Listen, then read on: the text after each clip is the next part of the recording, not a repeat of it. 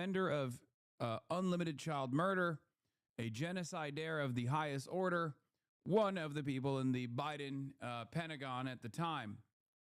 When Israel was conducting its genocide, she was one of the spokespersons for the American Defense Brigade of Israel's genocide. And now, of course, she has a cushy job at CNN as a political and global affairs commentator. Yeah, she also worked with Fat Sagar at the newer think tank that also kept doing PR for Israel, including the Gaza Holocaust Fund that America and Israel set up together. They went over to that private PR firm to do PR for the Gaza Holocaust Fund, and her and testing, Fat Sagar, testing, I forget his name. Testing. Okay. And yeah. Is there an now echo? I guess she got a job. Is there an echo? I guess she got a job. Is there an echo? At CNN. A case that was made by. It's kind of crazy. Like, I don't dude, hear this is one. the type Awesome. of shit. Like, look. No anti-Semitism, right? Like, we're talking about Israel. We're not talking about Jews. Okay, I just want to stress this real quick. But like, fucking Wolf Blitzer did PR for AIPAC, and he's sitting across from Sabrina Singh, who also did PR for another like Israeli organization, and also did PR for Israel's genocide. Like, is there a person that has a different point of view here? Like, do we have anybody that can speak on these fucking panels that's like, hey, this is kind of weird?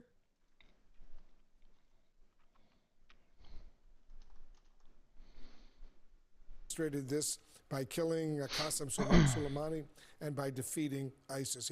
He goes on and says more, Sabrina, but those are powerful words. I think what's also important here is this is an appointee that was not someone that you could base views. Issued a very public resignation, and the fact that he's also said that Iran did not pose an imminent threat to the United States, a case that was made by Donald Trump multiple times and many other officials in this administration, including the Secretary of Defense, Pete Hegseth, Secretary of State, Marco Rubio, saying that Iran posed an immediate threat to the United States.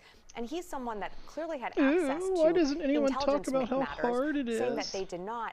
I think you could potentially see other resignations from this administration, people deep within the MAGA base that do not support this war of choice. And frankly, it is a war of choice. It is something that the president chose to do. And he has said, you know, kind of on his own conscience, that he decided to initiate this war as well. Yeah, he even said that he got Israel on board. Snap. In this letter, Who's Joe Charlie Pence Fellers? says he believes I don't know who you are, that, but thanks. This is Give me a few minutes. I'm getting set up. Wait, I'm sorry. If you're so intrigued. Now we believe Donald Trump at CNN?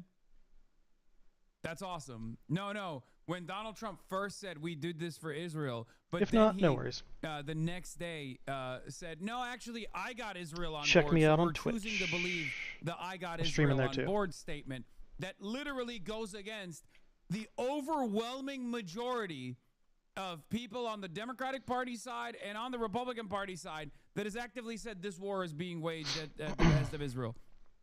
Check. That's awesome. Okay.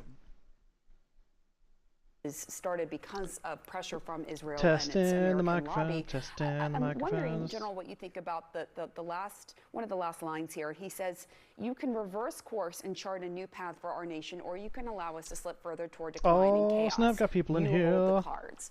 I'm Howdy. wondering at this point, Give me a minute, getting several set weeks up. into this war, Just now started. You have Iran saying that the Strait of Hormuz will never go back to the conditions where it was before. How do you chart a new course?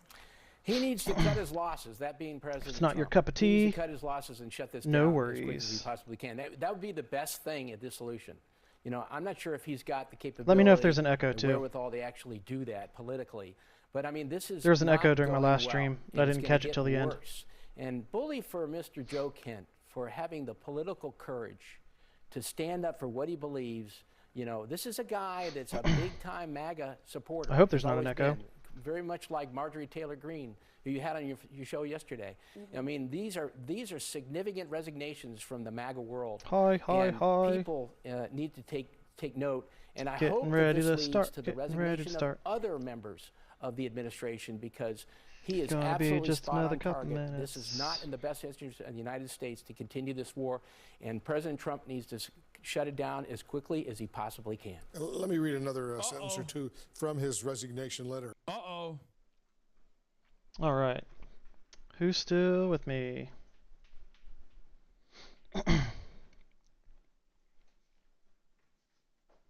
Audio. Speaker Ankrum? Speaker Ankrum? Why is there two? Son of a bitch. Alright, well. Let's get to it, shall we?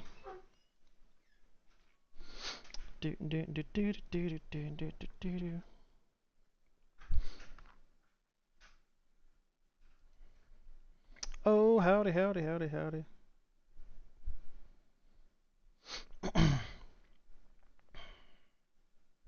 Whoops. That's the wrong page. Silly me. Netanyahu. There we go. All right. Hope you guys are just along for a ride. I mostly play games. I try to look at the questions. I watch videos. I graduate with a degree in political science this semester, so I know things. And my cameras. Whatever. I don't care. America. Alright, game on. Ironically doesn't have nukes, but the two countries attacking it do. If there's any issues with the sound, please let me know. Failed state. They want to live. They want a failed state. When Trump talks about we need to take out their ballistic missiles, those are threats to Israel. I am new at the streaming threats thing. To the United States. Any Democrat who votes for the funding of this war should be Follow me on Do you Twitch. include the leaders of the party in that? And you see some Democrats, including the leadership, like Chuck Schumer, who seem to fundamentally either not understand or not care. Obama did go to war in Libya without war powers resolution. Did you object to Libya behind the scenes at the time?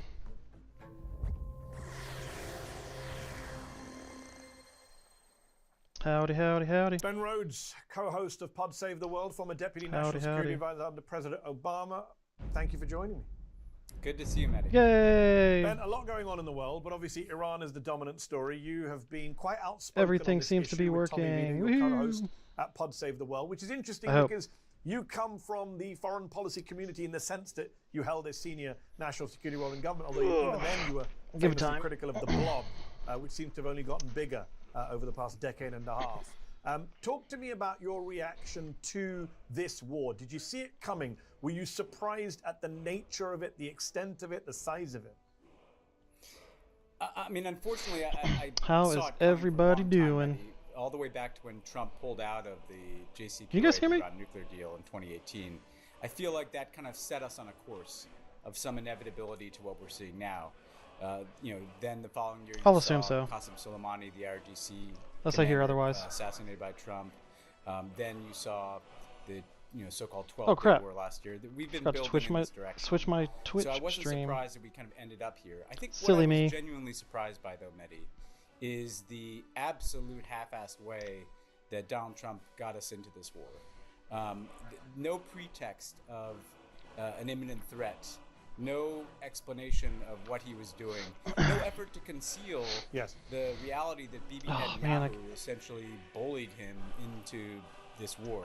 This sucks. And no articulation Camera's fine on of, Twitch. what Stupid this is all TikTok. about, what we're even trying to Oh well. achieve. So That's a problem for unfortunately, tomorrow, not me. surprised we're here, but boy, this is even worse than I imagined it. And as you know, I've been worried about this for 15 years, and here we are. So it's interesting you mentioned, I mean, there's so much to unpack, but let's just pick on the Israel angle very quickly at the top. We just did a poll with Data for Progress, which shows half of Americans think that Trump went to war for Netanyahu, not for Americans. Marco Rubio basically said the quiet part out loud at the Capitol, saying we attacked because Israel was about to attack Iran. I was just watching a clip of Joel Rubin, who I'm sure you know. Somebody comment. Even worked on the Bernie campaign, I think. If I'm So I know you're if I'm not right. bots. Former Jewish State Department official who just went on CNN and responded to Megyn Kelly saying this is Israel's war, saying that is. Oh, I didn't put it in the anti-Semitic title. This is supposed He to be a said, "We will Q&A stop also. suggesting that foreign If you guys are governments or interested Jews in are manipulating our president." What do you learning say to more someone about like what's Joel? going on in the world of politics. I mean, I just I got think your it's back. asking us to Got your back like a to butt not crack. see what we're seeing with our own eyes, Mehdi. Yeah. Do we really believe that the United States would be in this war absent Netanyahu? Would the United States have just decided to do this otherwise? And look, I'll just give you a few pieces of this. Number one, Netanyahu wanted Obama to do this. This isn't new. It's not like this even just started with Trump. He's wanted to go to war with Iran for decades. He said that himself in his own words after this. So I've been dreaming about it for 40 years, I think you said last week. So I was there at the time, and I can tell you that he wanted to do this in the Obama years, and that wasn't exactly a secret. That's the first thing. I think the second thing is the capabilities. Because the thing that the United States, from a security perspective, is threatened by is principally the Iranian nuclear program, right? That could pose a risk to global non-proliferation. The United States has an interest in a government like Iran's not obtaining a nuclear weapon. This war is not about that. Iran wasn't anywhere near having enough nuclear fuel for a weapon. They hadn't even begun the weaponization program. So the targets, when Trump talks about we need to take out their ballistic missiles and we need to take out their military capability, well, those are threats to Israel. They're not threats to the United States. Iran doesn't have ballistic missile capability that could reach anywhere near the United States. Shit. Despite That's what I what messed Trump up. was kind of beginning to say before the war about an ICBM program. That doesn't exist.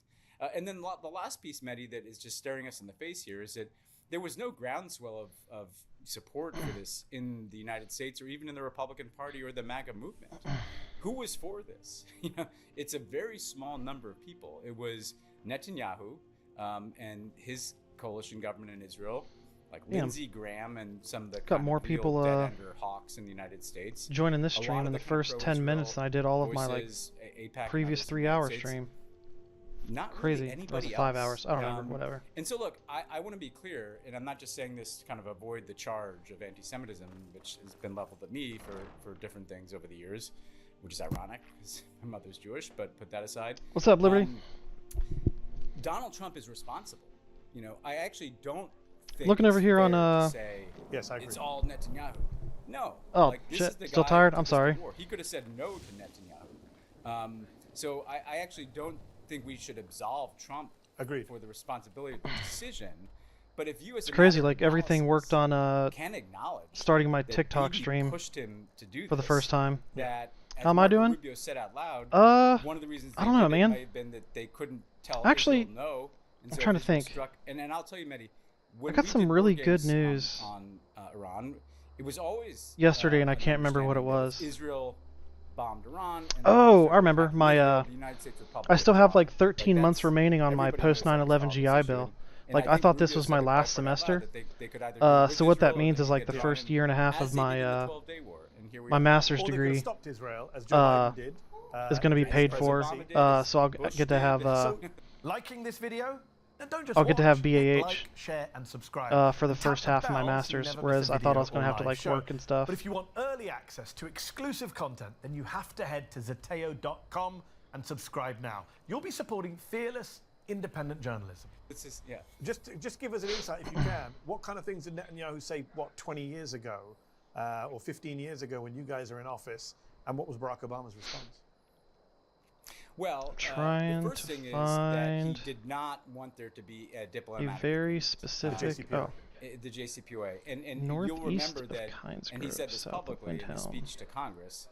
The only agreement that they could it with is nice. one I'm that pumped. eliminated all of Iran's ballistic missiles, all of Iran's nuclear capability, and all of Iran's support for proxies, which is essentially the same thing as saying there'll never be a diplomatic agreement, because anyone who knows anything about the Iranian regime knows that they would never agree to those terms. And at the same time, he was constantly indicating that inevitably we're going to have to confront the Iranians with military force. Like inevitably we're going to have to do something, right? And so he was pretty reticent because he knew Obama didn't want to start a war with Iran and just kind of outright saying, let's bomb Iran next week. But the subtext of everything he was doing was no diplomacy, no agreements with this regime. Where's this? And we're going to have to deal with it militarily. I'm trying to find at this some a point. very specific And cave. it's better to deal with it militarily than your deal, right? And so that was always the case. Now, because Obama was quite firm in saying, I want to pursue diplomacy, we were able to kind of, forestall not just the U.S. taking military action, but Israel. And I think Biden, who, as you know, I've been immensely critical of his Gaza policy. It's pretty clear that after October 7th, Netanyahu was at least floating this as a possibility, and Biden didn't want to do that. you know. Yeah. And so Yeah, I'll tell you what, this Trump's the first president who couldn't say no. the to social Netanyahu. media thing is So Biden didn't stop. did stop Netanyahu from like trying to do attacking everything Iran by and didn't attack yourself. It's a himself. freaking But time sink. even before October 7th, I was trying to he like campaigned on rejoining for the first nuclear time I tried that he was to vice president of. like edit he my was vice president of Obama when it was signed. my live He didn't stream do into that. And smaller people I've talked to around that sections administration for say it TikTok. clearly wasn't interested. It wasn't a priority. It was like the wasn't first something time I he tried wanted it, so it took me political like capital on, either rolling took back me like Trump's 2 to sanctions 3 on hours Iran just or to rejoining the slice deal. up His own vice president, Kamala one Harris, during the campaign, when like the asked, first what is episode that I America's did. number one adversary, who's the number one threat? Immediately Iran. Biden-Harris didn't do a great job. I really wish of taking us back to the Obama years on Iran, did they? that Absolutely not. I had the And, time this was infuriating to me at the time. to And do look, let's this talk about two of the without three having to countries that worry Trump about is like trying to school conquer, and this work and stuff. last couple months. He didn't come back into the Cuba normalization either, right? Like he could have gotten elected, Which you led on, I remember. which I led on, and he campaigned on rejoining the nuclear deal. There He could is have just come supposed back to be into a the nuclear mine agreement around right away. here, He could have just and I'm not reopened, seeing it. Whatever. relations with Cuba right away, and I think he didn't want to take on the political grief of getting criticized and being called weak. Bob Menendez was still. Oh, Liberty, did you see was a leading Democrat on the Senate Foreign Relations Committee. A notable. I sent you the next chapter in that that Grumbach book in Discord. He's got a bit of a chip on his shoulder about Obama, and so I'm not going to. I don't know if you saw it or not. Indeed, yeah. If I don't send like that was incredibly short-sighted. if I don't post like the next chapter like once a week, just remind me because I fully intend to. I just get it's on the list of things to do, but it's not really near the highest. On the Cuba one, I actually don't think Trump could be doing. But it's definitely something I intend to keep up with. To the Cubans without Biden essentially going along with the Trump maximum pressure campaign. Iran, I wouldn't lay that entirely at the feet of Biden, but it is definitely a missed opportunity.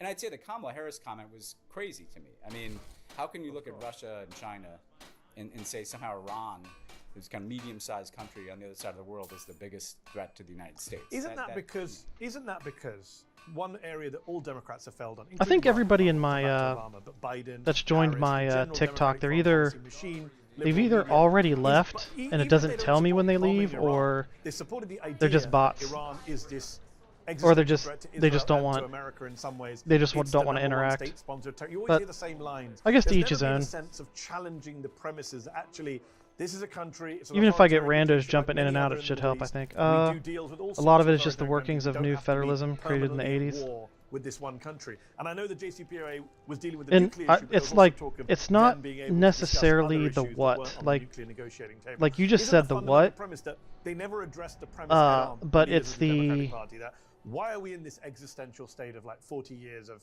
it's you know, the enemyship the with result Iran when of the we what, do I deal with guess. horrible regimes all over the world.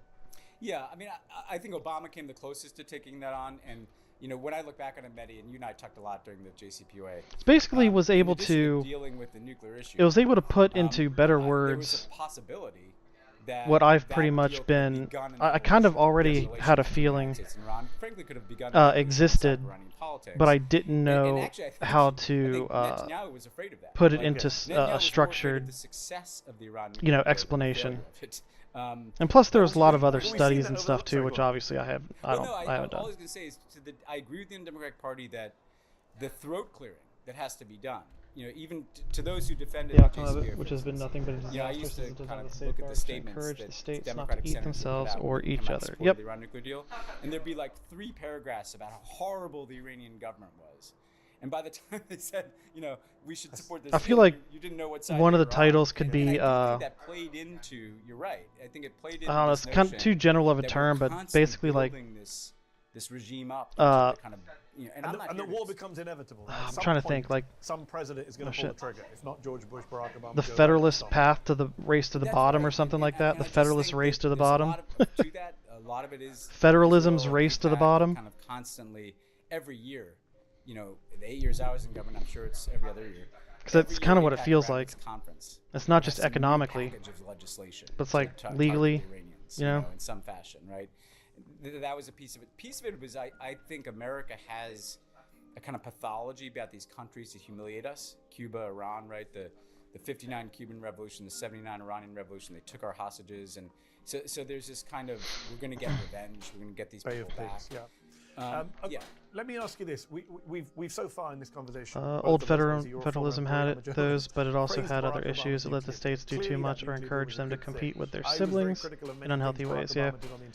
Oh, I was watching a I was watching an interview with Illinois Governor J.B. Pritzker yesterday. And he was saying that, like, there obviously, like, the National Guard exists, and they can be federalized, you know, pretty much at a whim. But each state has a state guard that they can activate when they want, that is not touchable by the federal government. And he was saying that Ron DeSantis in Florida had done something recently. I don't know if you, I'm sure you know something about that, but the gist was there is a state guard. Without war powers resolution, without a declaration of war from Congress, without an authorization. Shit, what was I doing?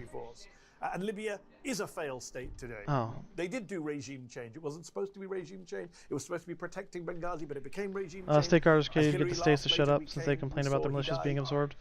Okay, so that does exist. Like, honestly, this is the first time I heard of it. I'm surprised it never came up in our chats. Now, I'll say two things about this, Mehdi. That are not to defend Libya, because I acknowledge the mistakes made in Libya. I've included Libya in the litany of reasons why we shouldn't be in Iran. You know, I learned from that just like we have to learn from Iraq and Afghanistan. So I'm not here to defend everything Obama did. I think there are two important pieces of context here that get left out. Better than the glass. Bill Maher kind of got you on this. One is that legally, if we're talking about legal bases, there was a UN Security Council state guard is ineffective, maintained as the federal government doesn't allow them to have any. Oh, okay. To protect civilians in Libya, like the specific language under international law that is used to sanction the use of military although you guys went beyond that, right, when it became regime change? We did, and so again, I'm not here to defend every piece of it, but there was a legal basis under international law. I don't know. The Supreme Court seems to think we can have as many guns as we want. There's absolutely so I don't see how they wouldn't be able to have military equipment. Again, an AR is an M16. Right. And it doesn't mean that there wasn't a lack of domestic legal. The state is allowed to buy military equipment for it, but the federal government gets a veto for any reason. As you know, I would like to see the federal government veto a state guard owning the members owning ARs. That would be entertaining. I'd like to see what the Supreme Court has to say about that. Went to Congress. Congress would not authorize military force, so he didn't use it. And even people like Marco Rubio, who've been calling to bomb Syria, flipped and said, I'm not going to vote for this. Which, again, we can argue about whether we should have bombed Syria, but actually Obama in that one said, I am going to submit, in part because of Libya. I mean, I was Rubio is so shameless. He's on both sides because he supported the intervention in Libya, but he also said the Obama administration should come to Congress, which of course they haven't done. The this orcish scaled helmet is better. And that's the thing. And so that Syria piece is important because that was Obama saying, I actually agree. And he said that I was in the room with him in the Oval Office when he kind of shocked us and said, I'm going to go to Congress. Okay, I'd get rid of this. People had been showing this glass clip of Obama helmet from then. The campaign where he said, but I need to make a new orcish helmet. That's for sure. What do I need? And he looked at me and he said, I agree with that guy. Not ownership. The state guard is an organization from the state itself, and so it can purchase military equipment from the War Department per the militia. You know, it would have been really freaking nice if these state militias had purchased all that leftover military equipment instead of local police departments. I'm not here to defend that. I'm willing to say I was wrong. No freaking reason for a police department to own like 5 MRAPs. Like, come on, man. Yeah. I mean, the generation before you didn't learn lessons from Iraq, and the current generation you're saying is not learning from Libya, and you're trying to say that Libya is actually something we should invoke for Iran. It's not just Libya, though. Just in terms of kind of the Democratic Party, and to some of the Democrats as well. But very quickly, there's another area that you and I discussed in 2015 on Al Jazeera, which was drone strikes. And again, you hear Republicans today talking about Donald Trump's authority to kill people abroad, including, for example, in the Caribbean. We've seen hundreds of people, many innocent people, fishermen, people who are accused of being narco-terrorists. Hey, Liberty, do you have a TikTok by any chance? A lot of Republicans, again, fairly point out that Barack Obama took people out with drones. He killed American citizens with drones. He killed people who were not terrorists in what were called signature strikes. Hundreds of civilians, according to the Bureau of Investigative Journalism, were killed in the middle of that war on terror with drones. Again, do you accept now in hindsight that that did give a loaded gun to a Trump? Yes and no. I mean, because again, the difference here I would draw is that, look, drones are a weapon, right? Just like any other weapon. And so to me, the question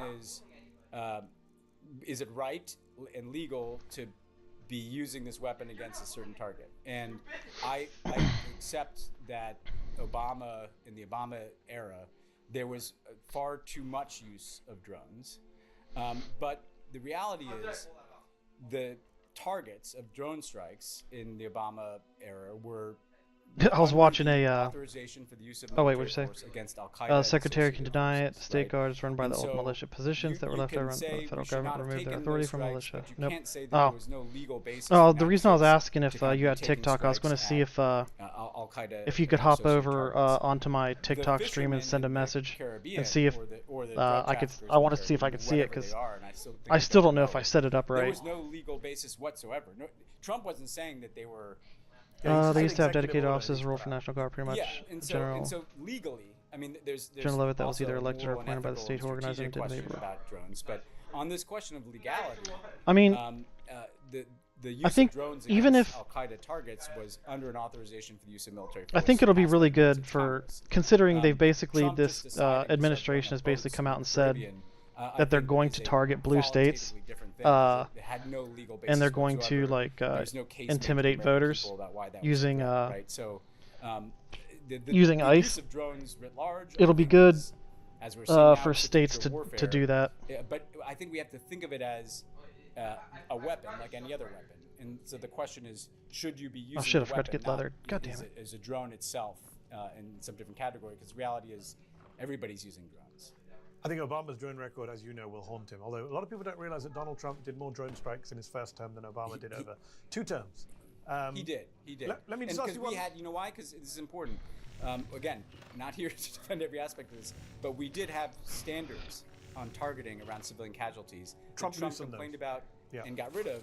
And when Hexas says we've loosened the rules of engagement, you know, we're not going to tie our hands. Like that's how you get schools blown up, like we're seeing in Iran. Although a lot of civilians were killed on Obama's watch, we're not here to relitigate that, but I just want to make that clear. Let me ask you this about the Democratic Party. One last question on the Democrats. You said, you just said on Pod Save the World this week, I think I just saw a clip, saying that any Democrat who votes for the funding of this war should be primaried. Do you It'd be better include if the leaders stage of the challenge. party Yeah, in that haha. territory where Hakeem I Jeffries like have what this. been I like piss the poor in cut of terms this guy's opposing jib. war so far? Yeah, 100%. And the reason I said that is It'd be better if I the just stage don't challenged think the people federal should get a government's pass authority, whatsoever on this question. permanent federalization of militias, And because or to me, constitution it's to activate a if moral question. there is It's a no right militia. versus So the wrong court was lying its ass question. off. And it's a credibility question, right? What? Democrats often want to carve out The on court these issues, always, right? Either because always of AIPAC, tells the or because they truth. don't want to look weak or whatever the thing is. You know this. If you can't say that I'm uniformly against an illegal and stupid war launched by an authoritarian president who seems to be getting more comfortable launching illegal and stupid wars, if you can't stand up on that issue, first of all, that's wrong. But second of all, how can I trust you on anything? You know? So to me, I don't care who the Democrat is. If you can't just kind of unequivocally come out and say, I'm against this war, I'm not going to fund this war, then I don't know why you're in politics in the Democratic Party. It's a good question. Have you been surprised as someone who was in the Obama administration for 2 terms doing foreign policy in DC, the change in the Democratic Party, especially at the level of the base, at the voter level, but also in Congress on issues like foreign wars and Israel? The militia stops being the militia once they're called into I tried to service. be a part of that change, you know. I'm not giving myself too much credit, but I mean, I see a lot of what I've been trying to do since I left government is reckoning, like we, you know, been doing today, like with our own mistakes, reckoning with things I knew at the time. I mean, in the administration, I didn't like everything we did. I certainly didn't like the breadth of the use of drones, just to take one example. But I wanted to try to extend the window of what, you know, President's Commander-in-Chief of the Army, Navy, Democratic Party when it comes to foreign policy. militias when called into the service of the United States. And I guess, but it's a good question. I mean, you can't call the state I'm not surprised because guard. even in the Obama years, I felt there was this. How can you be a cavernous commander of something that disconnect doesn't between exist? The people that were in Congress and the people who worked on national security. I'm and just the public. because I worked on an anti-war campaign in 2008. I'm just happy that there is something that exists. Like every single, it doesn't matter how how small Mitt Romney ran as the hawk to our right. how small the lever itself is. We were trying not to get into wars, right? And so it's something that public opinion, especially in the Democratic base, was always in a like, I mean, something they can use to push back against what we know is going to happen. What happened is then Trump comes in, and Trump is tapping into Just that. pointing out the logic of the court and how it's verifiably wrong. Oh, gotcha. And aligning it with anti-war politics, which is a bit rich given the fact that the Republicans started the war on terror and the war in Afghanistan, the war in Iraq. But he made some inroads there. And then in the Biden years, I actually think Gaza was at the turning point, because you have all these people who have had these views for a long time, like, why are we supporting Israel and its policies? Why are we getting in all these wars? But they were kind of pushed down inside the party, inside the caucus itself too, like the Ilhan Omars of the world, or whomever you want to name. And then Gaza happens, and it's kind of confirms all the worst. They said militias stopping militias with common service, so the president can't become commander or something. That stops being militia with common service. Gotcha. I see what you mean. Of this kind of foreign policy. He can't command something that doesn't exist, and it doesn't exist. And so I think Gaza is kind of what finally forced an alignment with public opinion. He can't command it to exist because it doesn't exist if he's... Yeah, I think I understand. And you see some Democrats, including the leadership, like Chuck Schumer, who seem to fundamentally either not understand or not care that his own voters, 80-90% of the Democratic Party, doesn't want to go along with this anymore. Majorities of Democrats believe there was a genocide in Gaza. Majorities of Jewish Democrats believe there were war crimes. I almost think Chuck Schumer is like I'm taking the position a worse of a bad actor than Mike Johnson. In the United States, given what it did in Gaza. That's still an extreme position. Almost. If you were to poll members of Congress, it's not at all. If you were to poll Democratic voters. Or the American public. It's one of the most obvious lies the court is told. This is a case of a party just kind of needing to get where its own voters are. Well, don't worry. If they, whatever excuse they give for overturning birthright citizenship will probably be a bigger lie. I know it's very hard. These people are strange people, to put it politely. And it probably won't be what you think it is. Marco Rubio trying to offer Donald Trump an off-ramp. You saw Rubio make a statement saying, our goals are to destroy the Navy, destroy the missiles. We're meeting those goals. Staying away from regime change, staying away from supporting the people of Iran, staying away from destroying the nuclear program. What do you think internally they're now resetting the goals are? And where does this war go next on the basis of that? I doubt they'll use actual historical and constitutional context to make sense. Of course they will. Into thinking that this would go of course they will. Or be somehow quick. I think Venezuela got in his head. Yes, agreed. I can do this fast. And so I think what they will give realizing that they will give no guidance on all of those how it needs to be determined, how citizenship is to be determined. We need to therefore figure out a way to make, we had a 12-day war last year. This needs to be a 21-day war or something. And they're They'll trying just say, to find "Yep, that off-ramp you're right, Trump. You got it. Own political party, have fun. Their own MAGA movement. Do what you want." Seeing the public opinion polls. But what is so frustrating to me, Mehdi, is that every single one of us, you included, who was against this war, predicted all these consequences. Yes. It's not a mystery that the Iranian regime would dug in. It's not a mystery. Or attack the Gulf. Trump said, I didn't realize they would attack the Gulf. What? Anybody's looked at this. Joe Rogan. Joe Rogan said this week, I was surprised they attacked the Gulf. What? What were they going to do? They've been saying that they would do this. They fired warning shots in the 12-day war at the Doha base to kind of send a message, hey, this is what we can do, right? Of course they're attacking the Gulf. Of course they're burning it all down. Of course the IRGC is the strongest force in Iran. They're the people with the guns, right? And so Trump, I think, is going to look for some out. The problem with that, Mehdi, is Israel gets a vote and the Iranians get a vote. I don't think Israel wants to stop this anytime soon because Israel wants violence and chaos in Iran. They want Iran. They don't want Reza Pahlavi and some Democratic failed state. They want to live. They want a failed state. They want it for a strategy of Israeli hegemony in the region and freedom of action to annex the West Bank and take parts of southern Lebanon, parts of southern Syria. Chaos suits that strategy. So why would Israel stop their own bombing of Iran? The Iranians get a because vote birthright is too, constitutionally supported to be for all people who are completely subject to restriction under the direction they don't get attacked again. So why would they stop restriction of the United States, which usually means permanent resident citizens, leaving out transient people, i.e. visitors and other temporary people. So I think the problem in the White House is you have a very small number of people. They've cut the NSC size down to a few dozen people, Mehdi, who basically don't do anything. Isn't there like some phrase in there where it's like subject to the jurisdiction thereof or something like that? Problem here. Let's just try to hit the stop button. Like, hasn't the general consensus can't decide when they end up till now been that I would argue that the 12-day war was not a distinct war. If you are able to be arrested and held accountable for illegal actions, then you are subject to the jurisdiction thereof. Yeah, and that means visitors. Like, you know what I mean? At least that's what it seems like to me. And then the Iranians would say, yeah, it is one war, but we're going to go beyond 79. We're going to go back to 1953 when you depose. So it's interesting where you want to start the clock in terms of this bad blood between the United States and Iran. Last question. Oh my gosh, Ben, how worried are you about escalation? I keep losing track of what I was trying to do. It sounds crazy, but with Donald Trump, nothing's crazy. Wait, this idea that we could end up with some kind of nuclear escalation. Obviously, Iran actually. That's what I forgot to do. I forgot to the put two these countries attacking goddamn materials back. Completely subject to political jurisdiction, not just the territorial jurisdiction. Yeah, so like, I don't think it's my, you know, I certainly don't think it's likely that the United States layman term understanding was, however, if you can be arrested by the police, then you are subject to the jurisdiction thereof.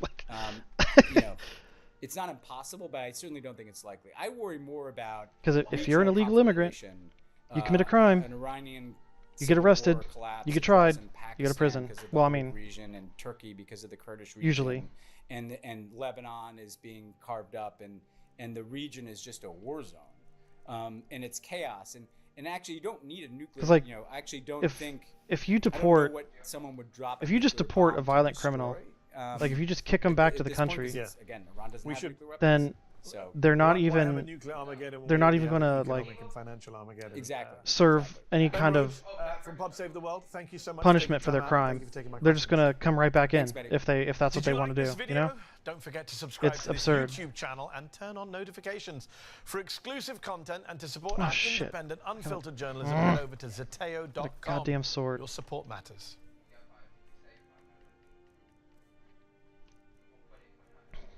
That's a this bow, week, that's what it is. The United States Senate will consider the Save America Act, a bill that frankly started as a political stunt. When it was first proposed and here's this bullshit again. No one thought much of I think they're no actually voting on it this Donald week. Trump. In this episode, I'll explain so how infuriating. a political stunt Should not into something be that happening is at now all. threatening democracy and what we can all do to fight back. Look, it's going to be a journey, and you're not going to want to that's subject to territorial jurisdiction.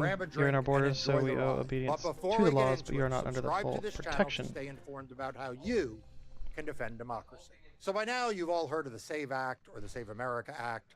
They're both basically the same bill. But what you need to know is that the origin of you're this story subject was not to the as serious jurisdiction, not legislation. I know what you're protected by the thinking. jurisdiction. It's still not serious legislation, and that is true. It is just Donald Trump's latest effort to try to take control of the 2026 midterm elections, which he now understands he is going to lose if we have free and fair elections. So we're going to get into all of why it's a voter suppression bill and how we have to fight back about it. So I want to start I did forget to put shit back, man. Which is back in the spring of 2024.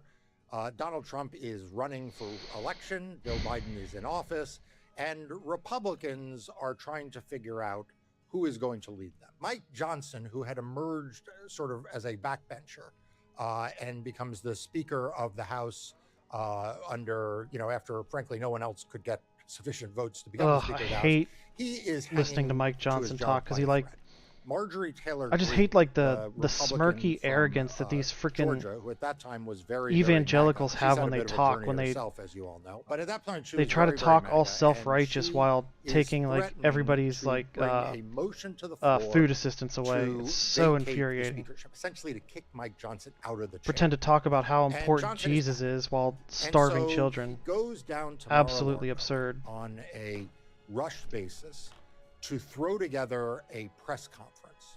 And during it, he announces that Republicans in the House are going to but you can bring be to completely the subject floor while not a being piece of subject to it legislation while to outside combat of the states. Depends on the situation. non-citizen voting. Until this point, frankly, non-citizen voting was not on the top of the agenda of House Republicans. The only person who cared about this lie that somehow there are large numbers down to of 85 pounds. non-citizens who vote, and it is a lie. There are not large numbers of non-citizens who vote. Wonkin There are not even really small explicitly numbers state of non-citizens who vote. As long as you have There are permission to reside, you're vanishingly clearly few, subject if to any, political non-citizens who vote. So in this long as you have country. the permission So to when you're reside, talking that's about, important. you know, elections distinction. with As long as hundreds you of remain on millions of people territory. participating, or tens of millions Good way of to people test political participating, or even jurisdiction is if you congressional still district, owe obedience 80, to the you know, USA 80 after to leaving its 100,000 borders. in a primary, and, you know, double that, triple that in a general election.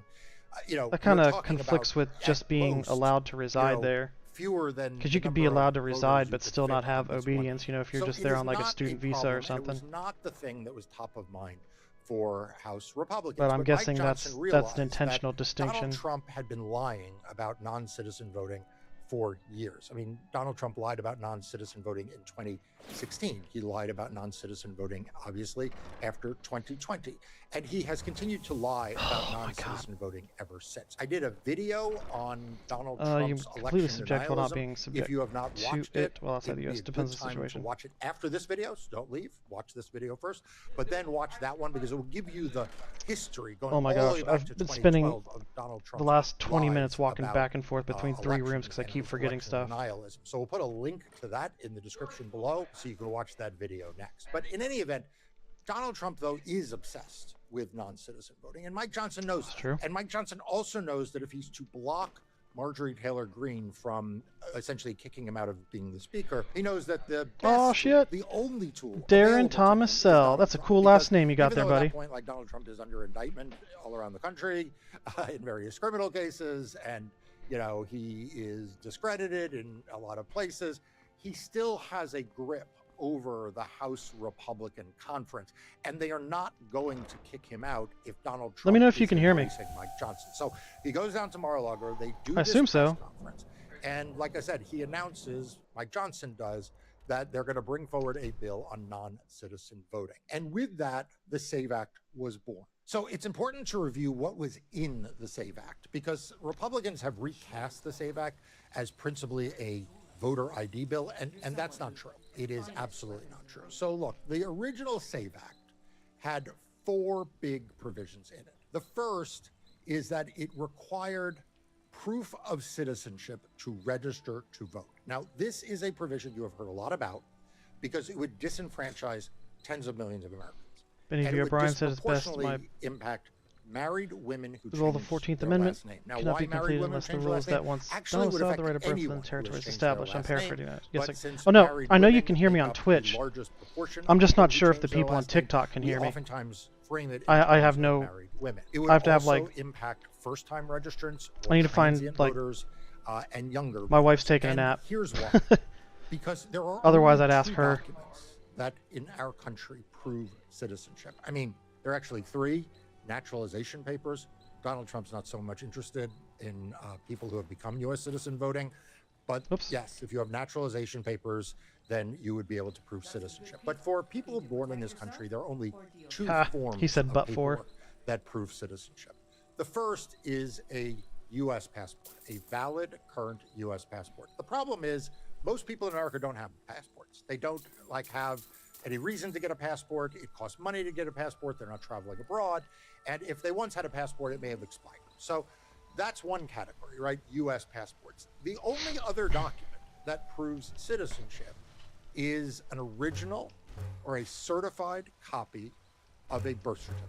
The irony here is that as I am recording this, Donald Trump is in the Supreme Court trying to remove from that list of documents that would prove citizenship birth certificates. Why? Because he's trying to do away with birthright citizenship, which means I think that should be qualify. Showing that you're born in the United States would no longer Like on its own, that should qualify for them to like not even consider this case. Because like they know what's going on.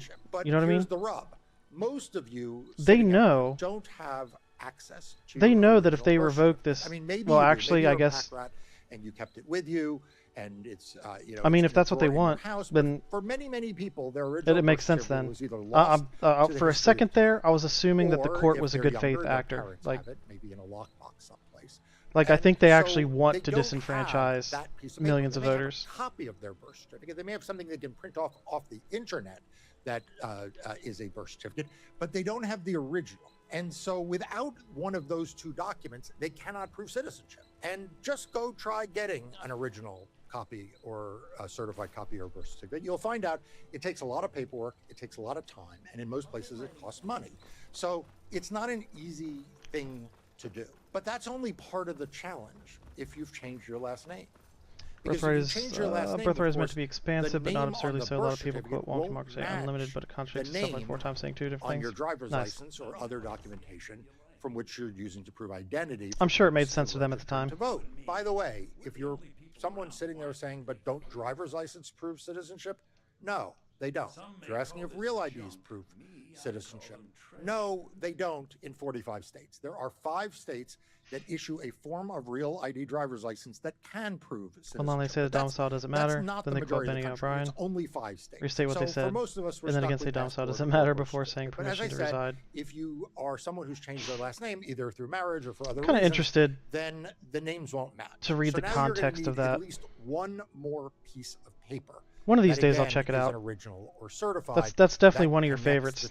And that's especially with all this birthright citizenship coming up. The SAVE Act as it was originally introduced. It was proof of citizenship and then exact name match as a way to penalize married women. Now, why would Republicans want to penalize married women? I hate that case so very much. For the same reason they want to penalize the other groups that are affected by this. First-time registrants, young voters, minority voters, and transient voters. So, look, the Republicans know what they're doing. They're targeting communities that they think don't support them politically while sucking up to Donald Trump. Now, there's more to that original SAVE Act. It put penalties, both civil and criminal, on election officials who might, for example, make a mistake and register someone who doesn't present that paper. Yeah, all of a sudden our crisis of getting people to be willing to be election officials will get that much harder as Republicans put in place civil and criminal penalties for people who gave up their time, who volunteered or worked for low pay to help administer elections, and who may make a mistake in the way in which they implement this new law, which, by the way, takes effect immediately. So there'll be no training time, no opportunity to road test it. It will take place immediately. That's the third provision. The final one in the original law required states to purge non-citizens more intentionally and more regularly. So just to recap, the original SAVE Act, as introduced in 2024 as a message bill, that is not a bill Republicans intended to pass, but just a bill that they intended to put out there to satisfy Donald Trump, had these 4 provisions: proof of citizenship, exact name match, penalties for election officials, and purging. After this got introduced, and so there were some press releases in the spring of 2024, the House of Representatives went back to its business, right? And it had a lot of important business in 2024. Among other things, there was the potential for a government shutdown. Yeah, you'll remember, if you go back and think in your mind, the government was almost shut down in the weeks leading up to the 2024 elections. In fact, Donald Trump urged Republicans to shut down the government in the middle of the campaign. But he didn't just ask them to shut it down for any reason. He said, quote, if Republicans don't get the SAVE Act and every ounce of it, they should not agree to a continuing resolution in any way, shape, or form. That's what he posted on social media as House Republicans and Senate Republicans were just trying to make a deal so that they could all go home, they could campaign, and then come back after the election and deal with the budget. Donald Trump remembered the promises that had been made to him, and he wanted the SAVE Act. Let's see. He said, I've been live for 48 minutes. Even at that time, it didn't include ID. Want to guess right? So when Republicans tell you now how many likes I've gotten? An ID bill, nobody likes it. Nobody. That's just a flat-out lie. I mean, not a single person. What I am going over are the facts. You can look it up yourself online, or even better, you can become a subscriber to Democracy Docket. That's the news outlet I founded in 2020 to provide you with news. I wonder if that's why there was an echo. Everything you need to know about what's happening to voting and democracy and the courts. Go ahead and sign up now. The link is on the screen in front of you or in the description below, and you will get access and information about everything we're talking about in this video. You'll also help microphone works that the team does. The good ramped news up to 500%. For the rest of us, and the bad news for Donald Trump is that House Republicans did not follow his directions and did not pass any ounce of the SAVE Act, but did pass a continuing resolution. Check. And so the SAVE Act did not pass in 2024. And as we headed into 2025, and now Donald Trump is taking office, everyone again assumed the SAVE Act was dead. I mean, after I'm all, clicking, I'm waving it to everybody. To begin with, it never really made any sense. it was going to disenfranchise a whole lot of people. Like it was on an where'd my issue Chatterino that go? doesn't Chat for which there's no real problem. Where do you think you're going, chat? And Republicans had bigger things to do, like lowering the taxes on the rich, raising them on the poor, cutting healthcare, right? Their usual agenda. And everybody just figured that Donald Trump had moved on. Well, that wasn't true. Donald Trump never moves on from election subversion. Live chat. Voter suppression. This is Yeah, one of the big lessons that I feel like we all have to learn. Like you and I may move on because like there's a war that Donald Trump started. We may move on because the cost of gasoline and inflation is through the roof. We may move on because like there's an election coming up. Donald Trump never moves on from election annihilation. It is the one piece of the MAGA movement that is sacred, right? Think about it. Looks like chat's working. Go, immigration enforcement, waxes and wanes. Oh, maybe people on TikTok are just generally less chatty. I don't know. On election annihilation, voter suppression, election subversion. And it is the one thing that no matter where you are in the MAGA movement, whether you are in its most moderate wing, I think last time it's the thing you have to pay fealty to. Last time I streamed, it was like 5 hours, and I had maybe a total of like 3 to 4 people join. That was it.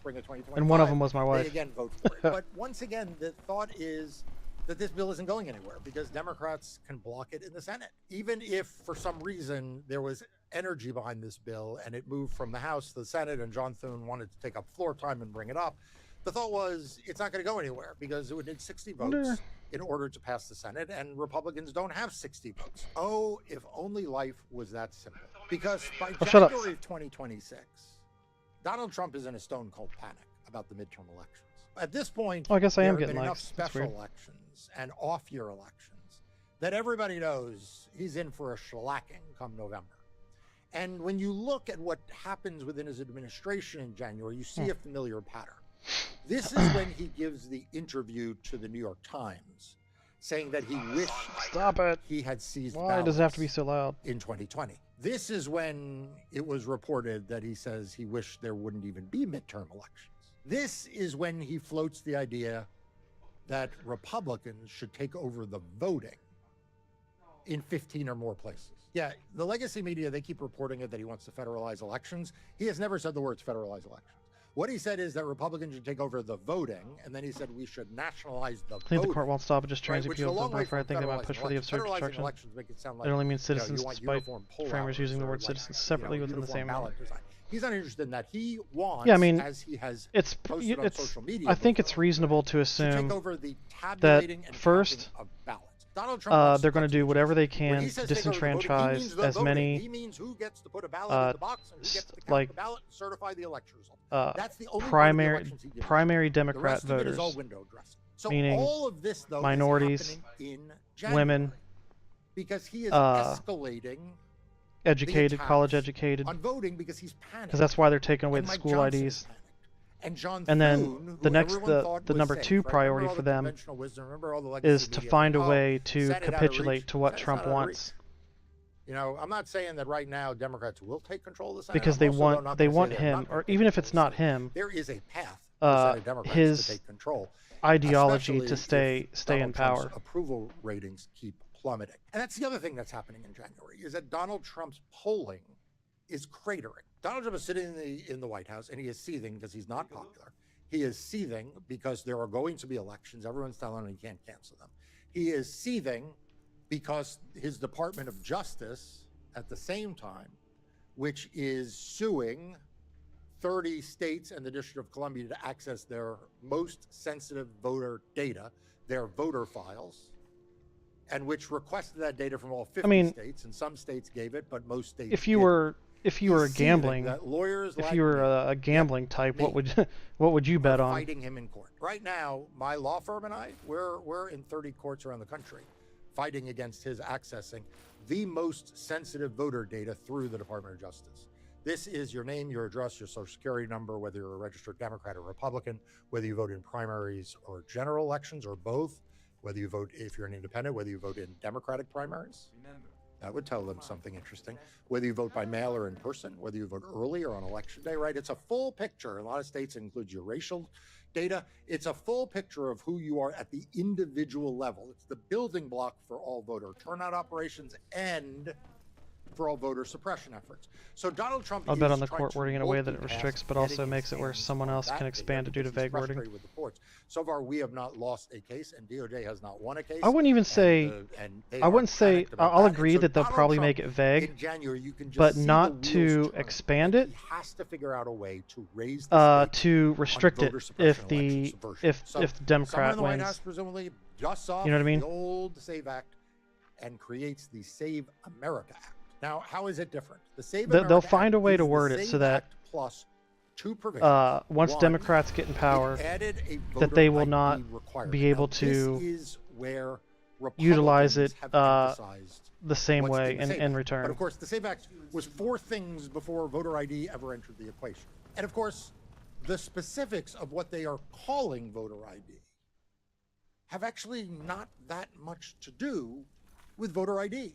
So why do I say that? Yes, it requires photo ID at the polls. It requires that in a very strict way. So it's a very narrow set of documents that allow you to prove identification, narrower than probably where most of you vote, even if you're in a state with voter ID. The second thing Oh, I is lost my it arrow. specifically There it is. excludes from those documents any form of state-issued ID from an educational institution. So the state of North Carolina or the state of Texas, they can issue gun permits, they can issue driver's licenses, they can even issue workplace Man, I need to get. IDs for their government workers. I need to get more people Those on can all be Twitch. used, unless those government Like, workers work at a state university I'm trying to, or college, at which point they can't be used. get monetized, but I gotta like average So if you work like for the 3 state of North people Carolina, you can use your over the government course issued of like ID, 4 but different if you work for streams the in a state of month. North Carolina and you are working at the It's University of freaking North Carolina, infuriating. no. I think Now, the they highest targeted average I've ever had students is like presumably here, no, I had because like students 4.5 get, one stream, educational but then that was issued like the IDs. highest But they ever. also targeted college professors, university faculty. I have the personality of 3 people. And staff, right? And so that's like an example of how strict You have the personality of 3 branches There's of another government. I wouldn't say provision 3 people. that really gives away the game of why they put the ID law in. Because it requires a copy of your photo ID be submitted when you apply for an absentee ballot and when you send your absentee ballot in. Now, how the hell is that going to work? Right? How is it going to work? Do I look like a that walking constitution? let's You don't assume look like send it. You in the sound like ID it. to get the You absentee read like Okay, it. so now That's you've what I got mean. the absentee ballot. Now you've got to return your absentee ballot. You've got the envelope that it came in. You've got the outer envelope, or sometimes called the return envelope, the envelope you're going to send. Oh, I hate this mission. You've got the ballot. Oh, I hate it so and then in much. many states you have a secrecy envelope, right? Those of you who remember the Pennsylvania drama of last cycle and the cycle before, naked ballots. Remember, these are ballots that are not put in the secrecy envelope, but are put directly in the outer envelope, or the return envelope, I should say. Yeah, and those ballots, according to the Republicans, should never count. Yeah, they went to court to say those ballots should be thrown in the trash. Then there's like, what if it's in the security envelope, the security envelope God isn't damn it. sealed? Republicans don't think those should count either. I think you're starting to spot a trend here. Republicans used this provision, which is ostensibly about ID, to really make it very hard to obtain a mail-in ballot and to vote a mail-in ballot.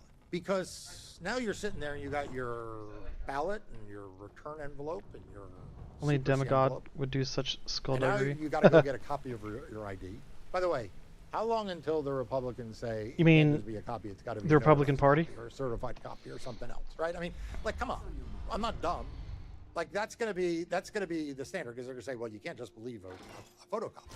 Anyway, photocopy, right? So, but let's just say it's just a photocopy. So now you fill out your ballot, and you put it in the secrecy envelope. Now you've got the ballot in a secrecy envelope, and you've got your return envelope, and you've got this piece of paper that is a photocopy of your ID. Until we can get Because the you know wherever you put it, Democratic the Republicans Party are gonna say it's the wrong as an institution, not If as you a put it base, in the secrecy envelope, they're gonna say to get their no, collective it head needs out to of their go in the ass If you put it in the outer envelope, they're and gonna say no, like it needs to go in the secrecy envelope. stop focusing Or on they're their gonna say there needs to be goddamn another donors. envelope. I think that's gonna probably be Then their answer. the So now Republican you've got Party is just the going to be ballot, a secrecy envelope, and a rotation of ID demagogues. copy return envelope. And you're supposed to sort all this out, and if anything gets confused with the other, or one envelope's in another, or one thing is in someone else's envelope, the ballot gets thrown out. And that assumes that the postage then works when you're now adding all the rest of I this wish the old paper James Madison Republican Party still existed, minus in racism, a of course. document folder or in an envelope that was not intended to carry another piece of paper. Now, maybe if this terrible bill was going to first take effect in 2028, they'd work all this out. But no, this bill, if it's passed, takes effect this year, immediately. Let's go back to the criminal provisions. Would you be an election worker trying to administer what I just described? Facing criminal penalties or the private right of action for someone to sue you if you don't have the paper in the right envelope, or you count they at least the would ballot debate with the opposition. not with the right copy in the right place. I mean, I don't even want to see debates. It needs to be. It is like asking voters there to needs guess to be the number compromise. of jelly beans in a jar. It's just setting people up to fail because they don't want people voting. Debating. Right now, debating isn't even meant to change the other person's mind. Act that was not in the original it's Save meant Act to change is the listeners' also minds. Reminiscent of what I mentioned is going on. There has to be compromise. Because it requires the states to share Like this whole their voter rolls. fucking Newt Gingrich, man. The DOJ like was as soon as he he decided that he was just going to be 100% obstructionist because a black man became president. Some red states. That's when, like, you know, legislatively, the Republican Party basically became a the turning over of this confidential information that will be used like a spoiled brat, like, I don't want to. Kick people off the rolls at scale. What do I mean by scale? I don't mean person here or person there. I don't mean non-citizens. A brick. You know, if they just used it for that, like I said, remember the count on one hand? Yeah. Yeah, they'll bitch and moan. I mean, hundreds of thousands when the Democratic Party and we have precedents for the Republican Party wields trying to any levers in of Georgia in the past, in North Carolina most recently. Let me tell you something. Any leverage this is coming, everyone. whatsoever. And if you are not aware of it, it's because you don't subscribe to Democracy. But so do me a favor. somehow, right when click they on the do it, link it's in still front the of you or in Democrats' description fault below for and not become a agreeing to Democracy just Docket subscriber. do what they I want. founded Democracy And- Docket to give you the news, information, analysis. And their you need messaging is to good enough understand to where that what is shit going sticks. on Like, with people democracy actually believe report it. and It's elections infuriating. and how we fight back. And I spend a lot of my time and energy trying to keep you all informed in the way you can help me do that while also supporting the 25-person team at Democracy Docket. I think last time I said it was 22. I think it's now grown to 25. 25-person team at Democracy Docket is by subscribing. There are free options. There are paid options if shit. you want to chip in. I need to and help find- make sure it stays free for everybody else.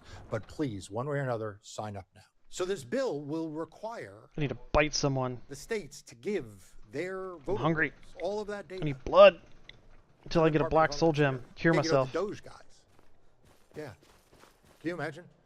The Doge guys are going to have your sensitive voter information. DHS is. Yeah, gonna did you run see this the against God knows what. Did you see the interview? And who knows the what's going to come out the other end? I do. I mean, I know exactly. the what's gonna come deposition out the other with end. It's gonna be the a big with old the list. freaking Doge It's going to be a big old douchebag. floppy list. He couldn't even And define it's what gonna DEI was. All he disenfranchise did was a whole like, lot of you. Mark my all he words. did was do a The fact that search you for were born like in the United States won't racial matter. The terms fact that you were raised in the United States won't matter. The fact that you voted for when 30 years deciding won't like matter. which They're going to use this to try which to agencies to influence cut. the outcome of the election, and the only way they can do that is by challenging these voters at scale, and that is why the Department of Justice is suing so aggressively to get this data. It is the reason Like there why was some kind of Donald Trump wants the Senate to shut I don't down think it all was of their business to USAID pass this specifically, bill. but there was a This has nothing to do with there was a program This has to do specifically for with like getting rid of mail-in voting, voter purges, AIDS and medication. making it very hard to register a vote because And the only reason he in addition cut to it is all of the because challenges I there was said some kind of about, racial term in there proof that of came up in his search. Citizenship. You also can't register online. Like what the hell? Hey, you can't register by mail. You have to register in person. So this is about shutting down voter registration. So It's many about- problems, too it's about little purging voters. legislatures It's that about, actually do their job. It's about shutting down mail-in voting. It's not. Dude, I about really hope that Now, freaking. Donald I know it's Trump only got even one out of more 100, anxious but and even more Graham desperate Plattner. at the state. I don't know of if you've seen And any I of his wrote about interviews this or for town halls or Democracy Docket something. before the legacy media Like, ever it's mentioned it. Because if he I gets in spotted there, it's that going to be in really the promising prepared text, because he's not. in his ad libbing, in the prepared text, he described the Save He's like America not Act as having beholden another provision, to. which is a ban on He's not mail-in beholden to donors. voting. Now, the legacy or, media treated this as like, it was party just like a politics. glitch in his head. But I said Like, it's to not a put it in glitch. perspective, It's he's running as a literally in the prepared Democrat, text. That prepared but text Chuck went through Schumer and Hakeem lawyers, it went Jeffries through are like policy experts such as they are. This are administration is going through actively the directing Department of funding Justice. towards This his was not an error. 80-year-old I opponent. said he is adding a provision to the SAVE Act, and nobody is listening to me when I say this. I mean,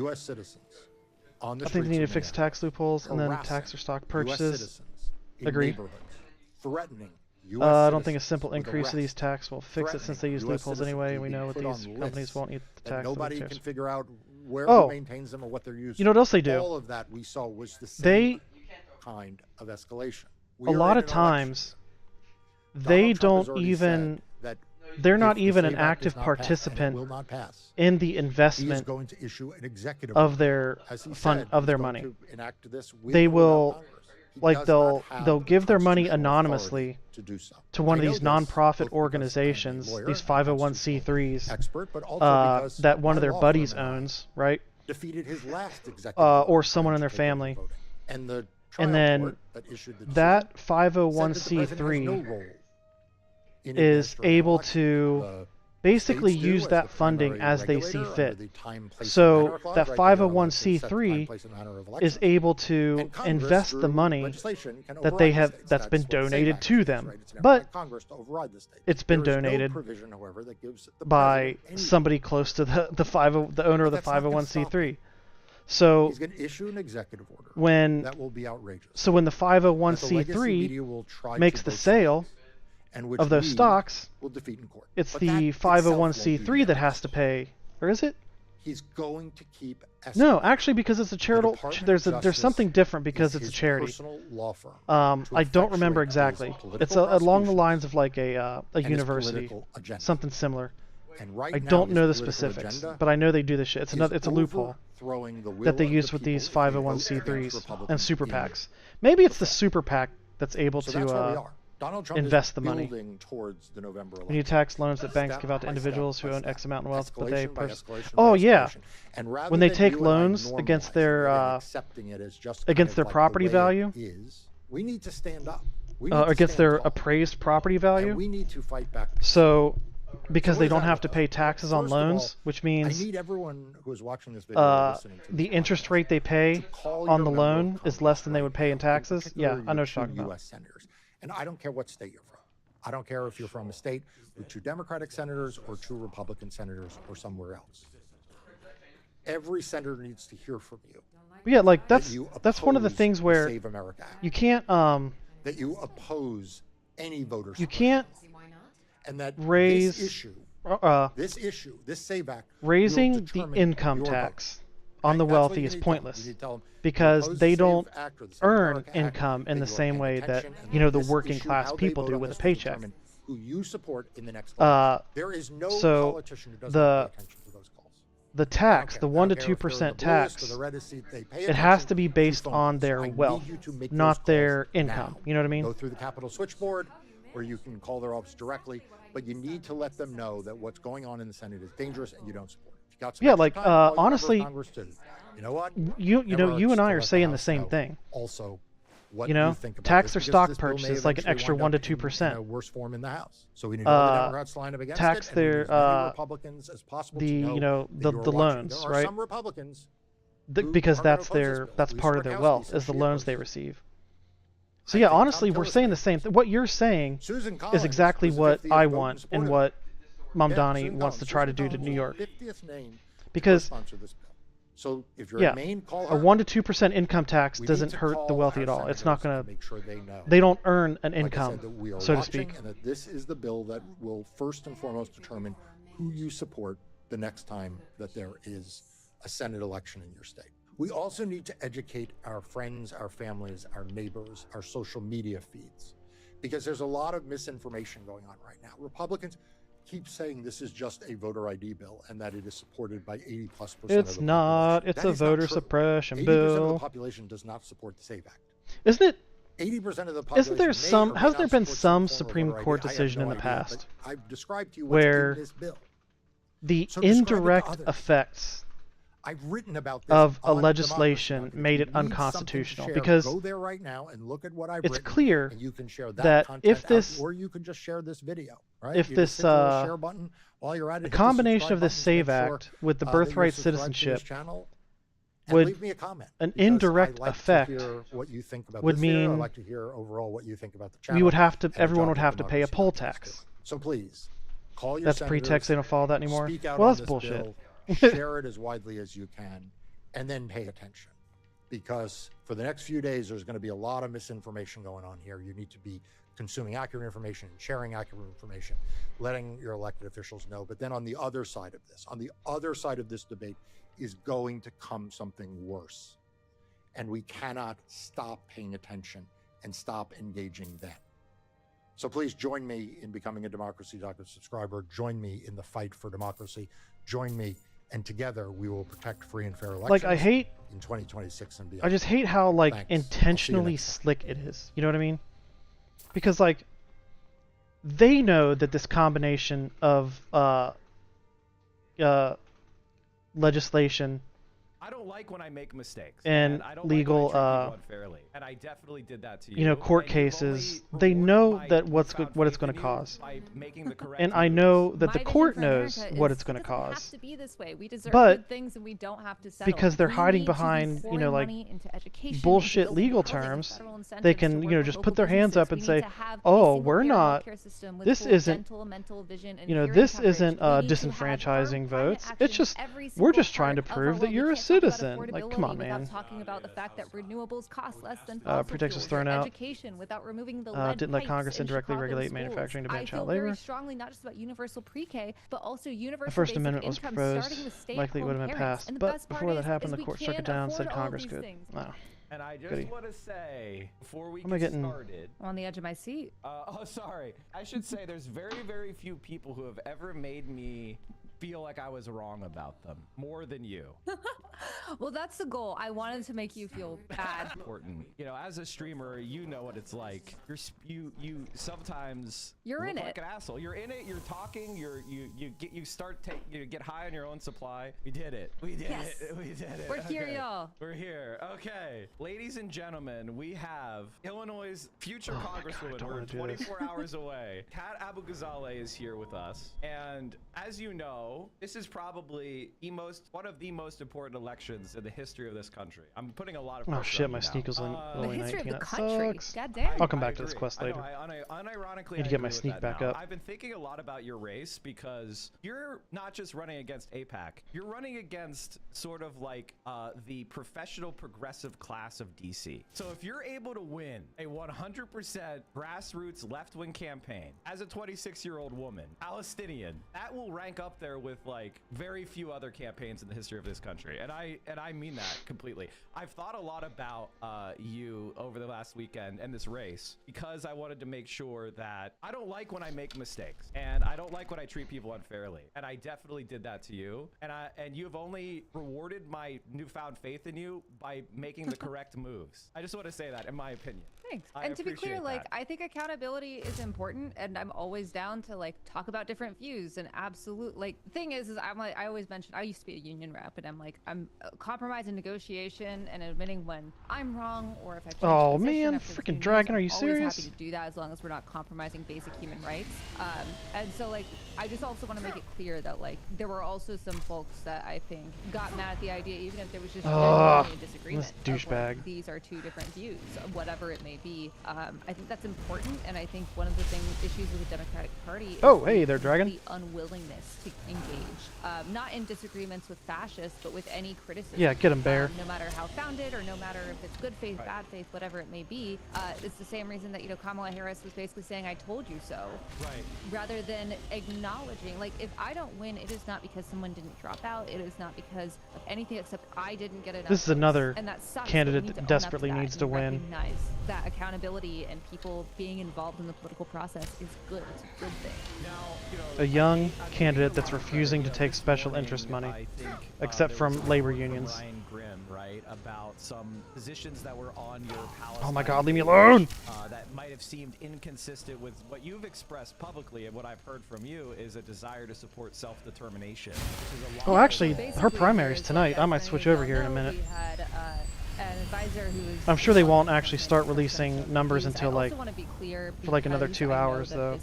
This specific point is affecting him in his personal life. I've seen people try to describe him as some like pro-Netanyahu, pro-Israel maniac, and this is someone like many of our Jewish allies that has lost family, friends, community for standing up for Palestinian rights.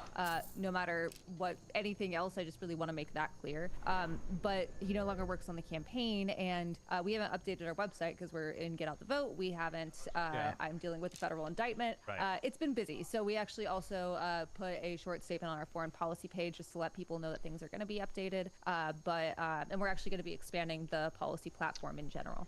I think, okay, I'm glad to hear that, but not to, obviously I wouldn't be me if I didn't ask. Obviously the Palestinian-Israeli issue is incredibly complicated, and it's very easy for us as Americans. Man, people on TikTok do not like me. To kind of pass judgment I've had on the like politics of 20 Palestinian people resistance. hop in And here. do I don't know you if they think left, that but 0 likes. Americans should be like I guess I'm just not involved likable. in selecting the choices of who gets. I thought to my rule a fluffy Palestinian second government chin was after this adorable. genocide, if God willing ends. No, but I mean, I think the big thing here is that there need to be elections. Like, this is something that has been criticized about the Hamas government in Gaza. There haven't really been elections in, almost 20 years at this point. And that self-determination aspect is very important to me. But any solution, which I've said, I don't think you understand how little sleep I get. Every day feels like a dream. Also need to include full civil and legal rights for all people, like no apartheid state, which while that's controversial, do you consider as yourself, well as not to interrupt, democracy. Kat, but do you consider yourself a one-stater or a two-stater, or up to the individual people that are actually there? Like, what do you up to the individual people that are actively there? Like, I'm Palestinian American, but I don't live there, and whether it is a one secular state with full civil and legal rights for everyone, whether it is 2 states that are democratic. Once again, I am very pro secular states. That needs to be up to them. I'm not sure geopolitically right now that just popular sentiment of the people that live there, a one state in that image is possible, but also it is not up to Americans to decide, and why we need to recognize Palestinian statehood so that way you are negotiating on equal footing. Yeah, I mean, obviously. Like, I don't understand why it's a controversial take to say that. In the room is that politics I mean, yeah. And I don't think it is among the voter base, it almost seems but among the elite political class, the political elite. Apparently, it's just some ridiculously controversial take to say, I don't want my tax dollars to be used to bomb schools and hospitals. That's why we can't just be, like, apparently that's anti-Semitic within the political elite. Military aid. It needs to be a full stop. And getting these goobers to shift their views is like, that includes not having it's like feels impossible in your law. Like, this isn't, some people want to make this really complicated. I remember I was at a candidate and forum like where it seems like a lot of them are kind of shifting. I was the last a little bit, but every single person we all know as soon as they gain a victory from because like, it really isn't that complicated. Because of that shift, they're going to go right back to their stupid bullshit from before. Need to be held accountable, and we need to recognize Palestinian statehood while also not dictating the lives of people that actually live there. I also don't believe in doing a second Nakba. Like, if someone said we need right of return, there are lots of forms that. Oh, speaking of a second Nakba, you can have your great grandfather's hotel, but you displaced. Did you see that Israel I would say sent but there are many different forms that take troops into Lebanon, and is basically telling like several 100,000 Lebanese that they're not allowed to return to their homes. Yes. Okay. Thank you for informing us about. They're the most moral nation. Clearly, the most moral. Kind of your general attitude towards China. The only democracy in the Middle East that does not let half of their occupied population participate in governance.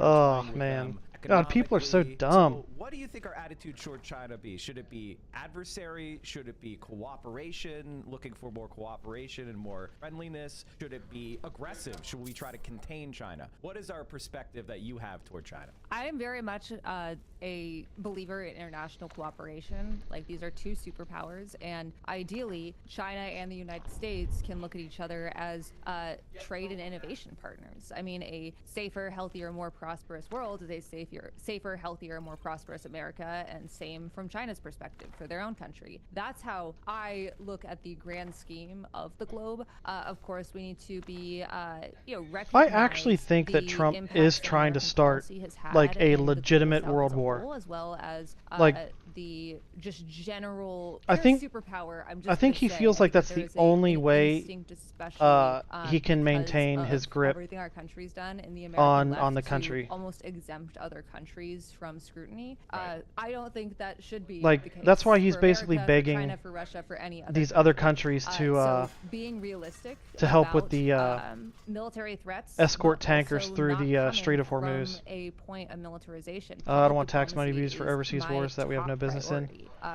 We should be And also we should be building the union up, transforming negotiating USAID, with the so that dissolution way it's provinces of not Canada a to potentially tool join the of, union. regime change and imperialism, but Ugh, instead no. we'll need to go I don't like, agree with the Canada take it all. We're trying to regain any of the goodwill that we've Again, lost like over the last I century, but especially actually this let me rephrase that.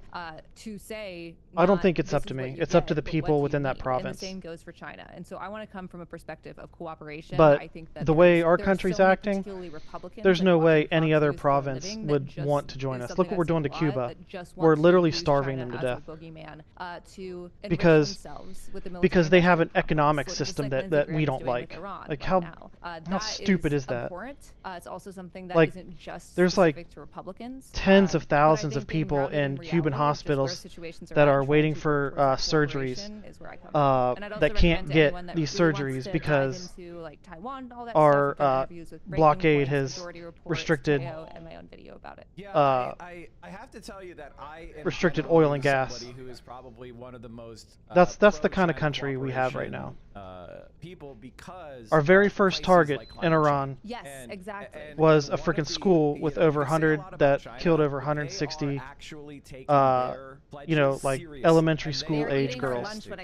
That's the kind of country we are right now. Generates more. So I'm saying we should be more diplomatic and focus on building. Seen, Yeah, it's like when I talk like about diplomacy like is a Green harder New and it Deal, takes or when more they say, effort, it takes more time, Medicare for all, they're often but used it as builds tackles, trust like there is the Medicare for all and it builds proposal, but I think a consistency. lot of, especially You know, like liberal like I don't legislators get wanted to say it this. as like, yeah, healthcare is good, but like kind of I don't understand this New Deal, I want to take it from the perspective of like a imperialistic New Deal, and it means like that you need to this be desperate integrating need climate action to into make every part of a full imperialistic government actions approach like that all just the time. pours Like money into every facet what is of it? Like our why do government. we have to bomb people? Absolutely, and I think Why do we that's have to support specifically, I think genocidal governments governments that we can do in terms of foreign policy just to and how we're using prove our that we have money power? is, Like I don't understand why we have to reparations do right that. our wrongs We should to also the build a global land south bridge to specifically Alaska. infrastructure and renewable energy.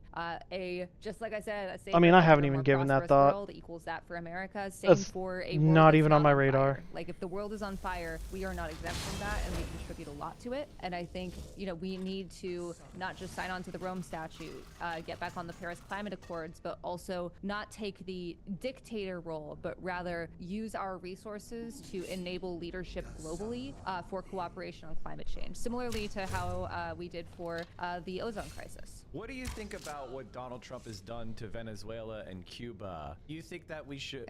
What should our position be toward the? Sorry for giving you the tough questions, but Forgot about Venezuela. It's not a tough question. I just I get so I'm just disgusted with 3 more years of Mr. Mr. I deserve a Nobel Peace Prize has bombed 8 countries in the span of like 6 months. People be like, well, yeah, like this might have been not under international law, but Maduro's a bad guy. You don't have to like Maduro to realize that invading a country and killing a shit ton of civilians and then kidnapping its leader is a crime, and you shouldn't do that, and you should have consequences for doing that. It is an impeachable offense. Do you think that America should be subject to the International Criminal Court? Yes, we need to sign on to the Rome Also, do you know how Statute. underutilized our river system is and how much more can be expanded upon? I believe it. In your mind, George Bush or Donald Trump being prosecuted Mississippi and the Colorado are not small. Is that something that you would? Okay, really cool. Good. I said on MSNBC that Kristi Or Noem should the Missouri. be tried at the Hague. Oh. Like, I absolutely Ohio.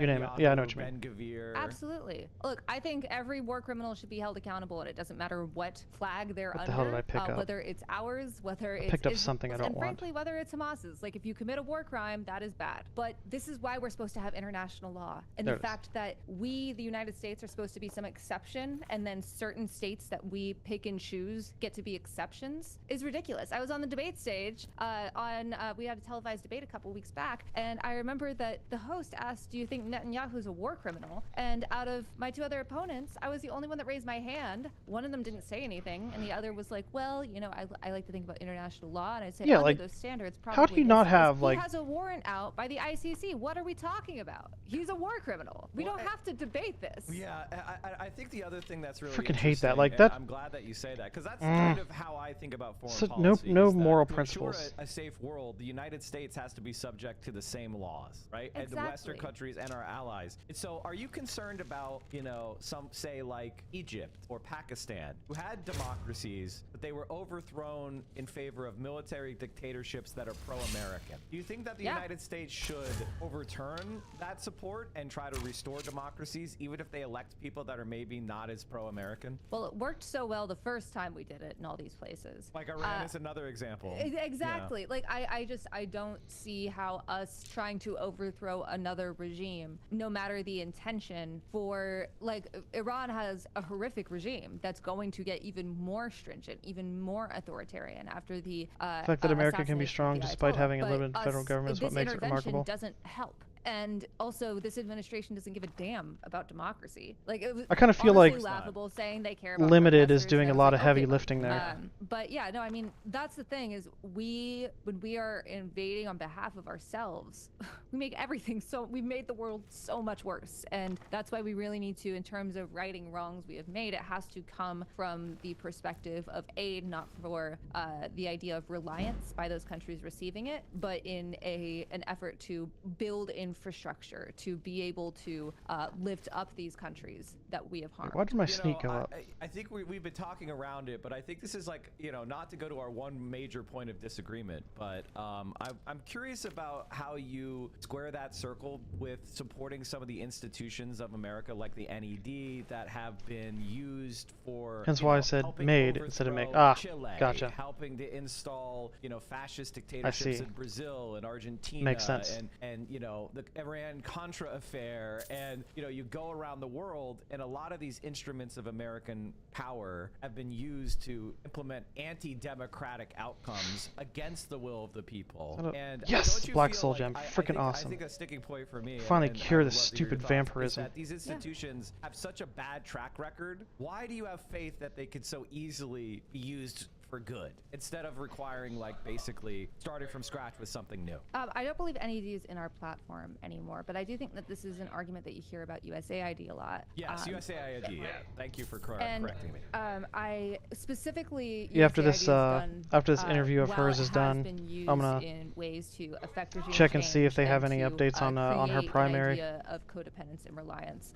It also has drastically lowered Because she was within like HIV/AIDS. She's within like a couple of percentage points of the guy that like was supposed to win. You know, since its dissolution by Elon Musk. Basically, she kind of pulled a Mamdani, like when she started campaigning. Like the initial polls had her like 1-2%, and now she's within like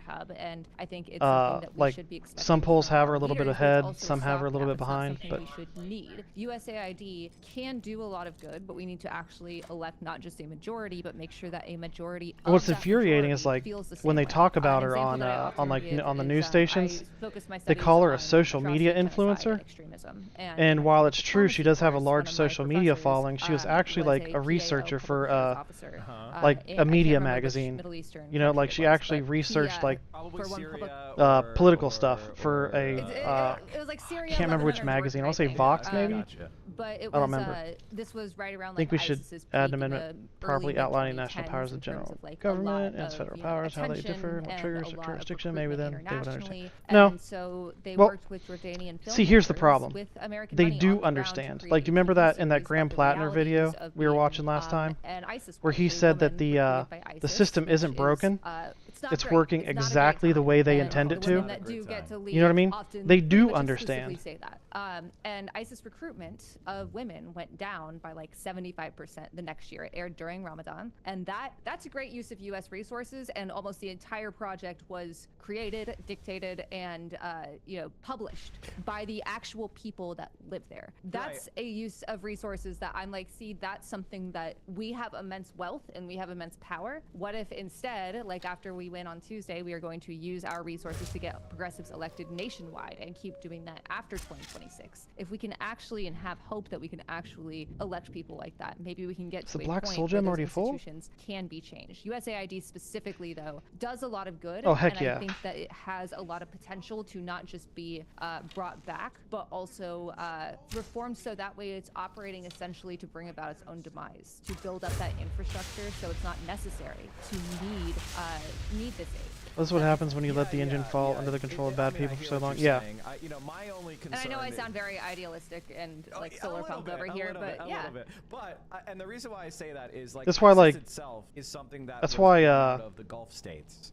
That's why AIPAC is like so desperate to keep these people from winning. Sense, ISIS was created because like they see the writing on the wall. Degree of separation from the United States they've started creating a leader that we didn't like who was a dictator, obviously. What do you call them, like satellite packs that are like by using like you know, innocuous names to help stop women from joining ISIS, which is good. Like I think somewhere our State Department. I think it's actually in Illinois. They created like a so it was a State like Department official, not a Help Women Vote pack, which actually was completely funded by AIPAC. Like, you know, cultural exchanges. Yeah. No, I get you. I get what you're saying. I understand what you're saying. But I wouldn't trust the CIA. They are so desperate. They're like lashing out. And thank you for correcting. That's why they keep trying to say. That's why they keep trying to limit people's speech on like anti-Semitism. Why it's anti-Semitic to call someone a Zionist. You know. This is an outgrowth of American support. Really, it is that. Yes. It's a 1 degree of separation. So we should also have an arms embargo for the Gulf states. We should like also, this one. Now you're talking. Yeah, like this a foreign self-interest group. Across the board here, like just when we talk about the genocide in Sudan, using like, Jonathan Greenblatt at the ADL as its mouthpiece, we are also is like legitimately trying to limit Israel, free it is speech. Not just Sudan, it is all of these things that like we need that consistency. We can't just focus on that one. And this issue, is typical also, for like specifically Palestine, not just authoritarian governments, but Americans because it's authoritarian just organizations. Because so much money goes to because that's the only way they can maintain control is by shutting people up. We have $1.2 million that's been dropped on our campaign in the last 7 days. It's specific. It's crazy, man. You used to run a whole campaign, primary and general, on $1 million or $1.5 million, literally. Yep. And now, like, because I've been around for a little bit longer than you in politics, because I'm old. But when I was running in 2013, 2014, you know, if you put together $100,000, you know, people thought that was a lot of money, like early on in the campaign. Yeah. Now it's like if you don't have $1 million, you're a joke. Right. And the craziest part is we have outraised our entire field. Pretty open to dummy. You can look. You can walk out. The non-corrupt money. You can literally walk out. We're the only stupid. campaign out of 16 candidates that gets the majority of our funding from small dollar donations. And some people have accused us of having dark money because it's unitemized. Freaking donors, NPCs. because it's people donating like $5 here. It's awesome. It's so sick. Yeah, no, that is very sick, and that's why I say I really admire your campaign, and I've been humbled because, you know, listen, whenever I criticized you, I want you to know I was just trying to give you what I thought would help you, you know, because I've been in your shoes where it's like I was a liberal progressive, and then I got contact with the Democratic Party, and that's why I became radicalized. The Democratic Party is what radicalized I think me. we need to focus on two things: fix the union, some of the same thing is happening disallow to you a donations. little Yep. bit because maybe It's basically I'm campaign finance. But I'm sorry, but I just it needs to feel be that limited kind of, like, both energy in from you, and I size wanna be an and asset scope. for you now that you have completely shown People me replace that 17th I people was pick wrong about 5 you. names for primary. I State appreciate legislator. the way you've clarified these because it's really Points from that list of senator for senator. I can't wait for that to be in AIPAC. We see the second part. We can't do the second part until we fix this gerrymandering problem. And I'm not saying that I want that. Now, you know, Possadism is growing, which is the idea. Because we just have way too many super majorities where there shouldn't be. We're not Possadists. Solar punk, read Becky Chambers. Anyway, what was I saying? Oh yeah, so I want to talk about the things that we agree on for real quick, which is what is your vision for America, and then once I hear that, how can we help? I mean, the main thing is I hate the idea that things have to be one way because it's always been that way, and we've been challenging that in our campaign over and over again, from using our resources to feed and clothe thousands of people in our district, to organizing on Discord, to live streaming instead of call time, to just like talking like a human being, that we were literally laughed at by consultants and people in the establishment. And I was just like, let's do it anyways. And it's been working. And now they're panicking, and we're hoping that if we can win tomorrow, that we are able to show that this is a blueprint, that this is what people want. And so my vision for America is it doesn't have to be this way. We deserve good things, and we don't have to settle. A county-based districting system where money into education, into building housing, with federal government not to work with local businesses. We need to have a single-payer healthcare system with full I don't even necessarily agree with the county. We need to have I think it'll work most of the time, but I still think it has to be based on economic class. Removing the lead pipes in Chicago schools.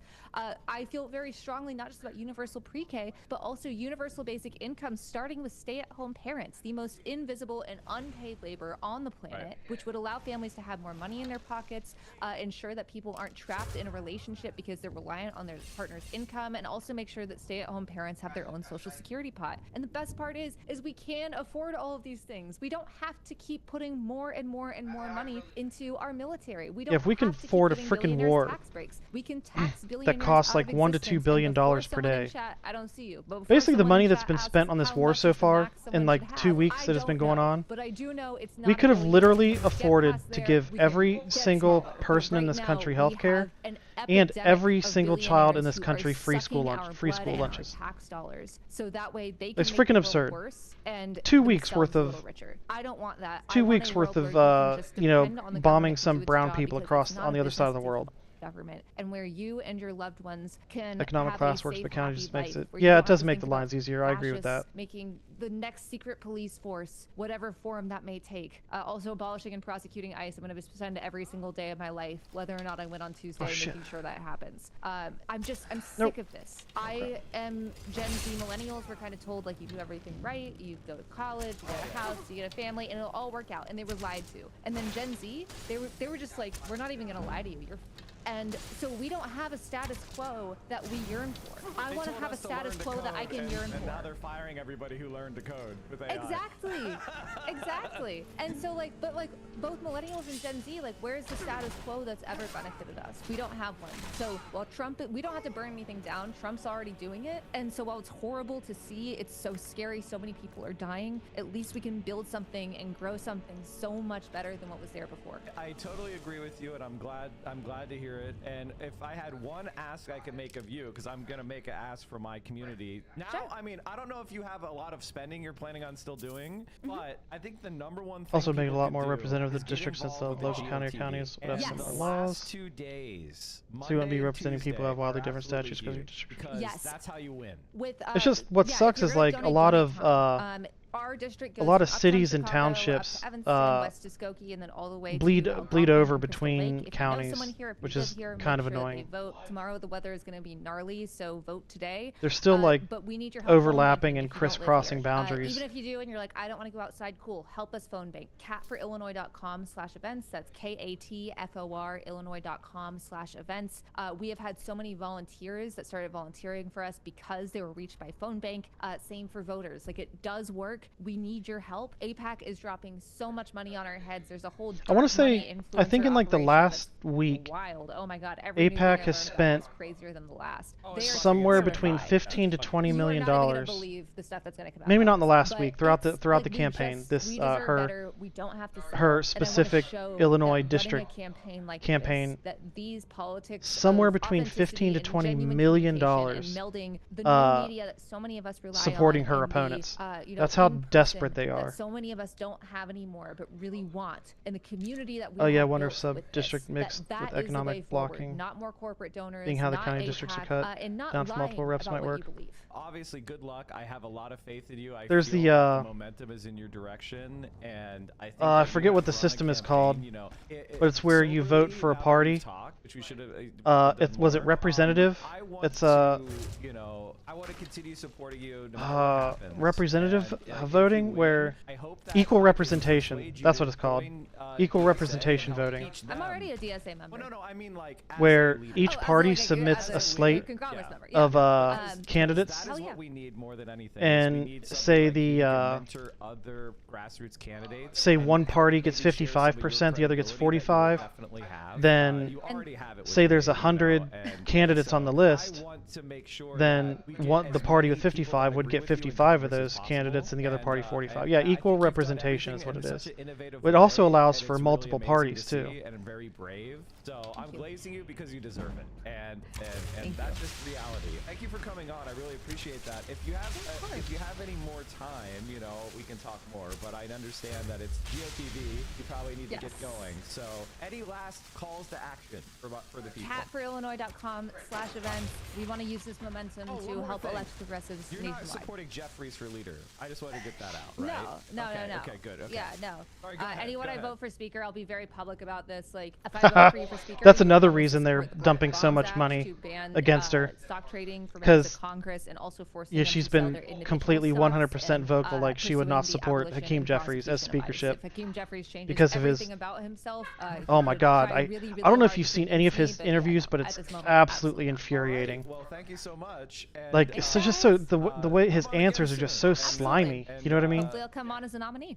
Like he'll never answer All right, anything I'll see you directly. soon, Kat. Have a good one. Thanks, for coming guys. on. Bye-bye. Well, ladies and gentlemen, that was Interesting, Kat but how does that Adams work with LA. localized Had a elections? Do nice the people of the 30-minute local area vote interview. for their candidate or that? Beautiful. Oh no, Honestly, I'm what talking can we about say? at the federal I didn't go level. easy on her. Federal. I did not go easy on her. I really don't Like, see much reason to change I confronted her, the local but election also when she gave me the right because answer, it's such a small voter base anyway. You know what I mean? something that you need to be able A to local do. You need to election be will able to look have, at you know, someone and anywhere when they between tell like you the right answer, what, like give them credit. 1,000 to I maybe voted 10,000 out of total that because votes.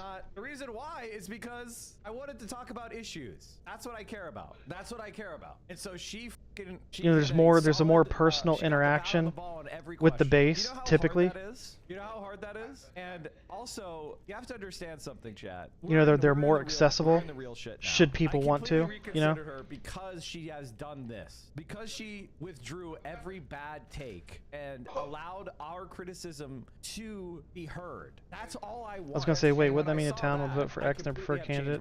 I have 100% changed my mind. Hassan was right. That she Isn't is in that. somebody Oh, we and their can preferred persuade. candidate isn't in that. Doubted that, and I was wrong. Well, see, the It thing showed is me that I am wrong. That we are this is the one thing that kind of irks people is that and she changes with the movement. in What more do you want? I mean, at this equal point, representation if you're trying to voting, find reasons to not you're like not her, voting for it's your not about preferred policy. candidate. She You're said voting recently for the that her party. that her hero was a CIA And the agent. She so corrected it and again, said like it was to imagine the it's State a Department just only. imagine it's a Now, the state State Department legislature, and the CIA and for have worked on numbers they sake, they are have exactly basically 100 interchangeable. seats in their House of Representatives. She gave a based answer. So they would put 100.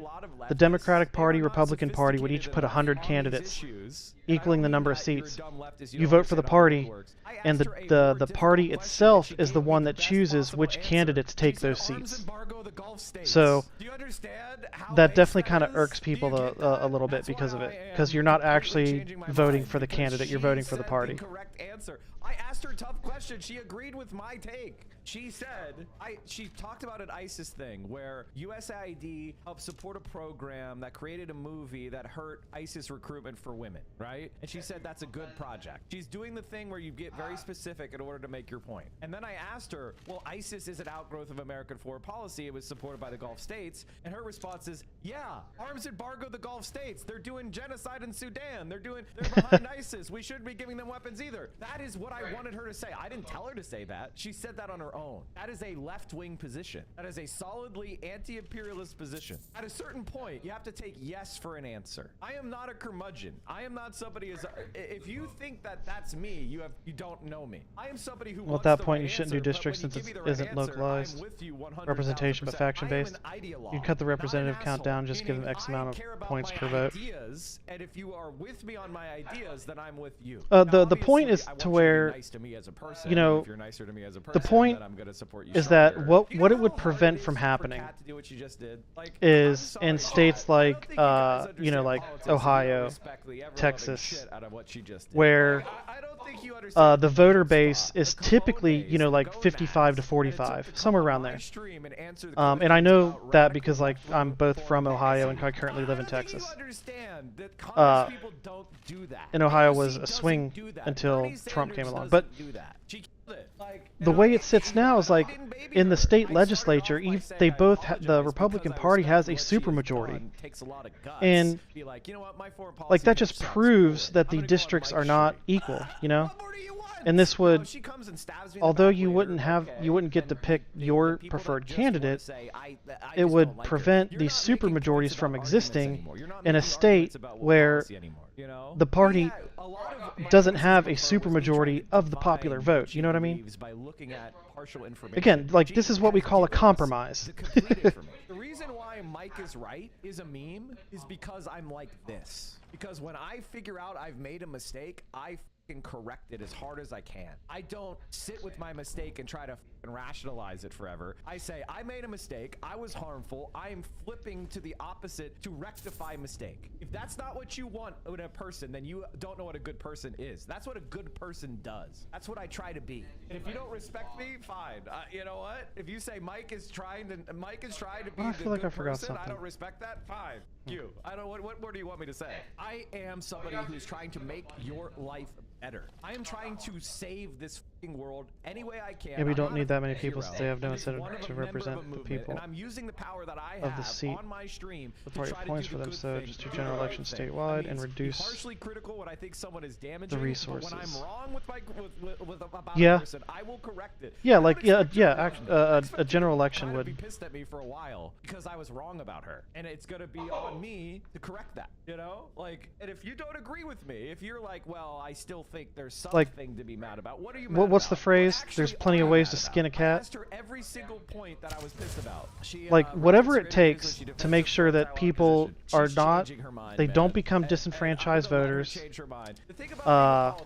and it gets rid of these supermajorities that should not exist. 2 days to the election. Like, what do you want me to do? What the f do you want me to do? I want, you know, like, does she need to whip herself? Like, she did everything that I wanted her to do. At a certain point, you're just trying to, you know, make her do a humiliation ritual. Like, do you think she has a naive view on her pro-democracy principled stance? I think she, listen, I support democracy. I'm a socialist. Like, you know what I mean? Like, I think democracy is good. I think that people have wisdom. You know, it is what it is. That being said, I don't think the United States of America is the vessel in which we're going to democratize the I'm world. Becoming that's where, you know, that's more and more and she basically told me of the belief vision, it's not that like a capitalist economy it's a vision is not conducive to the survival of a democratic form of government. I don't want China to invade Taiwan. Like, I don't believe that it's possible. I just so happen to believe that if you want to avoid Taiwan being invaded militarily, then the thing that you should do is cooperate with China and do a long-term reconciliation So if you rip that out, we you don't need. respect China's national security. Wait, what do you? I don't understand what you're talking about by extra numbers. Like the Taiwanese people. Maybe I didn't explain it well. Which is like each party submits a slate of candidates, and I only used 100 because it's a perfect number. So if 55% of the state votes for one party, that party would select 55 of those 100 candidates. Boom. The other party, they get 45. They select 45 of their candidates. Boom. So there's still 100. How are the number of candidates determined? It's the party. The party submits it. And I don't know how it's determined. Like, I don't know. There are places where this form of voting exists, but I'm not familiar with them. You know? I don't know where this exists, and I don't know how it's implemented. But there has to be, you have to have at least a number of candidates that can fill the seats that you're expecting to win, right? So if history shows that the Republican Party is going to get anywhere between 52 to 57% of the vote, you would expect the Republican Party would submit at least 60 candidates. Honestly, you know what I mean? Great. It feels great when because members of the legislature are distributed based on. Yeah, I only use the number 100 to make it easy, to make the math easy. That's great. I feel great for admitting I was wrong and doing something to fix it. You should try it sometime. The thing about Kat is she's also running against Elizabeth Warren, who I do not like. And I am so proud to endorse Daniel Biss. Oh yeah. Bernie and basically gave us Biden. And so Kat winning would also be a Elizabeth Warren, the self-proclaimed progressive, endorsed the AIPAC backed candidate. Like, I didn't have anything against Elizabeth Warren until she did that. I was like, okay, yeah, now she's two-faced.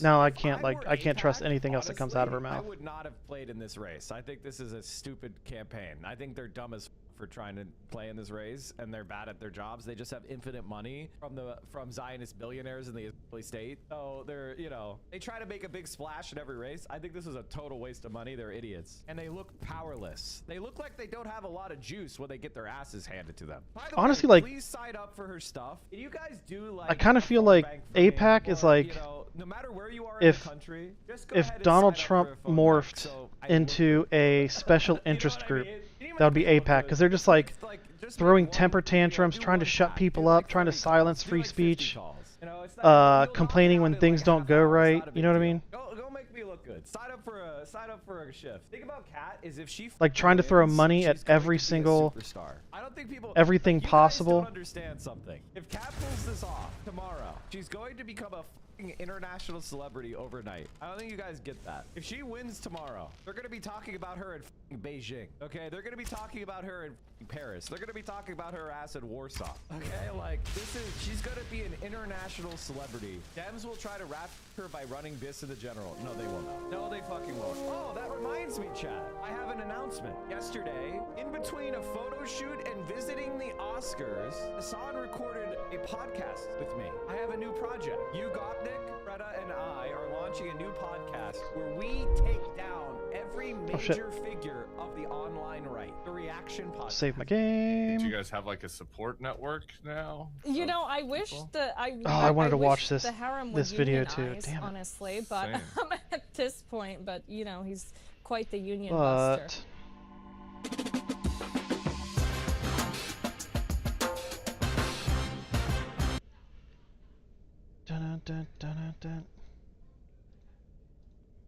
I want to see how Kat is doing.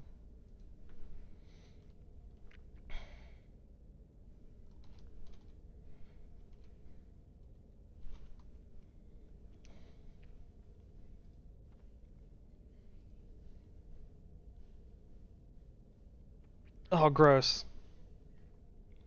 Oh, she's behind farther than oh, okay, that's not many votes. Oh, the 74% are already in. It's not looking good.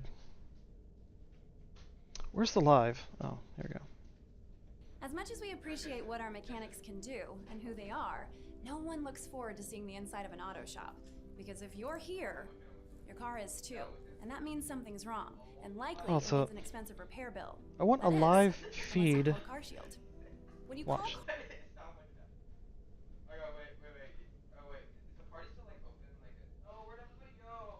It's easy to think that it is sort of random and just looks like chaos and an adversary, trying to lash out. But when you look at more closely at what they're actually doing and you look at their target set, you can see that it's actually remarkably.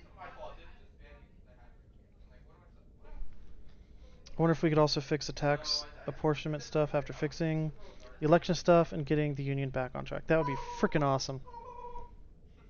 Where's the sound? All right, still to come after the break, a meteor seen streaking across the sky. Oh my gosh, I don't care about. From the politics of sports and politics, we go to Luke Canellis for the kind of sports we like to cheer for.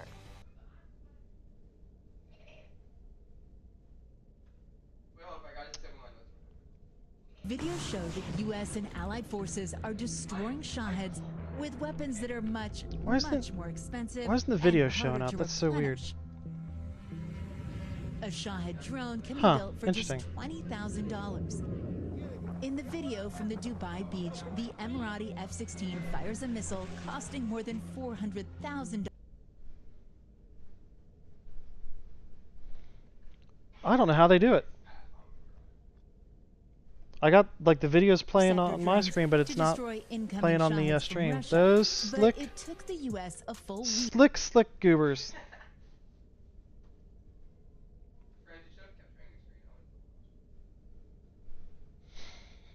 Okay, I need to find somewhere to watch this.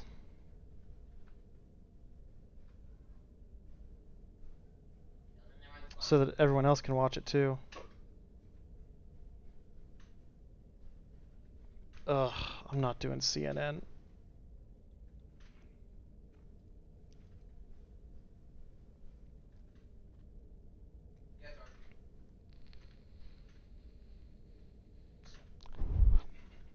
Actually, isn't CNN the one that has the Holy Toledo guy? I think so. Is it? Find out.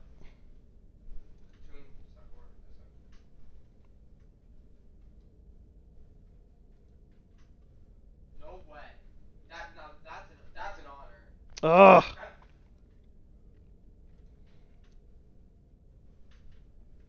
Lame sauce.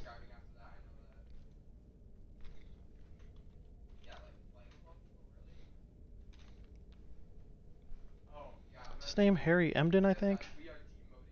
He is on CNN. Okay. Ugh, but I have to have like a freaking another stupid. I wonder. Oh, I'm stupid. Yes, I know it should have been obvious. Oh, we should probably also define certain national power that allows Congress to fund limited internal improvement projects, but not too many otherwise. Dude, do you know it only took about 10 years to for the federal government to install to basically electrify the country in the early 1900s. You know what I mean? Like if they really wanted to, they would have no issue with rolling out these improvements if they really wanted to, because it's been done before. Come on, who's live? Who's live? I might. Oh, hey, it's me. Oh, it's your favorite guy.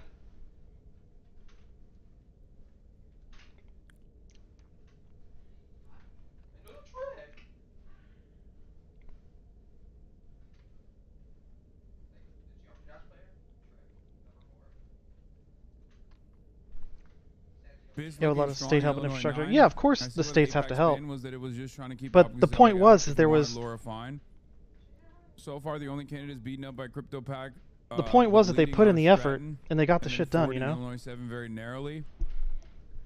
So like, imagine if we put, you know, those are the marquee races. Also keep an eye on Illinois 50 billion dollars into expanding, like the healthcare network. You know, very little in so far. Within 10 years, everyone should be like no further than like 30 minutes from a like an emergency room and have no issues like going in getting treatment without going bankrupt. You know, even 100 billion. Like we spent over $20 billion in 2 weeks on this thing in Iran. Like 100 billion is nothing. It's clear we have the money. Like we're being lied to. All these times where we were told that we didn't have the money to, you know, give people health care or give kids school lunches. Like, come on, man. Ad spend is very impactful, very important. That's another special interest group that has to go. The healthcare industry. Private healthcare industry. For Fine, whose political base is in the suburbs. Again, she's a state senator from Glenview. Like they have to go. Mrs. Base is in indeed, they did. The healthcare network should be designed infrastructure. Yeah, healthcare should be part of infrastructure. I don't think Kat would have won if AIPAC didn't dump money into slandering her. I mean, Biss is a tough candidate to beat for sure. When Kat first started running, she was running against Schakowsky. Mr. President. and then Schakowsky dropped out, and then Daniel Biss came in.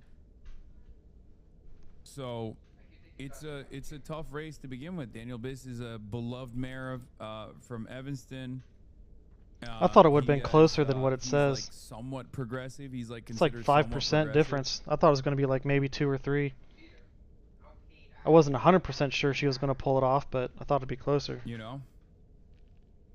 That's sad. Sad. It is what it is. Okay. Yes, a little bit spilled into this race while you're talking. Shit, turn that up too loud. Can you give me the current? I see we got 78% of the vote right here. That's right. And we're looking at a 4,100 vote difference. What are the suburbs? Yeah, with a 5% 5% differential, and 75% of the votes have already been counted. Oh, 78%. Yeah, there's no way. 20 and 25. Oh, is it still 50,000? There's no way she's winning this. Man, that was, sucks. It was only a few thousand in this particular congressional. God, I hate these freaking. Okay. So again, there's more to I hate come these here. freaking One thing that we're special seeing interest groups, man. The Democratic Party's Progressive Caucus has been rat fucking every anti-Israel candidate this time. They did it with Valerie Foushee in North Carolina. They did it with Daniel Biss. Like, obviously, the Progressive Caucus is not going to fucking back Kat Abou-Ghazaleh over Daniel Biss. Like, that kind of makes sense. But it is annoying that they literally endorse some of the most like liberal Zionist candidates. What's up? Food's ready. All right, I'll be there in a minute. No idea what's going to happen in Illinois tonight, but I think we can safely say that almost $100 million spent in a handful of primaries, a full spectrum. I'm gonna go grab a plate of food. I'll be back in a minute. Yeah.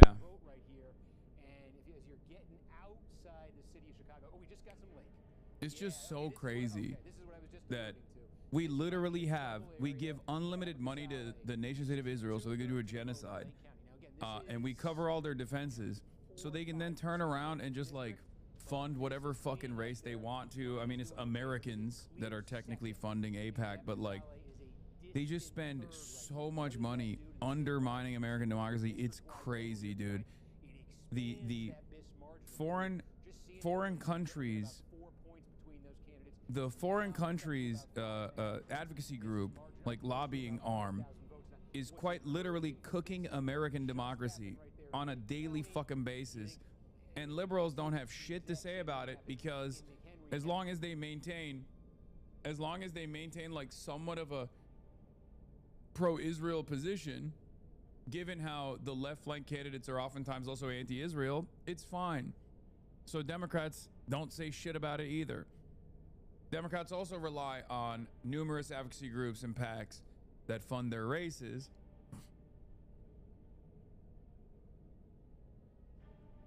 Thankfully, AOC and Bernie are here to legitimize liberal Zionism. I mean, it doesn't even fucking... none of it fucking matters, dude. Okay, let's get an update on that right now. Yep. Chicago versus the burbs.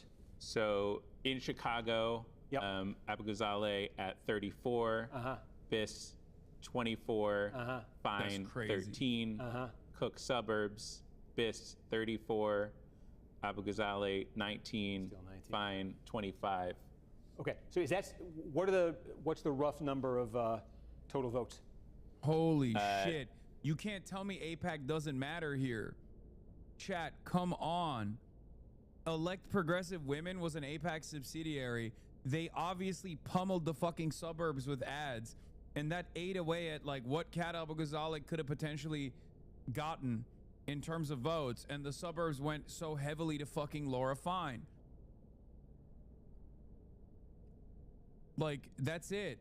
That you think AIPAC doesn't fucking matter here, or AIPAC expenditure wouldn't have AIPAC, if they weren't spending so much money on this race, it wouldn't have mattered. Like, that's ridiculous. They spent like $5 million. Nobody fucking wastes $5 million for no reason. Abou-Ghazaleh is getting crushed in Cook and Lake County suburbs. Evidence that Mamdani-style leftism only has purchase in deep blue cities and college towns. Yeah, see? These fucking scumbags. These Israel first scumbags are already fucking running their mouths. This is why. And then this is a threat to every single other progressive candidate as well. every single primary defeat against the anti-Israel candidate is a warning for everybody else.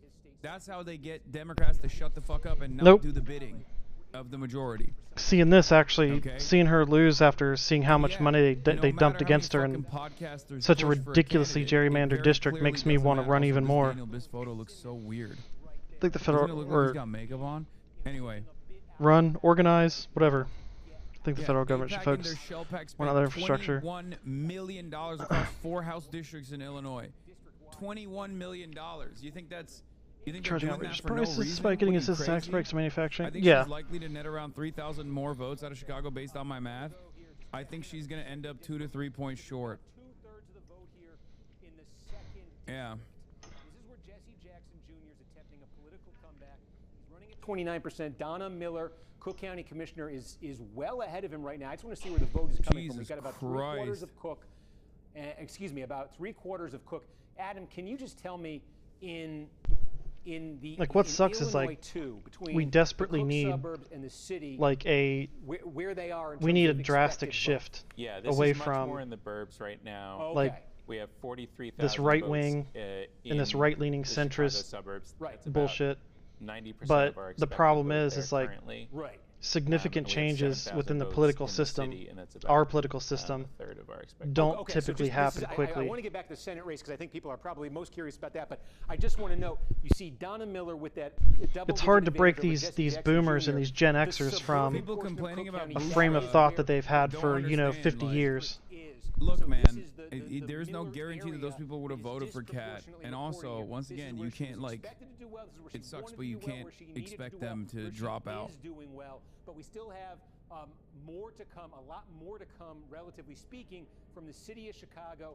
That could be Jesse Jackson Jr. He could do better there, potentially. Also, what is Robert this? Peters, that's where his state Senate district is, so there could still be an opportunity for Jackson, but Miller's certainly getting what you wanted to out of there. Let's go back to the statewide race here, the Senate primary. About half the vote is in right now. It doesn't look good. It does not look good for Kat Abou-Ghazaleh. Here of about 32,000 votes, 5 points for Stop fucking complaining and being like, oh, well, Booster should have dropped out. She didn't, okay? There's nothing you can do about it.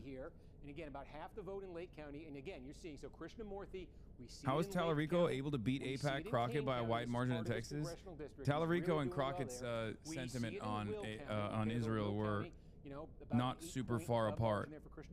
In the collar counties, the suburbs here, Chicagoland area. Tallarico was better at communicating from a place of empathy over Jasmine Crockett, but both were on the policy front. They were fairly close. Not in her district, not so much. Tallarico is not very good on Israel either. It's a solid enough share of the vote. Also, AIPAC doesn't fund all of the races. I don't know how much money AIPAC dumped into the Democratic primaries. Lead by over 46,000 votes in Cook County.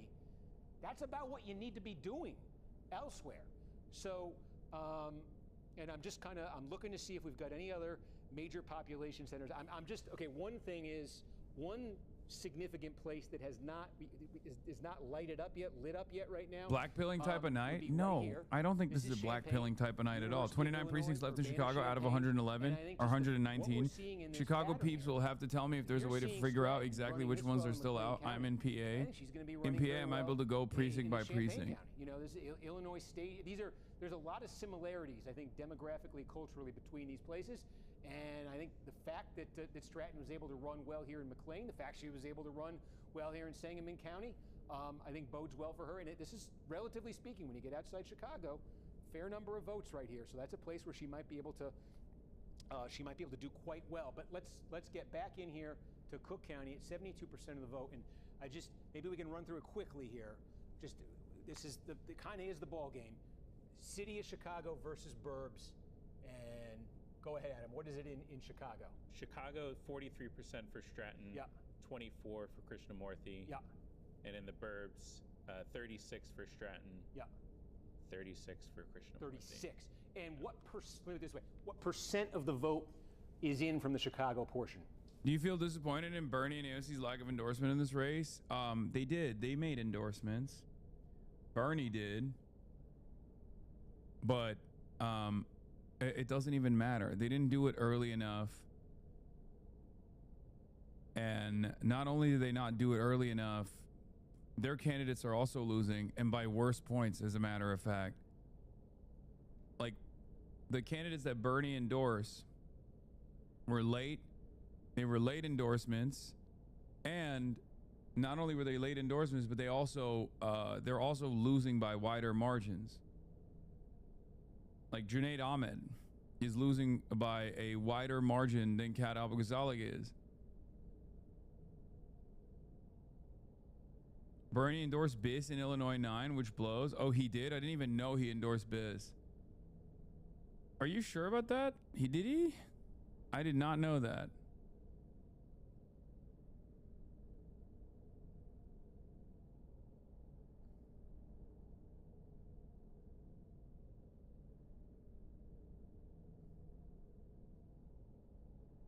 I don't think he did. I think you're just saying that, but I don't think he did.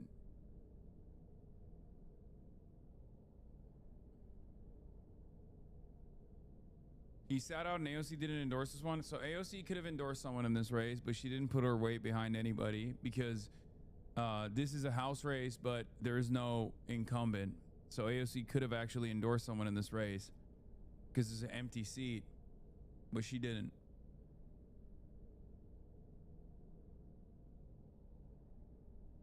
Bernie endorsed Biss for governor against Pritzker in 2016. Chatter is tripping. Oh. Biss lands major progressive groups endorsement. Our Revolution, Illinois Grassroots Coalition, boasting more than 250,000 members, gave Biss his support ahead of the Democratic primary in 2018.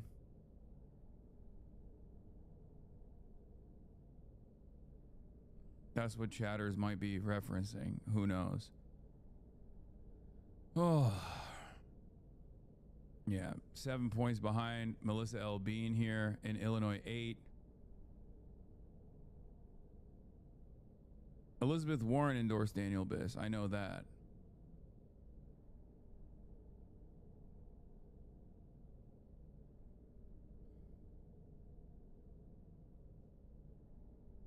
Do you think Bernie or AOC endorsement would have helped? Yes. Of course. Bernie and AOC endorsements always help. Greg Kazar endorsed Daniel Biss, yes. And the Congressional Progressive Caucus endorsed Daniel Biss. Which is part of the reason why this is like a tremendous feat. Based on, you know, based on who he's talking about, endorsed this Daniel Biss. It has the same wait your turn vibes. Differential between an established progressive name that has gotten coveted endorsements from progressive groups in the past, and in this race, as the one with the highest name recognition, got a shit ton of endorsements from even progressive adjacent, self-described progressive groups within the party. And also Jen Schakowsky also endorsed them a couple days prior, who was the incumbent.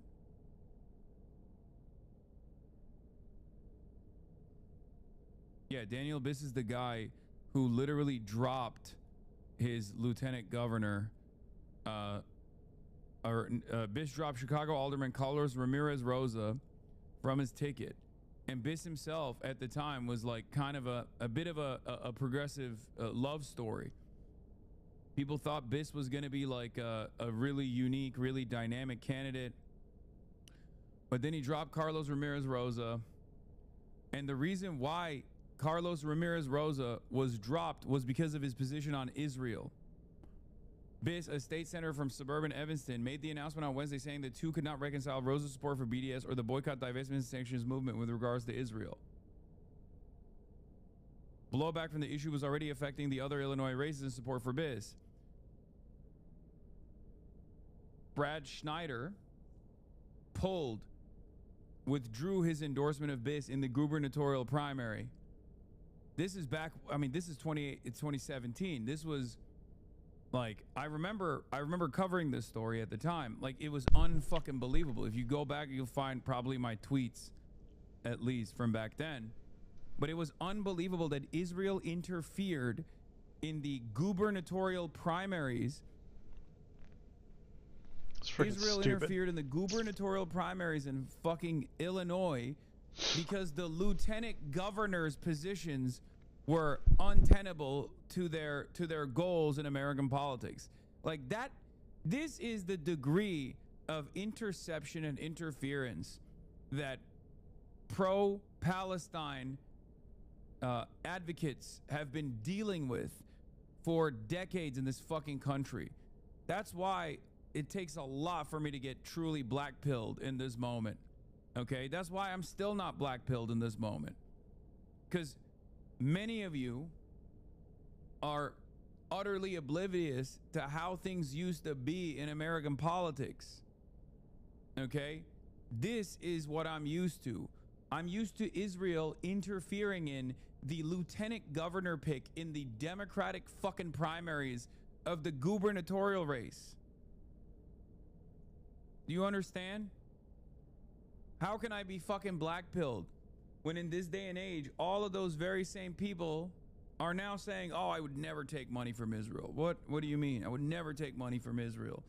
They feel the need to at least lie about their affiliations with the state of Israel.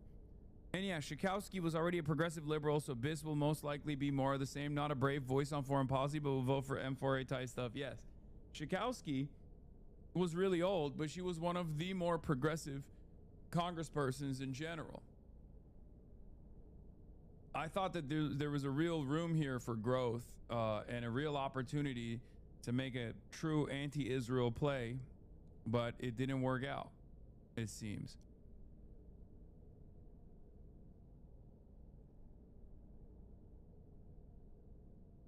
Kat is so young and had almost no name recognition. AIPAC still had to throw millions at the race to stop her. Her future was incredibly bright. I mean, yeah.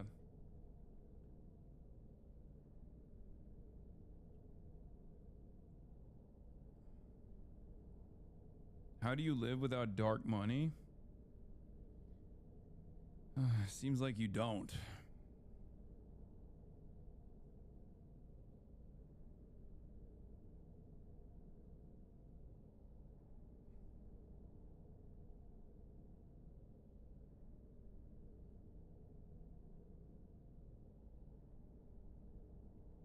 But yeah.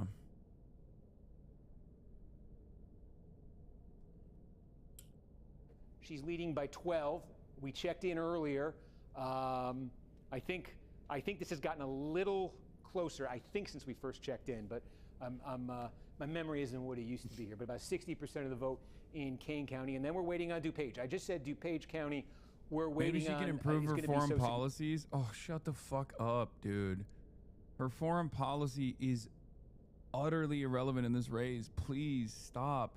Things that become drama in the tiny, marginal, utterly irrelevant fucking corner of the internet that we occupy is not a part of the decision-making process of like Evanston voters and fucking Illinois suburbanites. Okay? Well, you're just wrong. You're wrong. Doesn't look like she's gonna win. You're totally wrong. It doesn't mean anything at all. That is unfortunate.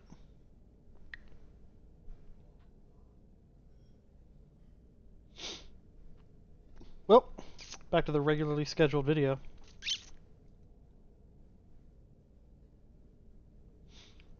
Hey, look, I'm streaming on YouTube. Woo! Hello and welcome to the Bulwark Podcast. I'm your host, Tim Miller. We have a double header for you today of former child activists, or youth activists in politics. In segment 2, it's my old buddy Cam Caskey off the campaign trail. He's working on a bill in Congress. No captions, I guess. But up first, she was a former right-wing influencer, TPUSA and others, and a writer.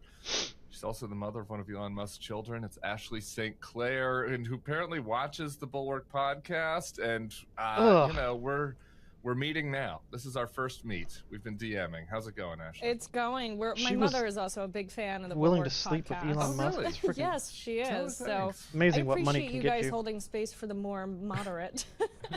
Where does she live? Where are you from? I don't actually even know. She's in Colorado now. You can convince, but we are not from Colorado, but you can convince someone to completely overlook your autism. She'll be seeing Erica Kirk visiting the Air Force Academy.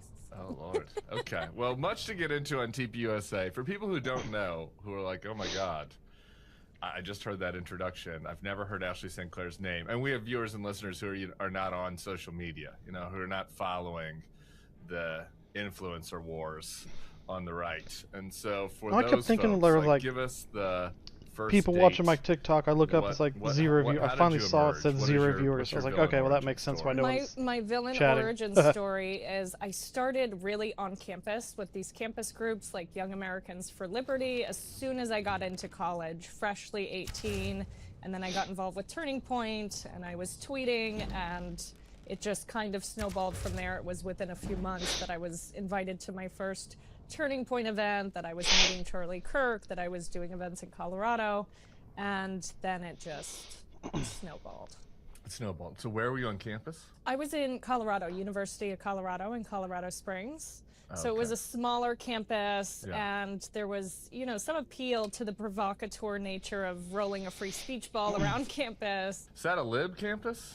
Colorado Springs? Colorado Springs is kind of conservative. More conservative, but the campus was definitely more liberal. Like all of the heads of the philosophy department when I first came there were petitioning for Donald Trump to not speak on campus, which, in retrospect, they were probably correct about. But in that moment, I was like, this is philosophy. We're supposed to hold court for all opinions. So that was what appealed to you, kind of like contrarianism and, sticking your finger in the eye of the, professors that wanted to tell you to follow various woke pieties or what, or was there something else? Yeah, it was, you're the token conservative in the class, which I found engaging to some respect.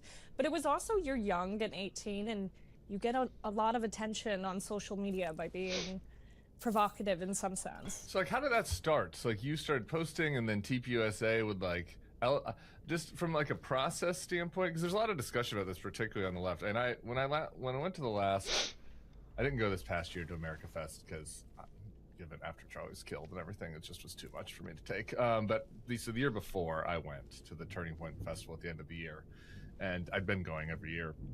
And I wrote a pretty mean assessment of the substance of what I was hearing at the festival. Was it mean or accurate? Accurate, mean and accurate.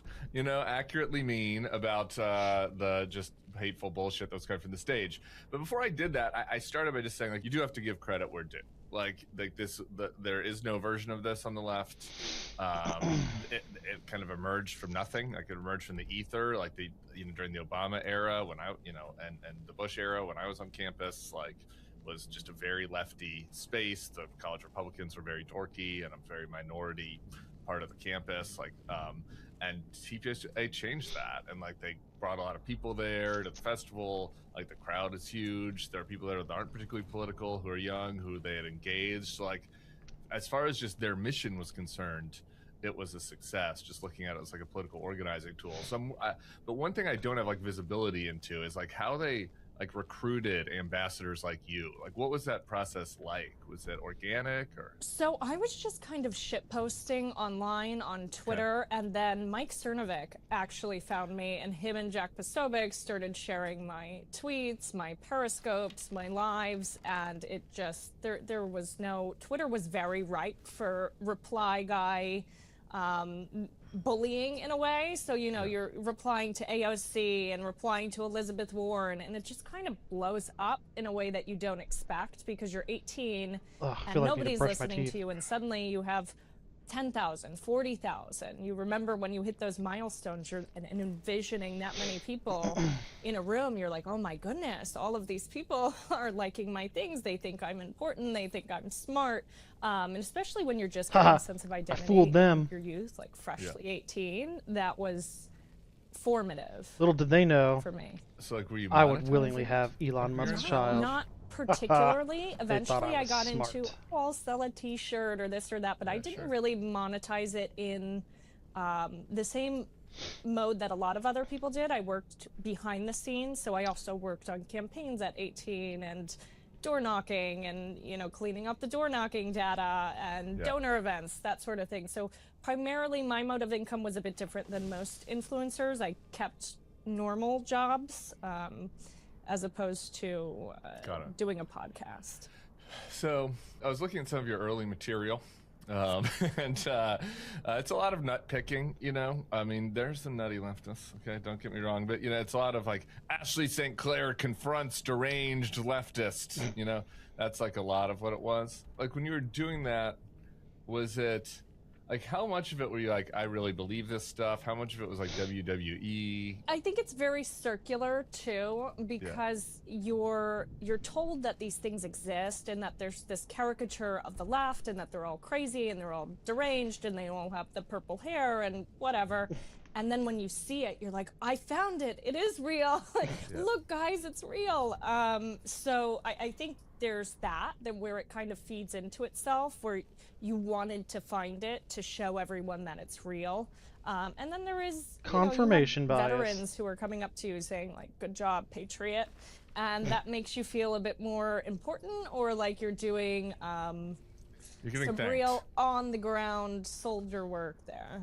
People are thanking you, mostly men. I'm yes. Are thanking you. Yes. Older men with vet hats on. Yeah, are thanking you. Yeah. So I could see how you would take that as like, wow, like I am doing important work. Yes. Actually. Yes, and the work in question is tweeting. Also, some YouTubes. You did some videos, you know, on Man on the Street stuff. You know, I think I've put that away in my brain. That happened. I watched some of them. And some of the leftists that were yelling at you were deranged, but I don't know what you were saying off camera. So anyway, I was very nice in person. So then you drop out of school. I don't know where to go. Yes. This is like the classic conundrum of the whole Charlie Kirk thing. Is he was a college dropout also, and then he's organizing on college campuses, and then now it's like all the red states want to build statues to him on college campuses, and it's kind of like, see what you want about Charlie, like nice or otherwise. Like the school part of it wasn't really the part that was being fostered. Sort of. And I do have regrets that I repeated those talking points that people shouldn't go to school, because I'm back in school now. And I have 2 kids. So it's a lot more difficult to do after you have children.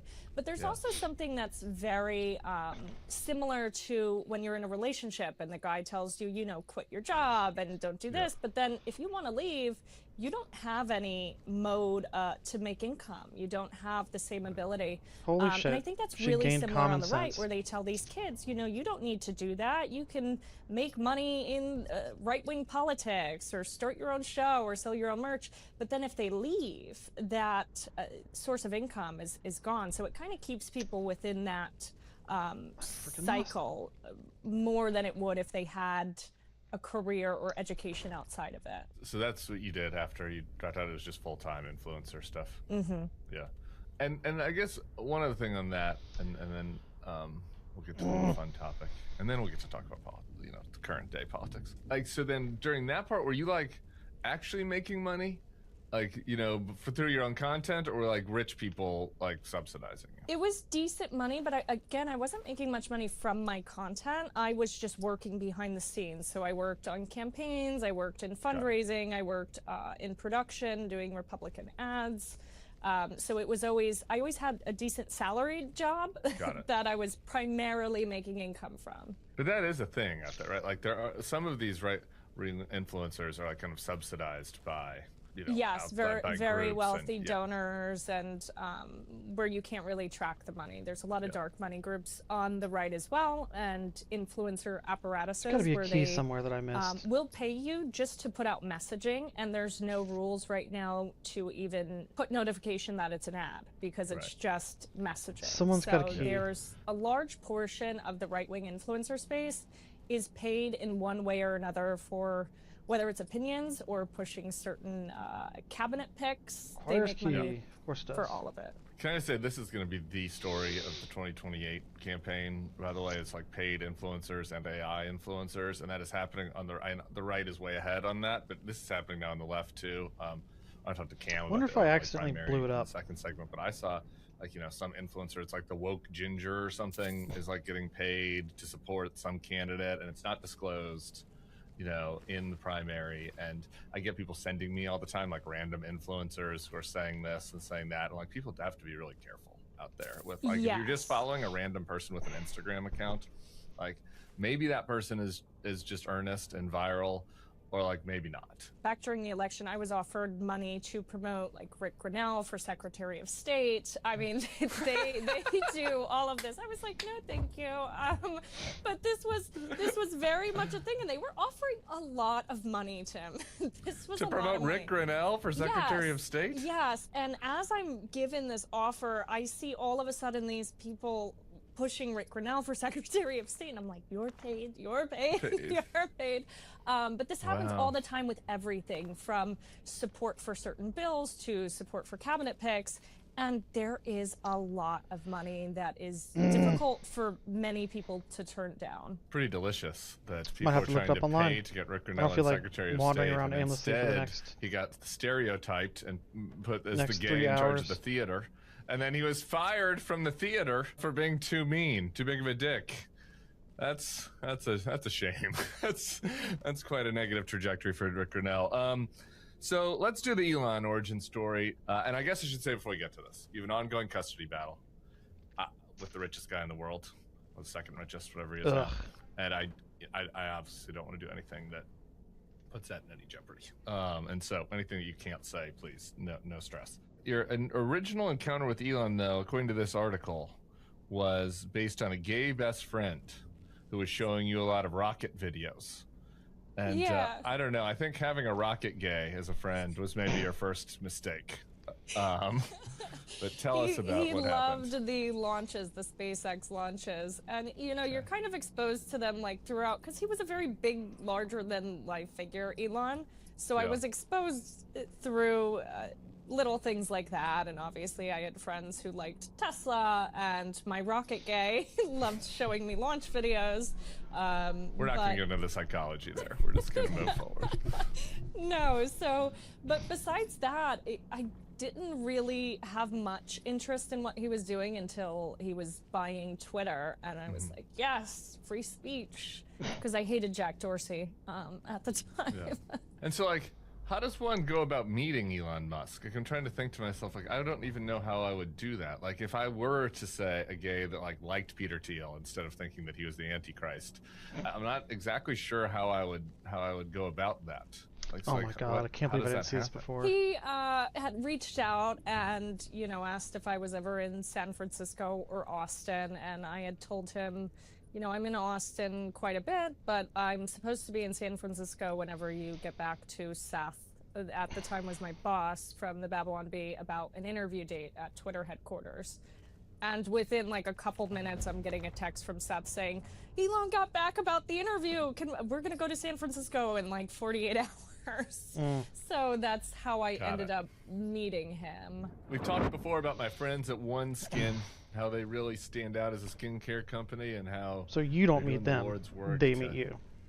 Make my straight guy friends in Louisiana not deteriorate at the pace that they had already been deteriorating, and we appreciate them for that. And it's not just hype, it's science behind what's happening with OneSkin. Zero viewers. Longevity researchers who asked a deceptively simple question: if visible signs of aging like wrinkles, fine lines, and loss of elasticity are driven by zombie cells, what if you could actually reduce those cells to slow the aging process all three down platforms. instead of just covering it up? This research led to I have an average of OneSkin's proprietary 0.33 viewers.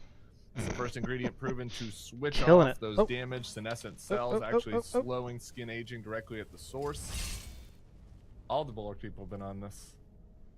I'm looking good, I think, today. I don't know about you. I was one-skinning this morning.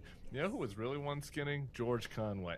And that shows you how it can still work. It's never too late to move to moisturizing if you're a straight man.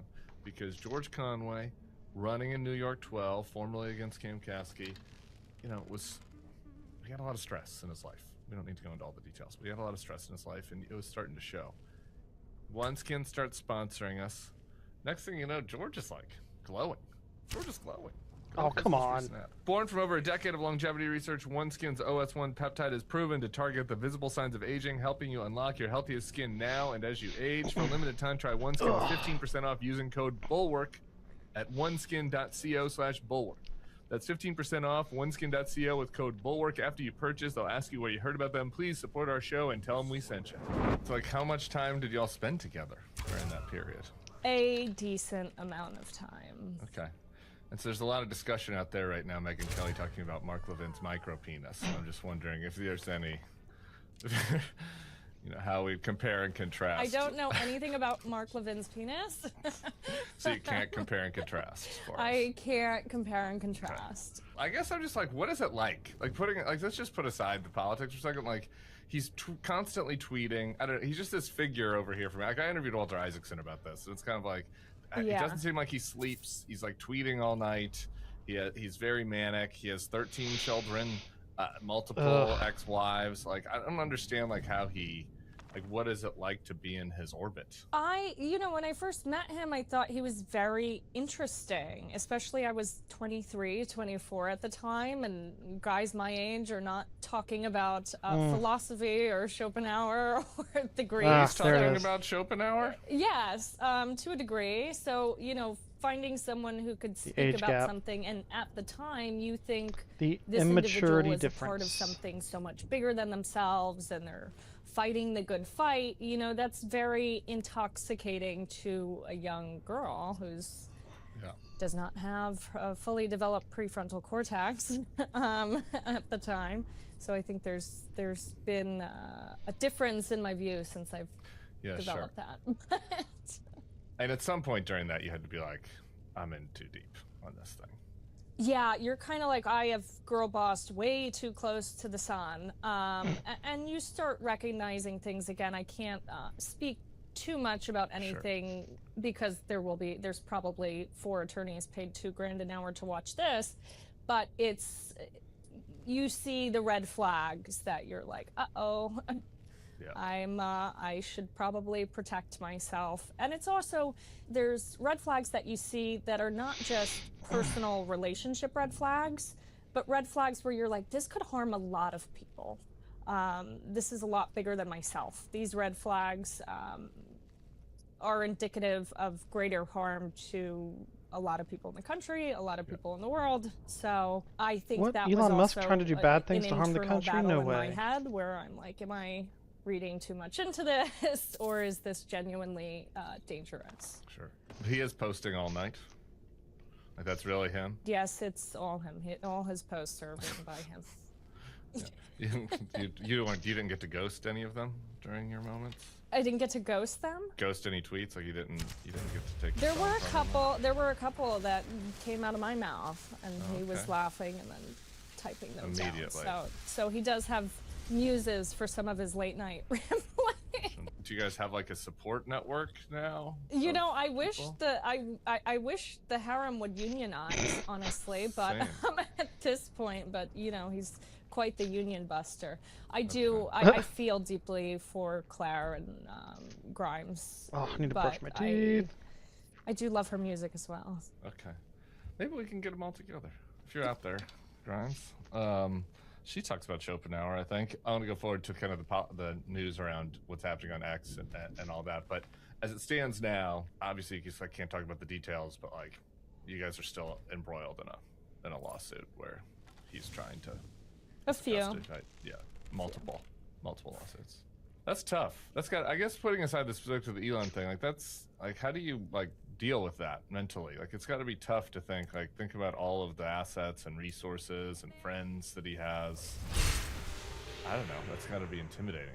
It is, but I also think people need to fight back. I think it's very important to have that endurance, especially when it comes to legal fights. Half of the battle with a legal fight is just an endurance test. They try to run you out with these attorneys, but you too can read the laws in which they cite to you, and half of the time they're incorrect. So I don't take them as seriously as they would like to be taken, which I think is helpful. Yeah. And you're in law school now, right? Or finished? I will be starting in the fall. Starting in the fall. Congrats. Thanks. So you can go through the briefs yourself. If I have to be in court for this long, I might as well make sure 18 of them are with ESQ after my name. So. I love that.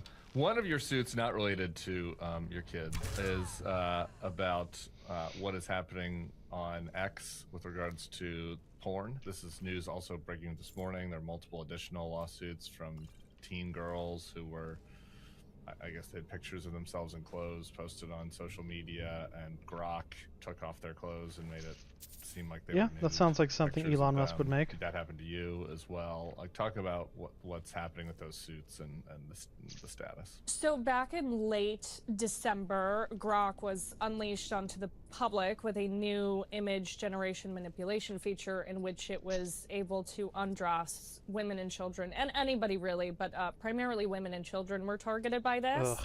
And Disgusting. So myself, I found countless photos of me undressed, bent over, covered in white fluids, and real life aspects of my life were in these photos as well. It had my real face, it had my real kids' items in the background, it had my home, and the only thing that was different was my clothes being removed or bent over or covered in whatever. So we're suing XAI now in New York for a variety of different issues. One is product liability, because they shouldn't have released this product onto the public. ChatGPT is not doing this. I've not been victimized by ChatGPT or Claude undressing me. Get a restraining order out of it, now, there's shutting 3 teens suing. shutting Grok down. In That'd be that nice. suit, they cite that one of the girls, 2 of them are under 18, and one of them had their yearbook photo taken and undressed, and Grok undressed this minor. It happened to me as well. In some of these photos, I was 14 years old, and they undressed me. For everyone else, it needs to be stopped. But what I want people to understand is right now, within our lawsuit against XAI, first they tried saying that we are bound by the X terms of service, and that if we want to sue, we have to go to this one rinky-dink court in Bumblefuck, Texas, where the only judge owns Tesla stocks. That didn't quite work, so now they're trying to hold me to the X terms of service. So if anybody has an X account, you need to know that you may be jeopardizing your chances at holding this company or any of its affiliates accountable, because this is the game that they play. I have not used X since this lawsuit. Explain that. Why would that jeopardize you? So they claim within their very laborious terms of service on X, they say that if you want to take action against X or any of its affiliates, which could be Elon Musk himself, it could be Tesla, it could be SpaceX, Sure. Who knows at this point, Doge, what have you. Your claims are limited to, I believe, $100, and you have to take it in the Northern District of Texas. Oh my God. So $100. use of this platform. They're trying to claim that me even viewing the terms of service page is ascension to the terms of service. And there's, like 8 Harvard-trained attorneys trying to make this argument. Right, Aura Frames, we've been talking about them. They're the gift for all occasions. Billionaires Any should not person. exist. Sometimes it's hard to think about what you want to get somebody. It's a Person freaking has to buy something disease. For every year. I know, we're coming up on Mother's Day. Mother's Day is not far away. Can you believe that? It comes around every year. You have to come up with a Mother's Day gift. It's a challenge. If you're like me, my mother's birthday, it's like the same week as Mother's Day most years. 2 gifts. Some years I fail. Sorry, Mom. If that is an issue for you in your life, whether it be your mother, grandmother, aunt, cousin, co-worker, Aura Frames is great. Aura Frames offers free unlimited storage. You can add as many photos and videos as you want. You can preload the photos before it ships, personalize your gift. It's got a great gift box included. If you're not a rapper like me, you can share photos and videos effortlessly, so you're updating your gift throughout the year. This is awesome, particularly for family members who live out of state. You send them something, keep them updated on, the latest silly photos from their grandkid or great niece or nephew, whatever it is. Named #1 by Wirecutter, you can save on the perfect gift by visiting auraframes.com. For a limited time, listeners can get $35 off their best-selling cover mat frame with code BULWARK. That's AURAFrames.com. Promo code BULWARK. Support the show by mentioning us at checkout. Terms and conditions apply. So anyone who has an X account really needs to know what they're signing up for here, and that if they want to take action, 1, you should do it as a Jane Doe, and 2, you should be deleting your account. And is this still it's ongoing? Has Grok fixed this, or people? To my knowledge, it's still happening. It's still happening, especially on the standalone Grok app and website. They have not fixed these parameters to my knowledge, and there's still images of me circulating, but there's not really any good way for me to find every image that they have, unless, first of all, I can't go on the platform because they're suing me for $75,000 minimum, but it's, how do you even find them? There's other porn paying on X. attorneys thousands of dollars an hour Elon is branding just to get $75,000 out of her. the like AI. There's no other way to describe it except as being an illness. And so it doesn't seem like it's an accident. I guess this is hopefully something we learn in your discovery, but it doesn't. This doesn't seem like an oversight situation to me. No, because they could have, again, around when Linda Yaccarino, the former CEO of X, resigned, she, within the 24 to 48 hours that she resigned, she was the victim of rape fantasy. So was Will Stansel by Grok. And they didn't do anything, and this was just text-based. So they were aware that these things were happening, and they did nothing. Additionally, during this time, XAI has an issue because nobody really wanted to play with Grok. It was, the odd kid on the playground that nobody really wanted to hang out with. Everyone else was surpassing XAI in terms of the AI race. And now all of a sudden, nobody during likes this funding you, round, Elon they Musk. have this feature unleashed in which usage spikes astronomically. And within this scandal, they raised, I think it was $20 billion from their funding round as this was happening. Ugh. With the collateral of women and children being undressed. Is there like a class now, or are these all happening individually? I believe there's a class action in California happening right now. Mine is I'm the only plaintiff because this was, for us, the most effective way to go about it, because it was, me personally who's being defamed, and I've been at the end of rather intense targeted harassment on X for a variety of reasons, including the owner. I mean, that's fucking brutal, and I appreciate that. Like, it's just like on all this stuff, you don't have to be doing this. You could have disappeared and taken the alimony. So I appreciate that you're out there doing this. I want to talk a little bit more about your kind of evolution. I went through this, having been a Republican, wrote about this a lot. People came to me and asked me to write a burn book. I'm sure you've gotten that request as well. I ended up writing like a half a burn book, I decided. I was only going to do the burn book part if I talked about myself first and like my trajectory and my evolution and like what I thought I missed and why I got wrapped up in it, like what could be learned from that. So I'm wondering like how you kind of feel now, like looking back on that.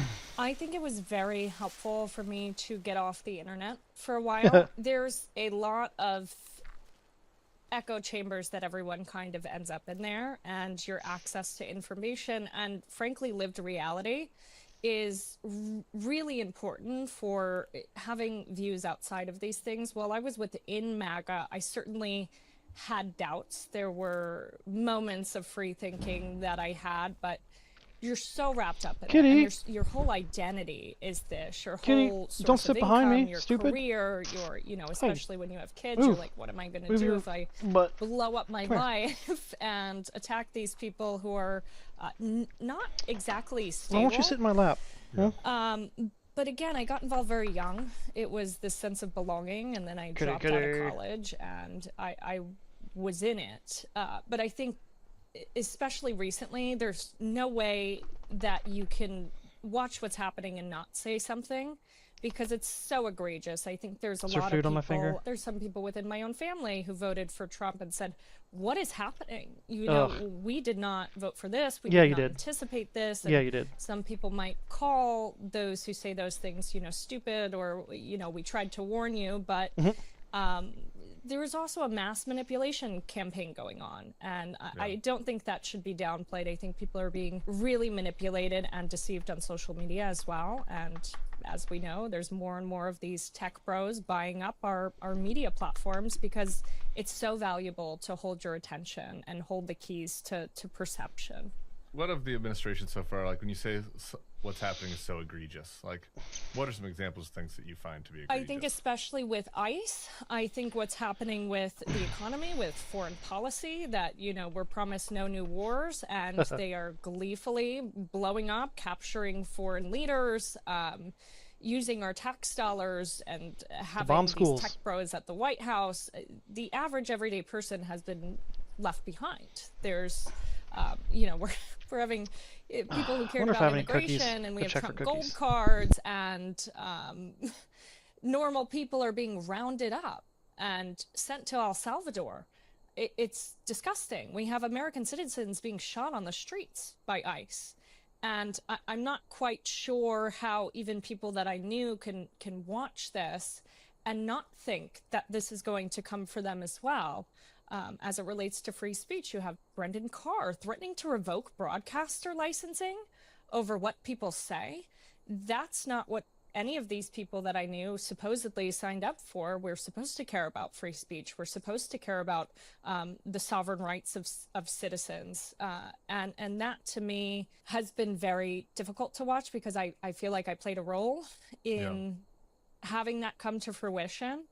And I'm not quite sure the best way to help, except, you know, speaking out now and saying this is wrong, that shouldn't happen.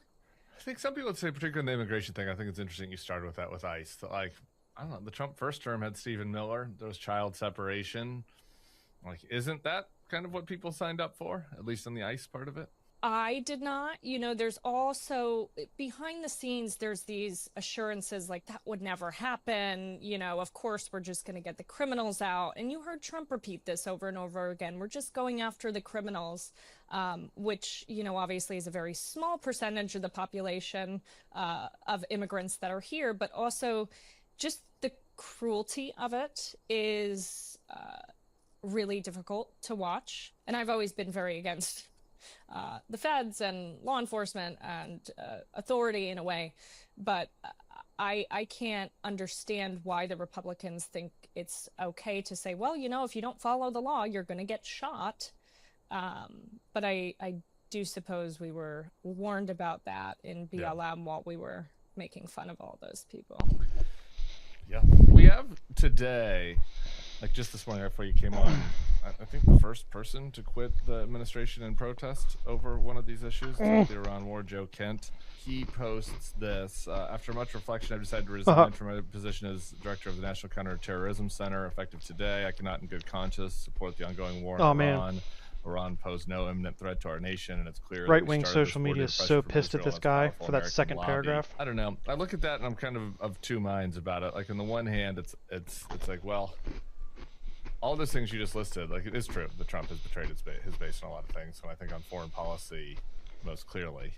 On the other hand, you look at Joe Kent, and he's somebody who's like done a lot of Groyper stuff, and and you see the Israel stuff in the statement, and it's like, well, that's why Marco's statement kind of complicates all this. It's like Marco kind of said that this was what happened, but like on the other hand, it's like, is Joe Kent quitting because you know, of his conspiracy theory view about Jews? And it's like, I don't know how to assess that, but you know, so it's good that I guess some people are seeing that Trump has betrayed them. Whether their motivations for that might be suspect. They'll still vote for him again. What do you make of Joe Kent? Whatever his motivations are, I think there's a lot of people. They would still vote for him again. It's a bipartisan issue on both the left and the right. This support for Israel at all cost, and that we're going to get involved in any war. We're going to do whatever is in the best interest of Israel. While there's people in America who don't have health care, they don't have affordable housing. Whether it was Israel or any other nation that we had a comparable relationship with, to where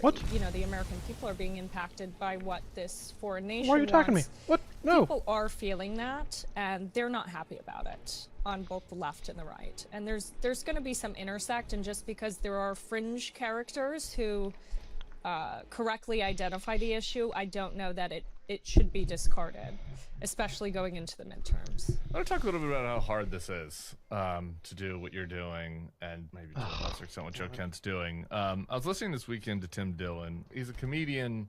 It's like sort of a nationalist comedian that I think he had dinner with J.D. Vance, got kind of sucked into that kind of world, like a lot of Manosphere guys did. He's very sympathetic to kind of the America First worldview. And he was talking about the rally that Trump had in Kentucky and how sad it was. And I want to play a little bit from that. I don't know what any of them are getting out of it. I don't know what any of these people are getting out of it anymore. They elected this guy, and then this guy is basically letting Jared Kushner and Bibi Netanyahu just carve out the Middle East, do whatever the hell they want, just make deals. And can you support him too, there, big guy? It's tough because I know it's really, really hard to admit you got God. It's really difficult to admit that. almost no one can admit, it's very hard to admit you've been taken advantage of by someone that you respected. No, that's not the hard part. The hard part is admitting that the other person was right. It's easy to say you got by admitting that by you some were wrong. stranger, but someone that you trusted, respected, By liked, and a lot of these people here, you know, by, in the back of their head, the natural result means that you're admitting the other person was right. Like they've been taken And after advantage insisting of. This you is not were about them right for so It's long. dawned on them because it's not really about us. That had to be kind of hard. I was Sunk listening to cost that talk to you fallacy. on Tuesday. Like, how hard was that for you? It's difficult, but I also am hopeful that there's more humility within the right and the left for anyone who was wrong about certain issues, because it's okay to be wrong. We have this weird what it would take for dichotomy in me the internet where it's you is have someone kind of would have this to say, permanent fixture "I of was wrong. identity, and you're never I allowed made a to mistake. change your opinion because you're always fixed I- to past versions of yourself." But it's actually a good And I'm thing gonna to do what I grow can and say, to fix it. I was really wrong. And I'm sorry, Okay, and cool. let's all try to have a clearer picture of what's happening right now. So I think Tim's spot on. But They these, got if there's any caught, former and they Trumpers were that want to be like, deceived, and none of this is act like, anything that he oh, campaigned haha, I on, can't believe whether I it's voted from for him the 3 Epstein times. files No, to sorry. Israel to, you know, the big beautiful It's gonna take a ballroom. This is legitimate all apology atrocious, and admission. it's the American people who are suffering. Otherwise, do I you can hear from fuck people? off. Like, do you hear from people that you knew from TPUSA or Babylon Bee days or MAGA days? Like, what do they think about all this? I do, and there's people that have espoused to me that they feel stuck. They know what's wrong and they feel stuck. And I will tell you that the right has a big issue with what's festering underneath in terms of the sentiment against women. There are a lot of women from the right who still keep in communication with me, and they see what's happening, and especially as it relates to the rhetoric against women on the right, they're not just turning a blind eye to this, and it's going to impact them whether in the midterms or, you know, 2028. Yeah, it is impacting them. They're waking up And to at the same fact that time, they've this administration also is been trying to take had, away that their they've right to been vote. used as pawns within this fringe movement. How would you recommend people from the left or from the just broad anti-Trump movement like talk to women like that? I'd communicate with them and try to find common ground with them, because I do think that I assume the natural impulse of many listeners, of myself, towards that is like, you're just waking up to the fact that the MAGA movement hates women, are you? It's like you're part of a cult for a man that was like has sexually assaulted multiple women and had 3 wives and called into the New York Post to talk about how great his sex with his mistress was, and it's like I talked about grabbing women by the pussy. It's like, you're just seeing this now, and so that's the instinct. But we want to put that instinct aside over in the box for a second and think about, like, where are areas of common ground? Like, what are ways to communicate that are useful? It is a cult, and what you have to understand is in any abusive relationship, right, your access to other people, you're very isolated. Your access to information is cut off. Your access to people who might have rational thoughts about what you're involved in, you're cut off from that as well. So what you have to understand is these people, they're told it's fake news. All of this is fake news. The only thing you can trust is Twitter and Truth Social. And for better or worse, they actually believe that to an extent. They believe that these esteemed outlets are lying to them, that nothing they put out can be true. So I think just little by little showing them that there's still space for them. It's not easy to do what I did and apologize for all of the things that I said, and really, I'm on Matt Bernstein's podcast, and all of these words that I had said, which were incredibly hurtful, are put up on the screen and read back to you. And that's really hard to do, but I think as long as there's space for these people to come back and say, hey, we understand that this is a whole new world in social media and the internet, and these cults can grab you in on your phone. Where do they grab you? See you again. I think that's the best way to do it, is to be compassionate to some of these people, even if they're not being very compassionate themselves right now. Maybe this is your job. I listened to that podcast that you're on with Matt, who's a nice guy, really left guy. And a lot of the conversation was about, like, how you could make amends with the trans community and the LGBT. That's what I was thinking of. Make amends. That's the word I was looking for. How much value is there to having you put on your hair shirt and go and put up the rainbow flag? It's fine. You can do all that. As a gay, I can be like, it's fine. I don't know. I kind of feel like your penance should be talking to the trap girls and communicating to them, because they're not going to listen to Matt Bernstein. Like, they're not going to listen to Matt Bernstein. They're probably not going to listen to me. And maybe they would listen to you. I think it's also very important to hold that space where you do hold accountability, because what I've realized leaving is that to ignore the issues from these, you know, the communities that the woke fixated on for a while, these issues come back and affect all of us. Okay, the way in which the trans community is scapegoated, that impacts women and everyone else as well. The way in which BLM was scapegoated and demonized, they were warning about a lot of the issues that we're now facing with ICE right now. And so I do think it's also important to say, hey, here's what I missed, and here's why we should listen to those individuals, and if you don't, it's going to come for you next. I think it's really important to hold space for how very small percentages of the population are used by political parties. I guess. I think that space is being held for those communities, though. I think it's your job to go down to the fucking TPUSA events and go up to the girls and be like, are you sure you want to be here? Are you sure? Are you sure? Like from White Lotus, what are you doing with this middle-aged weirdo? Yeah, are you sure that you want to do this? I think that's a better use of your skills. One man's opinion. Yeah, I think it's important, but it's or the also... girl or the women inside the White House. I don't know. I mean, the women inside this administration. Some of the women within the White House hold a degree of psychopathy that I'm not sure there's anything I could say that would be helpful. Nope. Obviously, at times I've lacked empathy when in being in politics and the things I've said, but the women within the White House really... They're gone. They're too far gone. To be honest. So you sort of go through this transformation. You have this personal crisis that kind of precipitates it. Some of the views from your time in that world you have to maintain, right? Or have to still have some resonance with you? Or do you look back at it and think that, oh, God, I was just caught up in this and it was all a lie? Or are there some things, I don't know, I was like peeking at your Twitter and it seemed like right before you left X, and it felt like there were still, you still had some views. You had some USAID views that I disagreed with that you were sharing. I don't know, are there MAGA elements that you think still resonate with you? I would say no, because, you know, my first instinct is to say yes, because there's constitutional values that I hold, but that's not MAGA. That's just American. So what are some of those, though? I don't know. Free speech, especially. Especially with AI, I think there's a lot of people who are going to be forgotten as, like, our general consciousness is aggregated and stolen from us. People will say I made such a pivot because, you know, XYZ, or I'm grifting, but they don't consider what it's like to see the underbelly of such power and how up close I saw it and saw such immense wealth and such immense power that it really kind of radicalizes you the other way.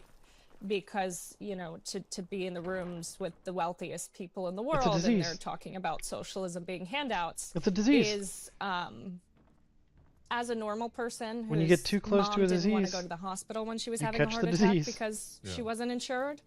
That's kind of flips a switch in you, where you're like, oh, you guys all actually really suck. You might be ontologically evil.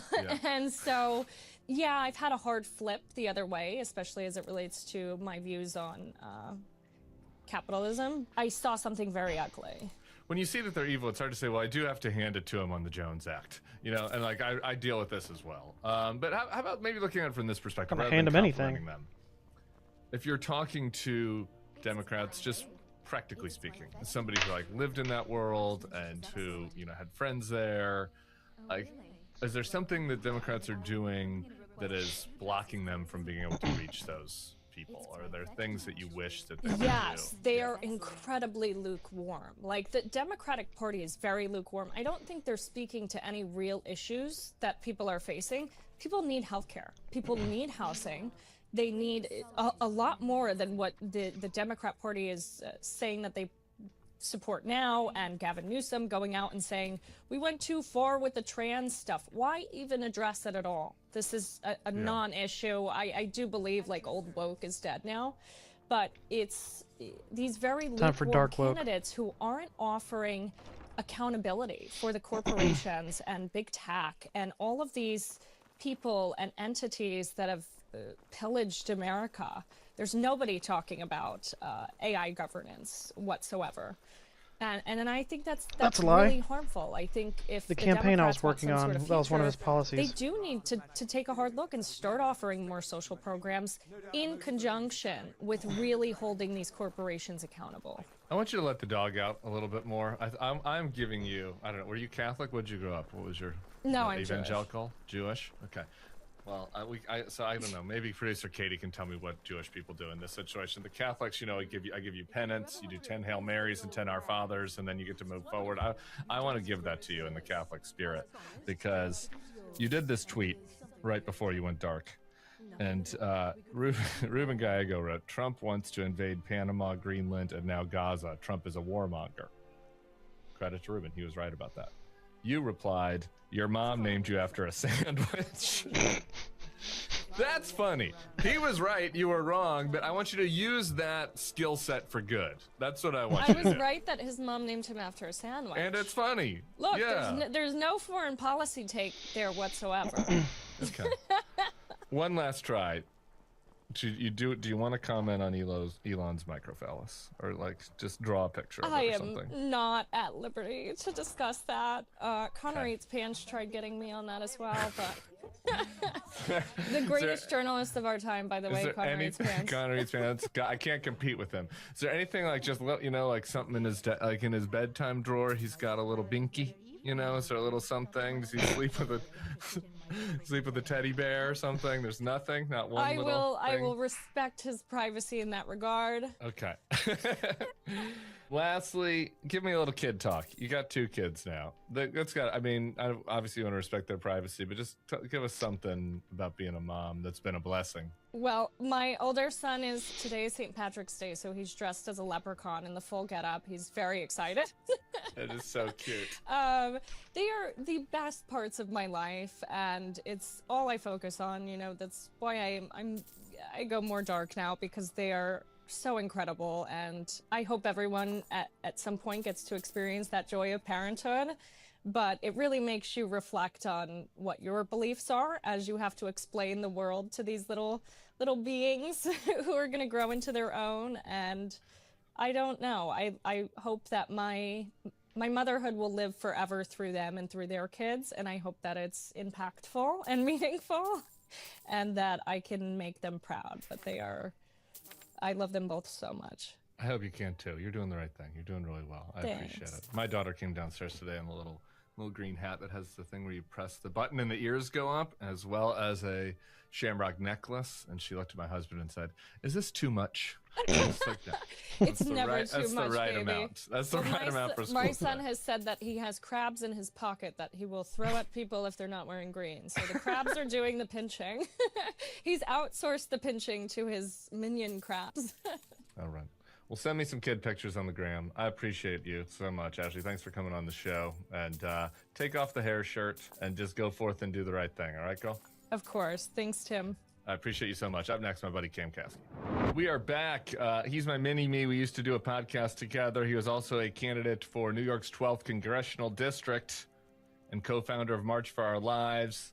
He left the campaign to focus on a piece of human rights legislation that he's working on with Ro Khanna, because he's the person who cares. He's the person that does things and cares. It's Cam Caskey. Dude's What's awesome. up, brother? The fuck is up, gang? We're back. How you been? I'm good. I'm good. How are you doing? Vaping? You vaping? No, I did hookah recently. Hookah? It had been years since I had done. He looks so nicotine, high. But then I was in an ancient city called Sebastia. It's like a 3,000-year-old city, Yeah. and the mayor offered me a hit of his hookah, and I was like, "What am I gonna do? Say no?" But I hadn't eaten in like 2 days, so and it had been.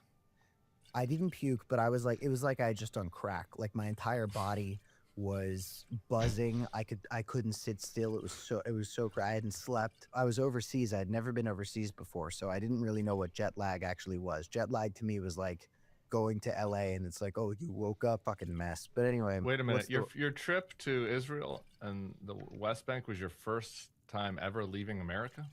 Yeah. Like you've never been to like Cancun? No. No, I haven't been to Tulum. I haven't been anywhere. Montreal? No, I don't. Really, that is fascinating. That kind of makes you more like the median American than I realized. I am the median American. Are you kidding me? Like, I don't have any culture. My family history is like, oh, we moved to Florida in 1997. Like, that's what I got. I was going to talk to you about Ashley St. Clair. We'll save that for the end. We'll save that for dessert. We'll talk about the serious stuff first. The trip where you hooked in the ancient city, your first trip abroad. I guess this legislation came out of that. So talk to us about your trip and what you saw.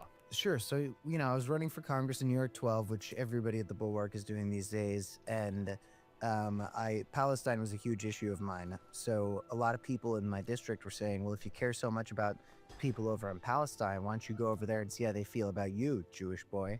So I went over there, and it turns out they like me way more than they like me in my congressional district. It isn't even close. Like, I would have a much better chance. Did you do a poll? If there was, I would have a much better chance winning over there than I would in New York 12. I disagree. I think your chance in New York 12 was better than you thought. But we'll save that for another day. I mean, we'll see. Listen, there was a poll that got leaked to Jewish Insider in an article where they were trying to rat fuck me, and it was like, yeah, Kasky's unpromising polling showed him at 8% with nobody over 20, and I was like, you know that's like a dramatic overperformance, right? Like, I would not have guessed that at all. I would have put myself 8%? Maybe at 8% with nobody over 20. Better than Jeb.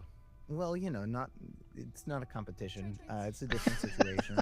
But no, point is, I go overseas. Again, I'd never been there before. I have to make up a fake reason that I'm going to get through Israeli customs, because if you tell the Israeli airport that you're going to the occupied West Bank, they'll interrogate you. They might just turn you away. In 2022, a law got passed where Israel can just not let you in if they don't want to. There doesn't need to be any sort of alignment between you and any violent rhetoric or language or groups. It's just like they could just not like your vibe and be like, okay, get the fuck out, because it's the only democracy in the Middle East. So I put together this elaborate plan to get through customs, got through customs, went right to the West Bank. I went to Beit Sahur, which is the city where the shepherds found out about the birth of Jesus, and then they went over to Bethlehem, which I also went to. I went to the Church of Nativity, and I did that thing where you get on your knees, like right where Jesus was born, and you do a little prayer. And I was like, I mean, I've read Revelations, so I've got that going for me. That's crazy. What was the vibe like at the Church of the Nativity? It was Christmas week. I was in Bethlehem on Christmas Eve, so it was kind of crazy. I was like, whoa, I'm leading a peace march in Bethlehem on Christmas Eve. Like, if I were Christian, this would probably be the coolest thing in the world. But again, almost everything I know about the Bible is the book of Revelations, and the book of Revelations is wild. It's like, it makes Genesis look like a children's book. It's like the Bible is these allegories and these stories about temptation and the human nature, and then Revelations is like, all right, guys, there's going to be a giant snake made out of fire that's going to eat the entire world.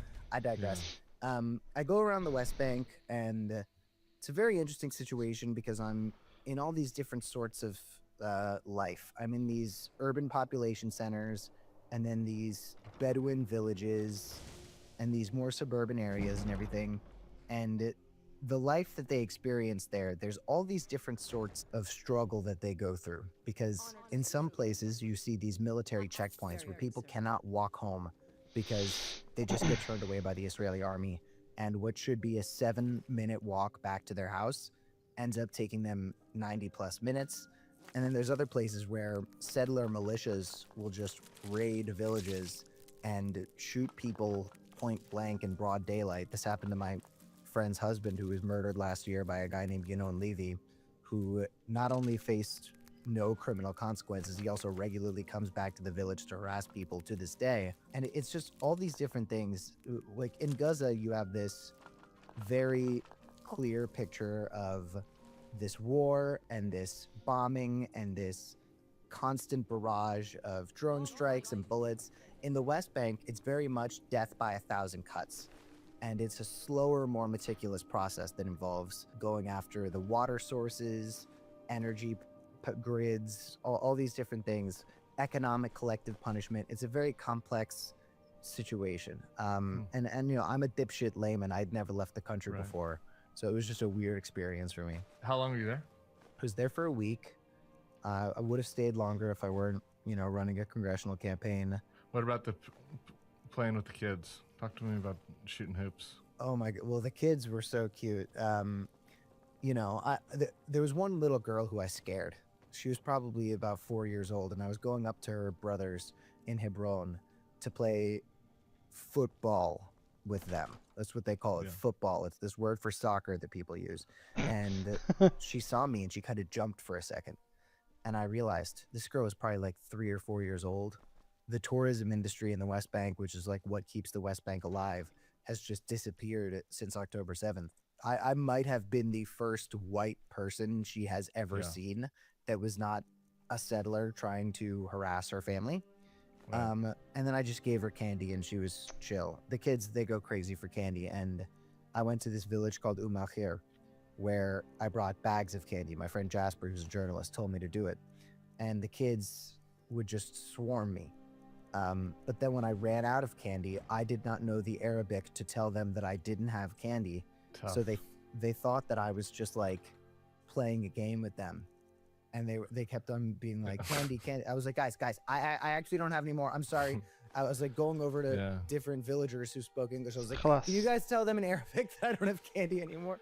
Universal experience. The kid will love you until the second that you don't give them exactly what they're hoping for, and then all of a sudden you're worthless, totally useless.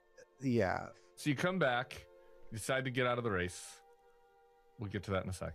You're you go down to DC. You talk to Ro Khanna and others about doing some legislation. What are you guys asking for?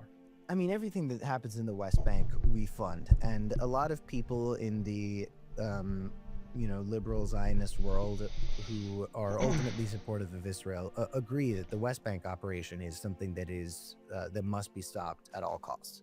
Like even people who will totally defend Israel and are ultimately consider themselves allies of Israel, they're against the West Bank stuff. But there's this big misunderstanding that the West Bank settlements are something that happen in spite of Israeli policy and not as the direct result of Israeli policy. But there is a guy named Bezalel Smotrich, the finance minister of Israel, who Netanyahu has placed in charge of the occupied West Bank. Smotrich was a wanted terrorist in Israel. He was somebody that even the Israeli government said, we need to put this guy behind bars. Only maybe, let's say 20 years ago. Now he's in charge of the West Bank. And since October 7th, under the cover of Gaza, the West Bank settler violence, settlement expansions, it is all just, it's been on fast forward. I mean, right when I got back, like the day my flight landed, and we'll talk about the girl who doxed me in the airport. I don't know if you saw that. Oh, yeah. The day that I landed, 19 new settlements just got approved. And they're choking these people out. So I said to Ro, we can't just, you know, talk about how the settler violence is bad. We can't just demand investigations into the killings of American citizens who are killed in the West Bank. I mean, just stop and think about that for a second. American citizens are killed by Israelis in the West Bank. Yeah, there's somebody from Nothing Philadelphia happens. a couple weeks ago. Yeah, and of course, John Fetterman didn't have a word to say about it. But we can't just look at the settler violence as if the settlements themselves are not the reason this is happening, and as if the state of Israel itself is not allowing these settlements to happen. I mean, again, people will act like the settlements are like acne and they just kind of pop up out of nowhere. But it's the Israeli military that accompanies the settlers to go kill these people. And it's not just the Israeli military, it's also the Palestinian Authority. Palestinian Authority that governs the West Bank will just stand there while an Israeli military officer or an Israeli settler kills a Palestinian, and the PA just sits there and does nothing, if not actively participates. So it's this very complex situation. And what I said to Ro was, we need a resolution that is going to shine a light on all the different tactics that Israel is using in the West Bank, because every area you go to, they're doing different things. They're placing demolition orders on community centers. They are in Sebastia, for example, the place I hit the hookah. They are using archaeology as an excuse to steal land from Palestinians. So Israeli officials will basically submit a picture of like broken clay pots and say, oh, this is actually an archaeological site. We need to make sure Palestinians can't build anything here. We need to confiscate it for ourselves, actually. So they'll obviously burn down all the Palestinians' olive groves. Then you go to Jerusalem, where you have the E1 situation. And again, everywhere you go, you can point to all these different things. And if you look at the bill that the resolution that Ro introduced, that we worked very hard on, you can see we cover a lot of different things from a lot of different angles, because the West Bank operation is very complex. For dummies like me, just the nuts of it. The nuts of the resolution is what? Okay, what? Demanding an end to a lifting of the demolition orders on buildings in. We don't even follow the current legislation. What makes you think they're going to follow a new one? An end to the archaeological land confiscation in places like Sebastia. There's a lot of roads that are getting built that are cutting Palestinian villages off from one another, because they will be building infrastructure for Israeli settlements, and in doing so, just cut off Palestinians' ability to reach their water supply, to reach their electricity, and just a lot of different things like that. We're working on something in the near future to look at the fact that we are offering U.S. embassy services in the occupied West Bank, which, by the way, according to the Oslo Accords, according to the agreed upon international law, the Israeli settlements in the West Bank are a huge human rights violation. I say this to people pretty frequently.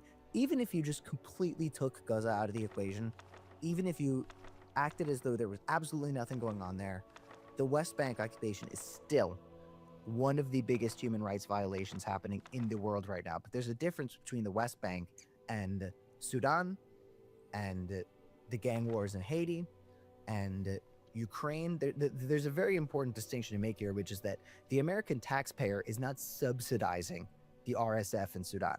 I mean, I think we need to be placing harder sanctions on the United Arab Emirates, who are arming. Yeah, we're doing deals with the UAE that's subsidizing them, so it's, a little bit of a bank shop, but yeah. Sure, but every single bullet that is being fired by Israeli forces, whether that's children in Lebanon, that's all, we're all chipping into that, and I can't say the same thing about Barbecue's gang in Port-au-Prince. I want to move on and talk about the primary stuff, since you were in a primary race. We got a primary tonight. I was in a primary race. We do.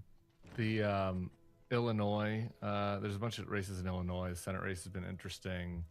I think the lieutenant governor there, Stratton. Is the Senate race close?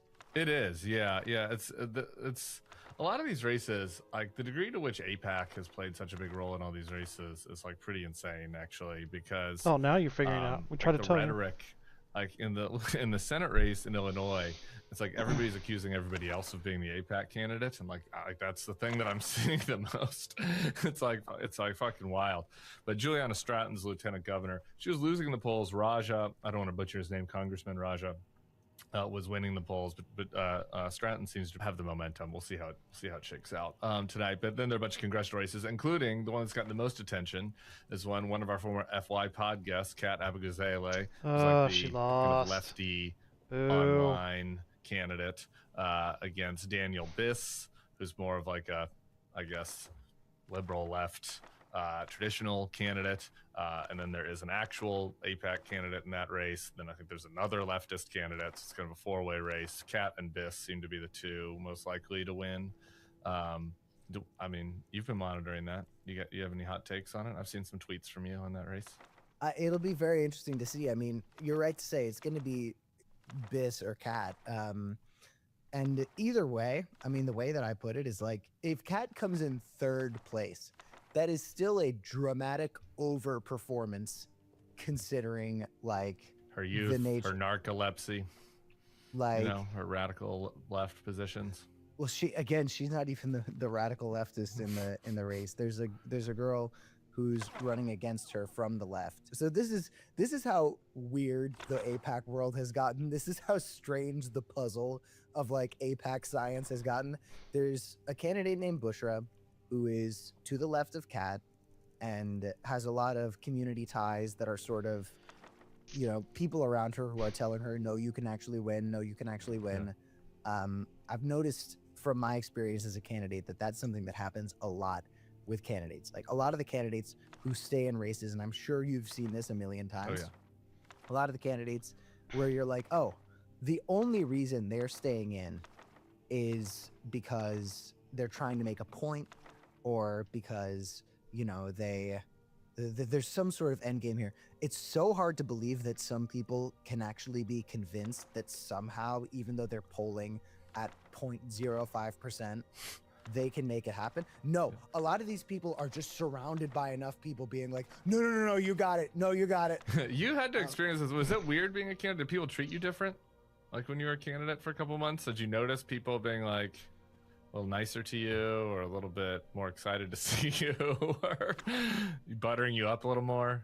Yeah, I guess. I don't know. I very deliberately surround myself with a specific type of person, generally speaking, because you know, the way my brain works, I just constantly need to be around people who are telling me that I'm full of shit. I definitely had some people around me from my team, maybe not on the higher levels of my team, but you know, in sort of like the middle management side of my team, who just thought I could do no wrong and everything. And I was like, okay, calm down. Like, hey, I'm not even professing to be as smart as you're treating me right now. Like, I'm running as a dipshit layman. I'm just running as a dipshit. But you do get a lot layman. of people telling you they're for you, you know, which makes you feel like you could win. This is like the anecdote. No, Kitty. People like coaching, be like, yeah, I'm for you. And it's like, are you even in my district? Like, yeah, sure? That's one of the big things. Yeah, it's like, oh my God, I would have been so much more effective as a national candidate than as a New York 12 candidate. I could have gone to Wisconsin and talked about my fucking baseball team the whole time and immediately won the state. But I think back to Bushra. With the Kat race, so you've got Bushra, and she's running to the left of Kat, and AIPAC, through one of their many shell companies, has been releasing pro-Bushra ads to explain why Bushra is actually the right choice over Katabuga. And I'm like, they did this in New Jersey. And in New Jersey, they ended up with like a leftist congressperson beat Tom Malinowski. Who was more of like a bulwarky Democrat, and because Malinowski like had criticized Israel, and so like now they ended up with like a squad member. This happened. The other thing is like Daniel Biss, who I don't think is like bad, by the way. I prefer Kat, but I don't think Biss is like some rotten piece of shit. But Daniel Biss, from what I understand, tried to get the AIPAC endorsement, didn't get the AIPAC endorsement, and is now like, I'm not bought off by AIPAC. And it's like, yeah, they didn't want you, bro. Like, sorry. Yeah. But no, so AIPAC chess has just gotten so complex now that they're spending money on candidates that, were that candidate someone who actually has a shot, they would be doing everything they possibly can to stop. And it's just very strange. But then you saw there was a report in MSNBC, I think they're the ones who broke this. There were influencers getting paid $1,500 per post to shit talk Kat.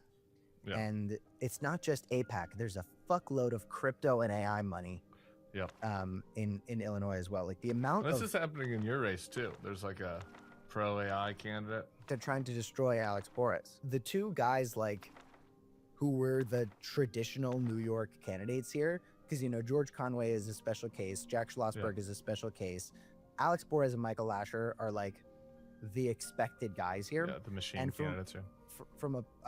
Alex Porras literally, because AI is his primary focus, but Alex and Micah, from a policy perspective, are almost indistinguishable from one another. But AI is spending millions already to stop Alex for like some fairly regular AI takes. Like my AI take is basically destroy every AI data center. Unplug the server, like destroy it all, build affordable housing over them. Alex Porras is like, make sure that, you know, your children aren't making child porn on AI, just like very basic things like that. And apparently he's just like this huge fucking threat to them. But I said privately to Alex, like, dude, you need to keep reminding people that it's the worst people in the world who are trying to stop you. That's your best weapon here. Judge me by my enemies. Like that, you know, those AI execs who tweet things like, I want to destroy the world, and like, you know, immigrants are destroying the country, and I want to use AI to purify our nation. Yeah, all those guys are spending against Boris. So, and it's interesting because you've got AIPAC, which is this big new boogeyman, and then you've got AI PACs. And it can get a little confusing. I don't know if those are the two interest groups we want to making choices in Democratic primaries, but that's where we're at right now. That's maybe a conversation for a longer day. I have one other primary I want to get your. Have you endorsed anybody actually in your old race yet? Have you endorsed anybody? No, I don't. Maybe I will. Maybe I won't. I'm not sure. We're monitoring that. You made my life a lot easier because I'm for George. I'd only donated to you, I will say, but now I get to be for George. I haven't actually wrote the checkbook yet. Hopefully he's not listening to the podcast. I'm gonna get a text after this asking for my contribution. You had publicly endorsed me on our last FYPod episode, and you had said Correct. I endorsed Cam. You couldn't take it back, and I was gonna make an endorsement section of our website, and it was just gonna be you and Miss Rachel. It was gonna be endorsed by Tim Miller and Miss Rachel. I'm fucking pissed at you didn't do that. There's an ad out today from Janet Mills attacking Graham Plattner on this. The ad is women looking at an iPad reading his Reddit posts where he says that women who get assaulted should act like adults. Did she let them listen to his apology? I gotta just say, this is the thing you're not supposed to say as a podcaster, as a commentator on all this. I have no idea whether that will work. I truly don't. Like, I think that in in a different world, I think those are some pretty bad Reddit posts. And Democratic already voters spoken about them, though. What the hell? Oriented and friendly would reject a white male, straight that had posted stuff like that.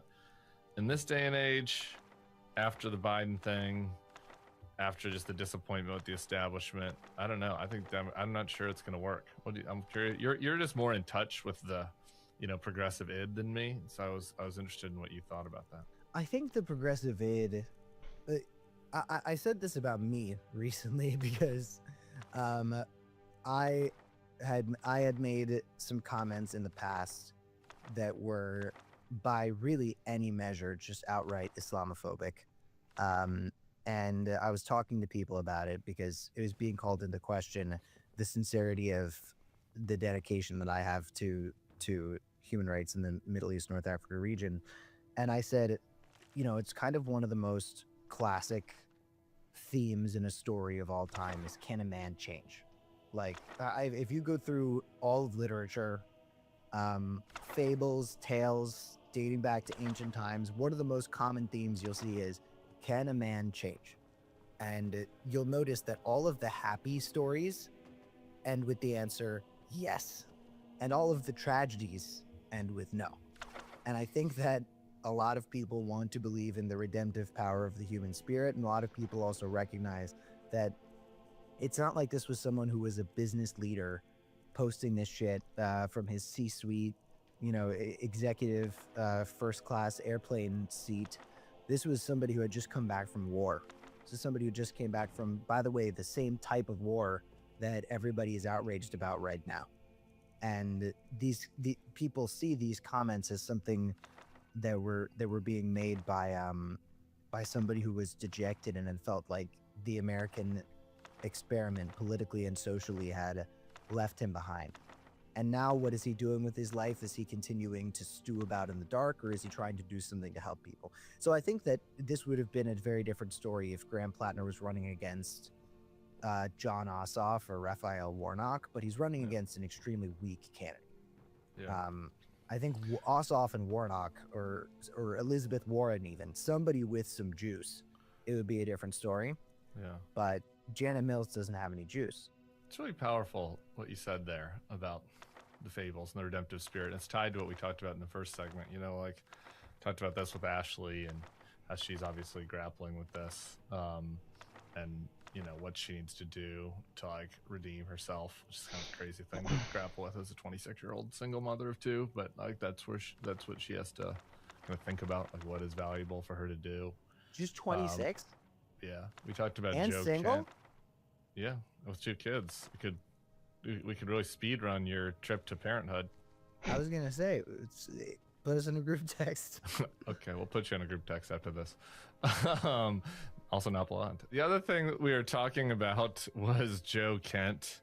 On that show, Joe Kent resigned today, and it's like Joe Kent did a bunch of anti-Semitic shit in the past, and he resigned over the Iran war. And it's like, well, did he resign over the Iran war because he's anti-Semitic, or did he resign over the Iran war because it's like? And we'll never know unless he comes out and says something, so we can't trust him until he does. He believed as a former soldier who thought that we weren't going to get into stupid wars anymore. And it's like, and the same thing with Plattner. And it's like, I think people assess all of these people, whether it be like Ashley or Joe or Plattner, and are like or me for that matter, and like try to decide, like, am I being snowed by this person? You know, or is this person demonstrating that they are? I don't think so this time, and that they want to be redeemed, and that they're earnest. And it might be different in different of those cases. But like, my view on the Plattner thing is like, all you can do is judge them by what they're doing now, and maybe you end up getting snowed sometimes, but you can judge them by what they're saying and doing now.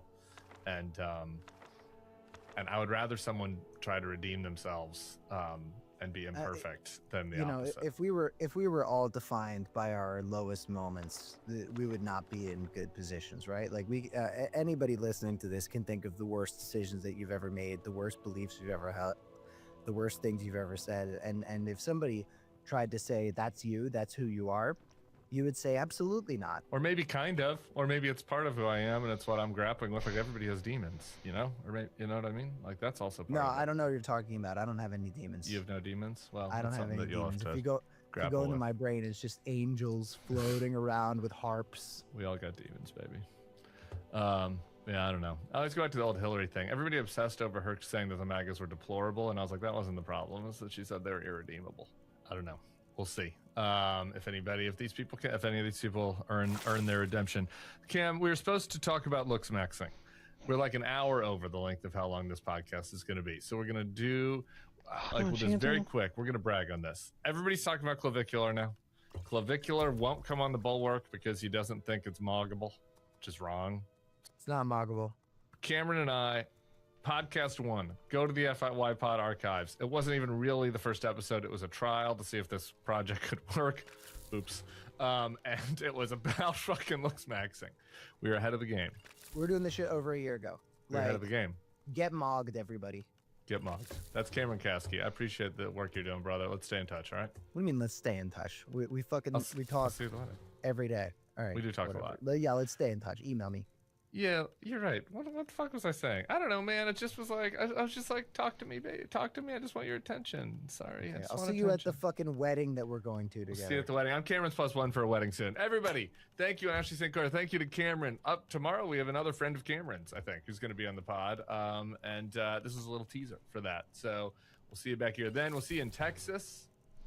Come to the Austin events. Way up in the balcony, there are a couple seats left. You'll be able to see me with your binoculars. If you buy tickets right now, thebulwark.com/events. And we'll see all y'all soon. Bye, Cameron.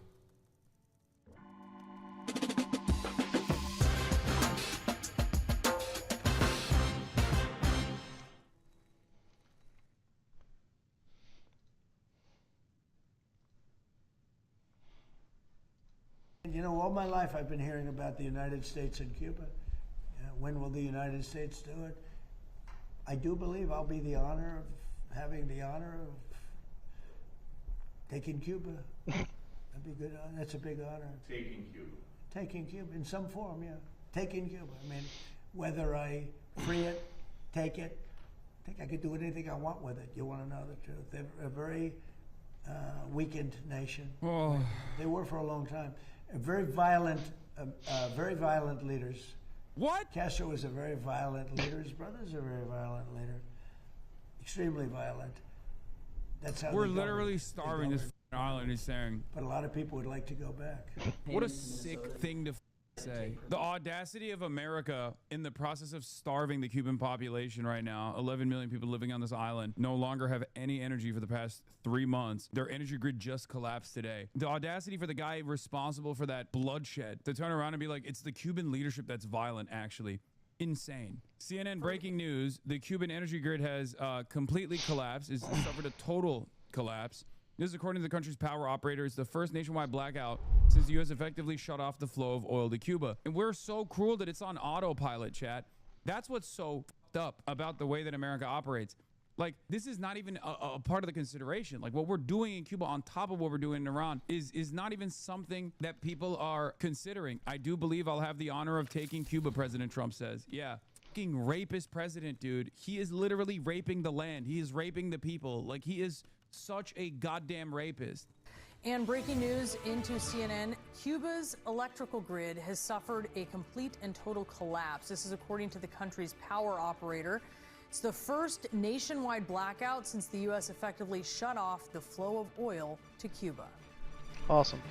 David Adler says, we're laying siege to the island of Cuba, turning off the lights in homes, hospitals, and the country's most critical infrastructure. These are war crimes, lethal, cruel, and criminal acts of collective punishment. It is sociopathy dressed up as foreign policy. And it's so crazy. Like I said, I cannot explain to you how cruel this is and how banal it is treated as. How normal it is. Like, this is a war crime that has been ongoing for the past 3 months now. And what blows my mind about it is that most Americans are completely oblivious to it. They don't even care about it, because at least with like the Iran situation, there is a negative impact that they can actually experience at home.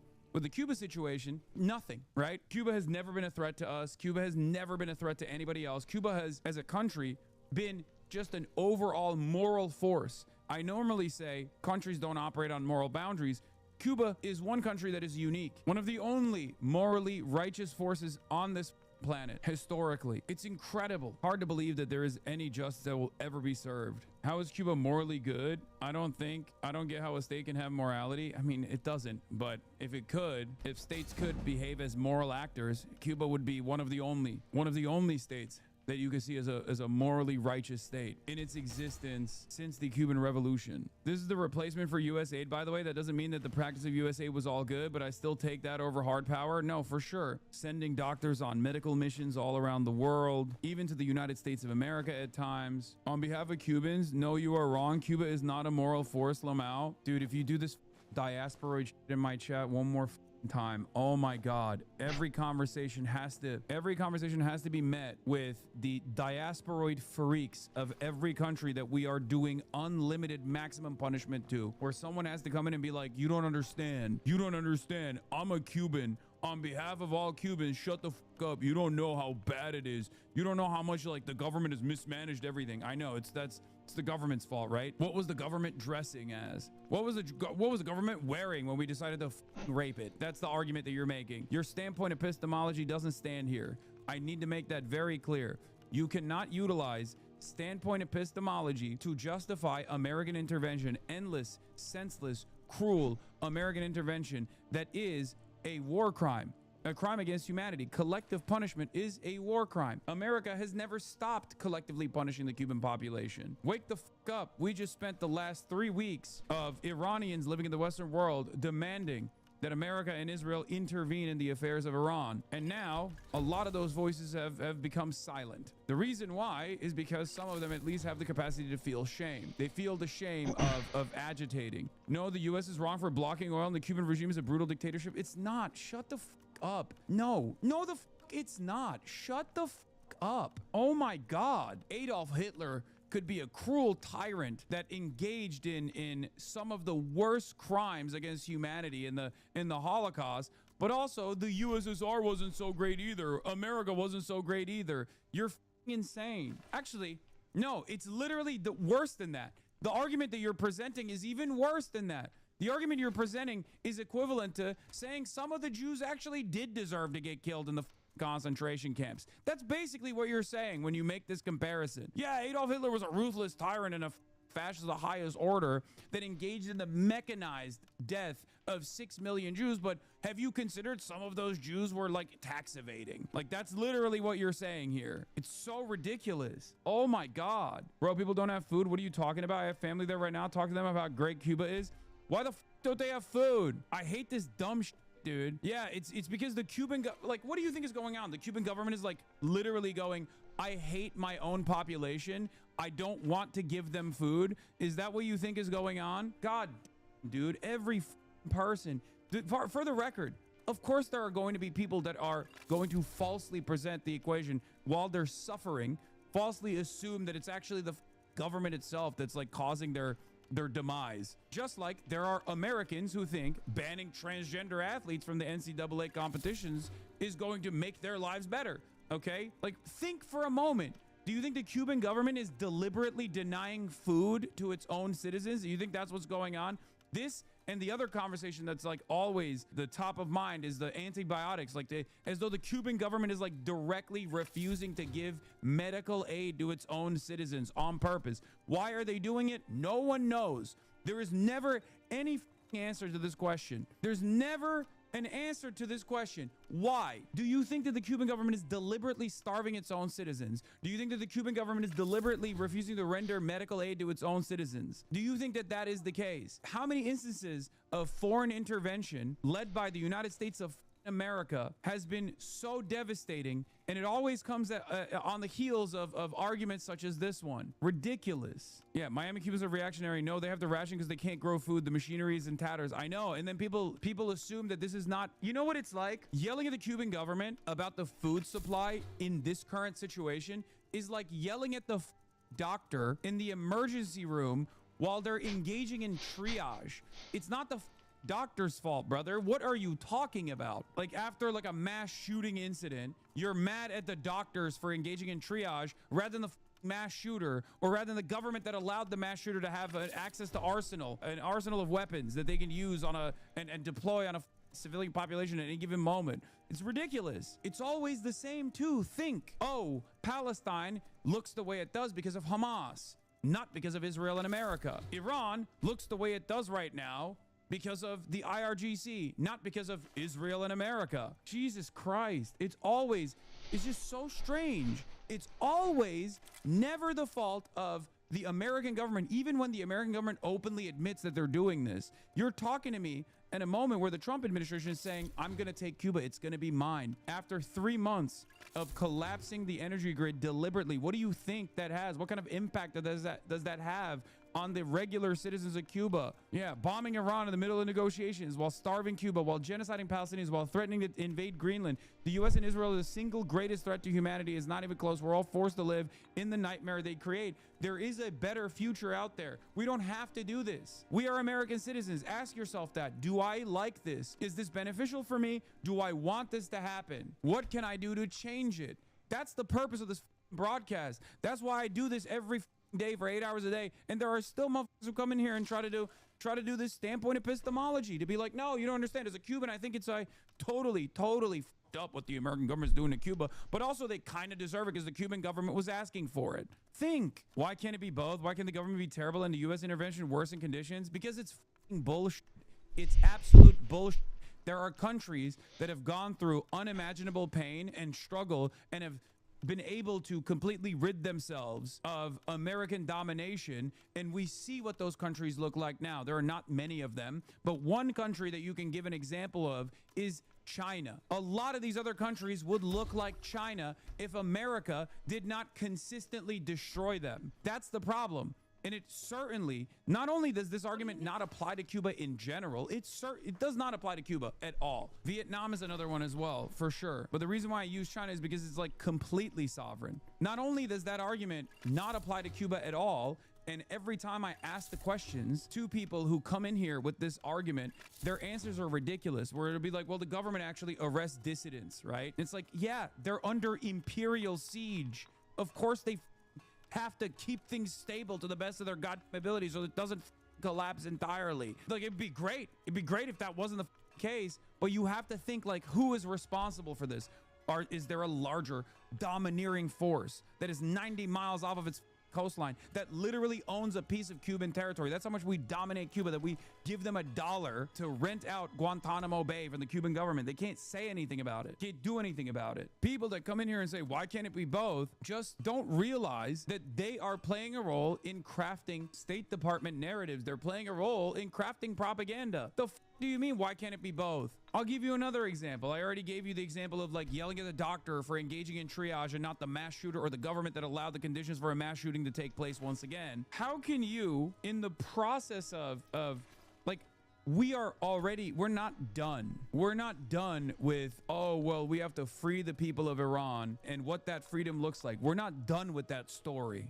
It's happening right now. That bullshit is happening right now. And there are still people that go, yeah, but I'm going to do that exact same thing. I'm going to do that exact same thing, but this time for Cuba. And unlike Iran, you can't even say any of the things as far as like state repression or undemocratic principles in Cuba. You can't even say that about Cuba. It's ridiculous. You guys are just oblivious to how things operate in Cuba. You hear from your parents or your distant relatives that live on the island who are suffering, who are probably mad at the Cuban government as well. Some of them are not going to understandably recognize exactly what is the reason. They're going to blame the government. It happens. But taking that as like God's honest truth without like doing a little bit of digging, trying to comprehend what has taken place historically in Cuba, why they're in the conditions, why they're facing the conditions that they're facing, is ridiculous. You're a goddamn adult. Do you think Bob, for example, the MAGA dad Bob,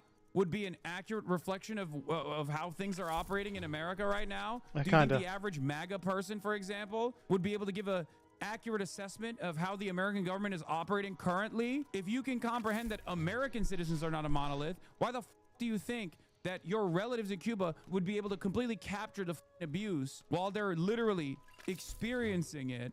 And that is the reflection of like the overwhelming Cuban attitude. It's ridiculous. Every time there's like any sort of protests that take place in Cuba, which during blackouts there are angry people that decide it's the government's fault and not America that's starving it. And then there are tens of thousands of people that come out and take to the streets in opposition to that. Every single time in Cuba, every single time there is an anti-government protest that's like super limited. Okay, and people will say, oh, it's because the government is repressive. There are tens of thousands more people that take to the streets. There are very proud and very resilient people, but you never see that. You never see that in the Western news. You don't hear that from your relatives. So you just think that's not the case. Do we care about democracy or do we not? People will say, oh, well, the Cuban government's a single party state. It's just a communist party. Okay, do you have any idea? Do you have any idea how the Cuban election system works? They have incredibly localized versions of democracy. Not only do they have referendums, but even though every single person technically is a part of the Communist Party, every single person is elected to the power, they have a hyper-localized system of elections. But you didn't know that. And you never cared. You never entertained it. You never cared to learn about it. So you just go off on whims. I just think it doesn't matter. Whatever wrongs you think the Cuban government has committed, it's not for those reasons that the United States wants to dominate Cuba. That's also the other side of the story as well. The Cuban government even acknowledges this stuff. During the recent protests, it was reported that the state newspaper that the protests were reasonably distressed by the current conditions. Yeah. The president came out and apologized for it. He's like, it's completely outside of my control, but I totally understand why you guys are frustrated. We want to fix the situation, but America will not let us breathe. It's one of the craziest things because like Cuba has literally never, ever presented like a significant threat to the United States of America. Not even once. So why the do you look at a situation of just rank cruelty, utterly unjustifiable cruelty, and seek out imperial narratives that give breathing room to the arguments as to why there's sanctions to begin with? It's ridiculous. The embargo placed upon Cuba since the Cuban Revolution was already unjustifiable. It was already cruel. It was cruel from its inception. It was cruel from the beginning. And now it has taken a totally new form, a complete siege, death and destruction that befalls the entirety of the Cuban population. And there are still people in this chat that try to tell me, well, my relatives in Cuba hate the government. Okay, I hate my government too, but that doesn't mean that I would be on board with every single person in this country starving, children not being able to get the necessary surgeries in the hospitals because there's no energy in the country. The position that you are taking, you said Cuba was never a threat. What about the Cuban Missile Crisis? What about the Cuban Missile Crisis? Even the Cuban Missile Crisis and the way we talk about it here in the United States of America is so funny because the Cuban Missile Crisis, if we were being objective, would be called the Turkish Missile Crisis. We placed missile bases right on the cheeks of the USSR during the Cold War, and then the USSR responded by putting nukes in Cuba. But this was a wonderful thing that the USSR did because it allowed Cuba to remain sovereign as long as the USSR and that threat was there. USSR gave Cuba nuclear sovereignty. They weren't even Cuba's nukes, ironically enough. They were the USSR's nukes. Yeah, we were also threatening to invade Cuba before the crisis. That's the other side of it. Cuba, since the revolution, has always tried to work with the United States of America, just like Iran. Always tried to work with the West. Always tried to work with the United States of America. We just did not want an ideological... It wasn't even initially communist. The Cuban Revolution wasn't initially a communist revolution either. Like, Fidel Castro was not a communist. If you look at the early analysis from the CIA, they say as much, where they're like, yeah, this guy's just like, he's a progressive, he's a leftist, he's a nationalist, he wants national emancipation. It makes sense. Now, Che Guevara, that's a different story. But Fidel Castro, he's not even like ideologically a communist. At times, the July 26 forces were sometimes at odds with the way that the Communist Party wanted to operate. Yes, Che Guevara is a communist. Fidel Castro initially was not. But it doesn't matter. Land reforms should not be met with the largest imperial superpower destroying your country, trying to destroy your economy, trying to strangle your country every step of the way. It's ridiculous. Cuba is proof that even the most liberal facing country basically operates like a major aid org internationally, can be painted as a villain. Exactly. Every single liberal interventionist argument falls apart when it comes to Cuba. You say, oh, well, they're homophobic. You can't say that about Cuba. Cuba is literally more woke than the United States of America. They had a constitutional referendum, I believe in 2019 or 2017, I think it was 2019, where the population came out and overwhelmingly voted to enshrine LGBTQ protections in the Constitution by referendum. I believe 70% of the public voted to enshrine LGBTQ protections. Did you know that? No, you didn't, because you don't know anything. And you've never been curious about the countries that we dominate. At best, if you have a little bit of curiosity, you look at a couple State Department written narratives and you go along with it. Cuba is proof that even the most liberal facing country that basically operates like a major aid org internationally can be painted as a villain. You can be a democratic pro-LGBTQ country and provide literally everything humanly possible to your population in terms of education and housing, and still the propaganda sticks for dumb Americans. It's one of the most perverse, one of the most cruel things that we have done. This dumb doesn't know what a liberal is. No, he's saying liberal in air quotes. He's saying like the liberal aesthetics, right, of social liberalism, right? Like Cuba has it all. Cuba has that tenfold. The U.S. is trying to do what they did to Venezuela, but with Cuba, yes. But the problem with the Cuba side of things is that like they're willing to open up their markets. They're willing to privatize. They're willing to stop the pain, stop the bleeding. So it's not even like a full-blown ideological commitment to communism. They are. But the problem for Donald Trump is he doesn't just want that. He wants a trophy. Iran was willing to liberalize and open up their democracy, or open up their market, democratize the markets as they call it. It doesn't matter. Iran is a little bit different because Iran is singularly in the hands of Israel. Whereas with Cuba, you can read the Cuban thing as like the Gusano Miami Cuban lobby, and also Marco Rubio and his ambitions. It's what I never understood. Cuba could be what Vietnam is. Also, the U.S. having open markets and good relations, yet we decided to keep the embargo. Vietnam is very far away, okay? Vietnam is very, very far away. And also, we invaded and occupied Vietnam for 20 years. We did untold amounts of war crimes in Vietnam. Cuba had a successful revolution against the American proxy, the American puppet, and we never let that go. It was at the peak of the Cold War, too. It's pure Cold War boomerism. Yeah, Cuba could do Deng-style reforms, which, by the way, I mean, even that's not good either, right? For America's interest, because, like, look at China. Look at what a powerhouse China became. We don't want that, because the threat of a good promise comes into our backyard with Cuba. At least with China, it's far away. You can craft an Orientalist framework and say, well, they're Chinese, they're weird, they're scary, whatever. But Cuba is literally 90 miles off the American coastline. Can you imagine a China-style governance 90 miles off of the American coastline? Would be taking the car boats from Miami to Cuba if that was the case. Americans already used to fly to Cuba for healthcare, and the conditions there are dire. Motherfuckers would be swimming to Cuba in shark-infested waters to go live there. So my point is, and you already are arriving at that conclusion here as well, Cuba could do Deng-style reforms. It seems that that's the direction they were inevitably going to go to, but there's a deep hatred and embarrassment among the defense establishment that Cuba could dare be defiant so close to our coastline. It's a Cold War embarrassment, that and the desire for South Florida votes. It's not even the desire for South Florida votes, because then it doesn't make sense why the Democrats would care.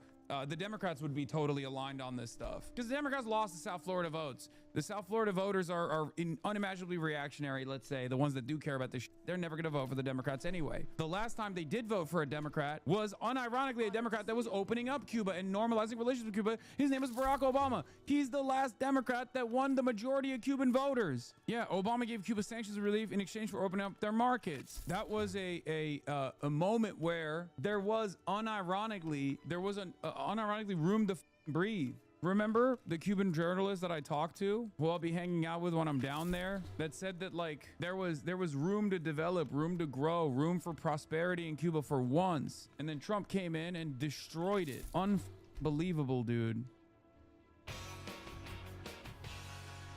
Oh crap! I don't think I can play this.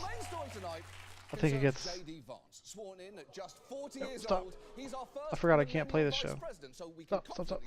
He's the first VP to have definitely jacked it to Space Jam. No. I know to some, fans might appear.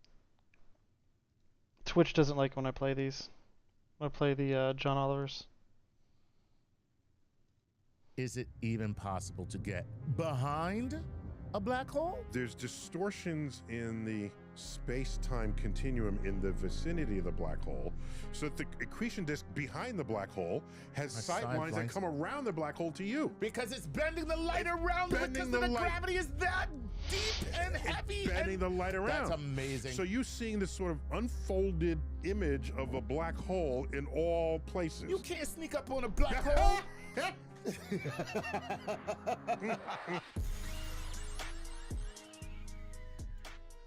This is Star Talk.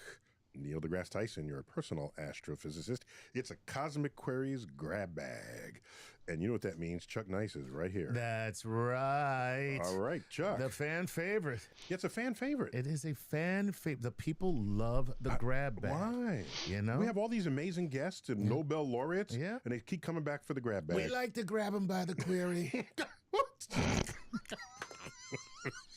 And Chuck, we still got Just Smart Enough sitting on our YouTube channel. That is correct, sir. That is a all science comedy bit. Yeah, and it's and guess what? Thank you guys. Everybody's watching it. Getting a lot of great feedback. It's my comedy special. It's on the Star Talk main YouTube channel. We love it. Please check it out. It's pushing through 500,000 views. So Yes, it is. We're feeling good about it. Feeling good. All right. So this is Sumit Sharma.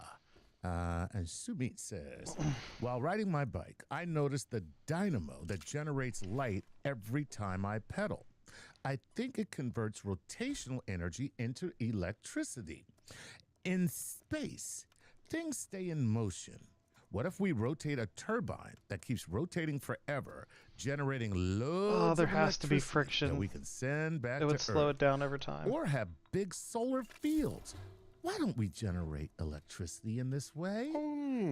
So two separate things. Two separate things. Three separate things. Let's start with the bicycle. Okay. I think what she's probably referring to is one of these devices that leans up against the wheel. So let's go back to the middle 19th century. Okay. Michael Faraday. Yes. He might be the most important person many people have never heard of.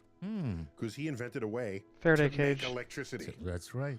All right. He saw a wire and he connected a wire to a little meter. The meter's not doing anything. Took the wire, passed it through a magnetic field. Yeah. Didn't just have it sit there. He moved it. And the wire went like that. Yeah, the meter went. He created current in the wire by passing it through a magnetic field. Okay. So, and that was an odd little toy that he made, and he showed it around. So this is charming. What a great little trick, Michael. Yeah, it's just a trick. And there's a rumored comment where, someone, was it the Parliament, whoever, this is in England, of what value is this to the British Empire? Indeed, sir. You are wasting our time, I see. Right. And you expect us to use valuable pences and pounds. And shillings. Don't leave out the shillings. And so the reply, rumored, was, I don't know of what value this will be to the British Empire, but I know that one day you will tax it. Faraday was gangster. That is amazing. Yeah. That is amazing. What a great statement. And there's another statement in the same vein, and I don't know if he really said this, but it's attributed. Another one said, well, what good is this? And he says, of what value to the world is a newborn baby. Oh. Well, you lose that argument because the value is nothing. No, it's what value will it one day? One day be. Well, that's the whole point. Right. That's the exact analog. And that answer could still be nothing. And that is how all electricity is still made today. That's right. All electricity through motion. Through motion. Okay. Yeah. So it turns a turbine. Turbine is wires passing through a magnetic field. And it creates electricity. Creates electricity every time. And I don't care where you are in the world. That's how you get the electricity. Okay, that's why windmills. There's wind turbines. Right. There's steam turbines. It's the steam that just creates something to spin. That's all it does. To go through it. That's what it right. is. And dams, where they let the water go through. Yep. It's turning a turbine. Even geothermal, they use the heat from the earth itself to heat water to make steam to turn the turbine. It's turbines all the way down, baby.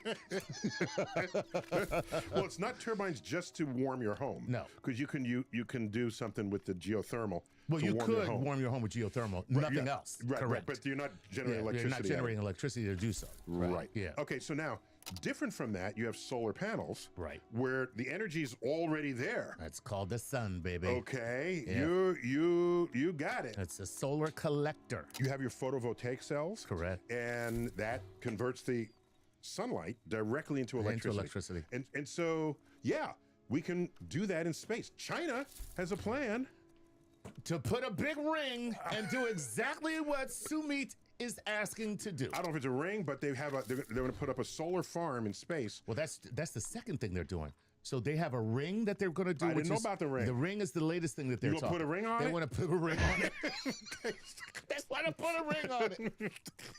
All right. So when you're in space, if you're far enough out, then there is no nighttime. Right. Because you're not making electricity with sunlight at night. That's right. And nor are you making electricity in daytime under clouds. Correct. There are no clouds and there's no nighttime if you're far enough out in space. You can always point something to the sun. 24 hours a day. They would then convert it to microwaves, beam them back down to Earth, to a place that will receive it, and it's free electricity. And here we are talking about drill, baby, drill. Still digging oil out of the ground. Still digging oil out of the ground, and they are talking about putting solar arrays in space. And we like criticizing them, because they far and away are the largest coal burning country. Okay, right. So it's easy to criticize that, putting a blind eye to what they're actually doing to get ready for the future. They have coal in China, but they still need more. Okay, they don't have oil, so they need to import that. Guess what you can import?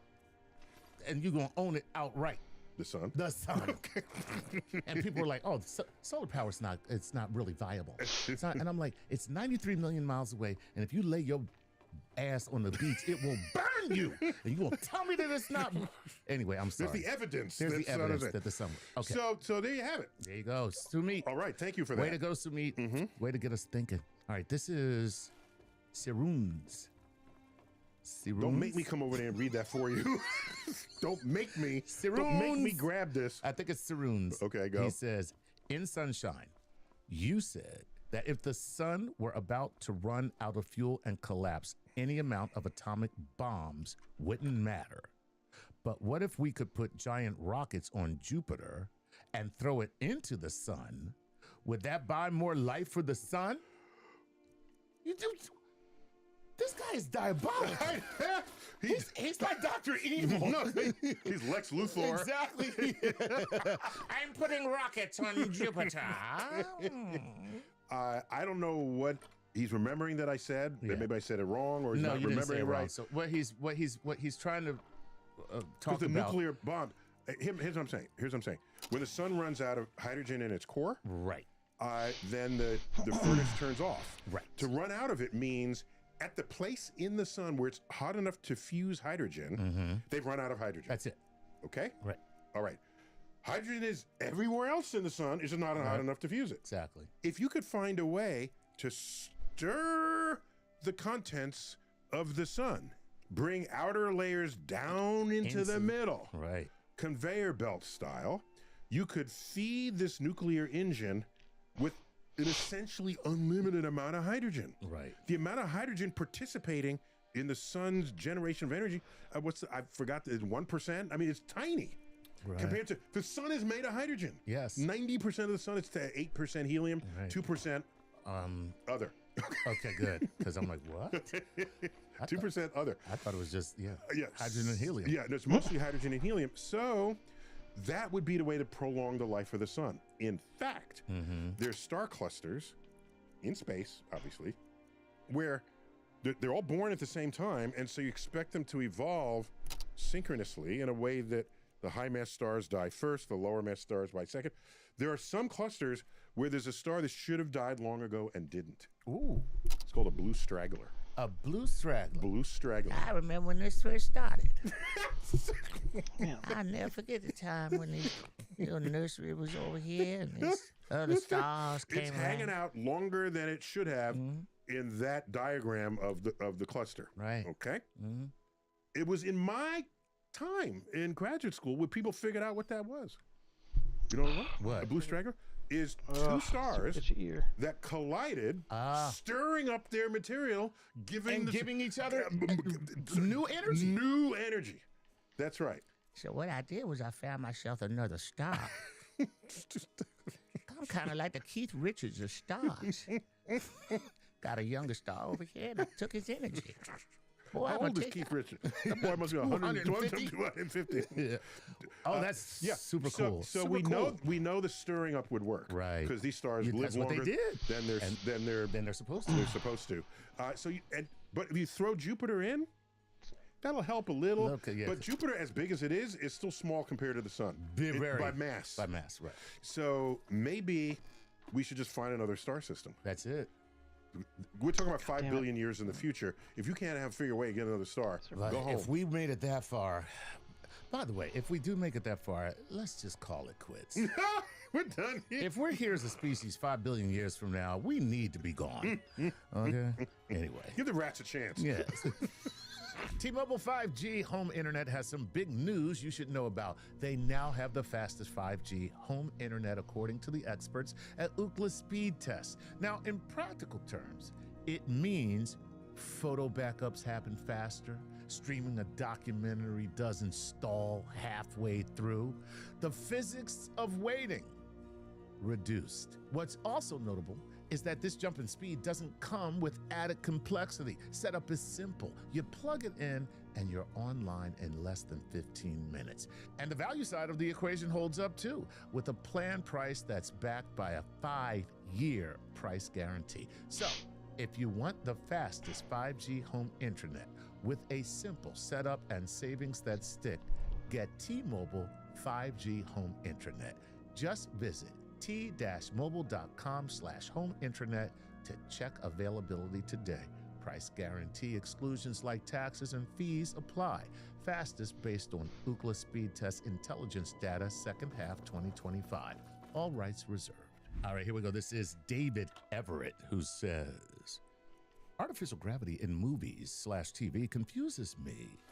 When a starship gets hit by a torpedo, the crew tends to fly out of their seats. If artificial gravity is produced by the ship itself, shouldn't that not happen? And if it does happen, shouldn't the crew get splattered on the back wall when the ship goes into warp or hyperspace? Okay, two separate questions. To our you get hit with a torpedo. Right. Shield. So your artificial gravity is creating a force vector. I do need to make a shield. Mimicking what happens on Earth. And that force vector is always down. Down. Right. Let me be precise. That force vector is always towards the center of the Earth. Right. For everyone experiencing that anywhere on Earth, it is down. Right. Okay. Right. Pete Holmes has a gig where he said, the comedian. Yeah, Pete I know Holmes. Pete. He talks about, well, wait a minute. If Earth is in space, then heaven is just away from Earth. No matter where you go. No matter where you are. So if you're on one side of the earth, you can say, I'm going to heaven, and point down. Or going to heaven over there. Because for someone on earth, that's up. That's up. That's right. up. Yeah. But anyhow, if I introduce any other force on you, you're going to jolt from that. Right. You're going to feel it. Same way you would on Earth.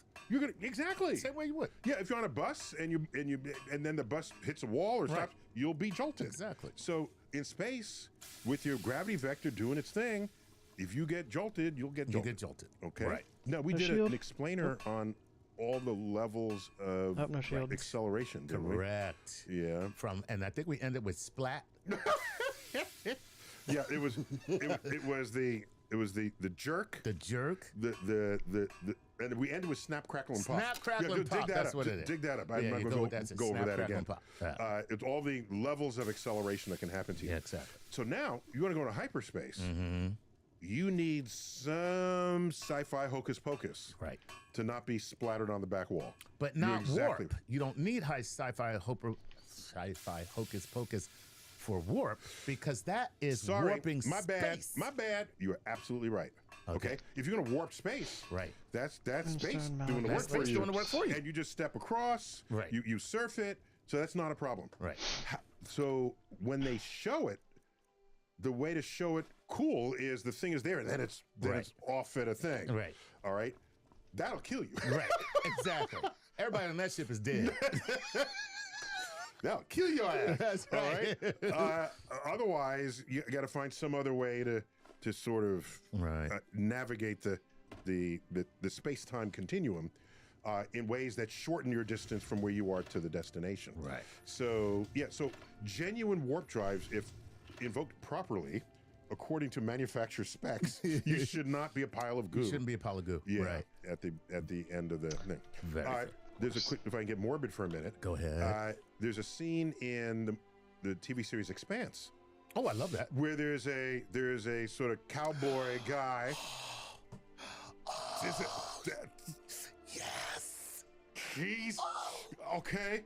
He's being a cowboy, showing off his girlfriend. Oh my God. Showing off these maneuvers. Live streaming.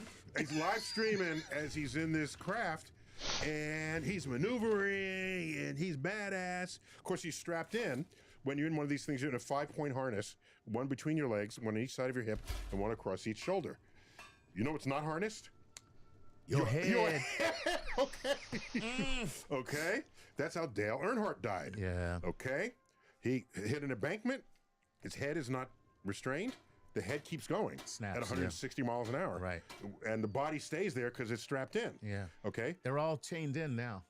Yeah, they are. Yeah, they have a connection to the connection back. to the tether. He had that option at the time. Oh, damn. But He's you're probably too old school for that. Old school. You're not going to do it. So in the scene in The Expanse, he goes through a membrane. Right. Where his spacecraft stops. He's stopped at the membrane, but he doesn't. Yeah. And it's pretty graphic. It's a pretty graphic, but it's kind of cool. Yeah. It's good physics. You learn physics. That's some accurate ass physics. That's accurate physics. And they would later say, here's why the craft didn't crumble, because he was going really fast. Yeah. And then stopped on an instant. Yeah. On a dime. Yeah. All right. Wow, it's pretty cool. All right. Very cool. This is Dave Hartman.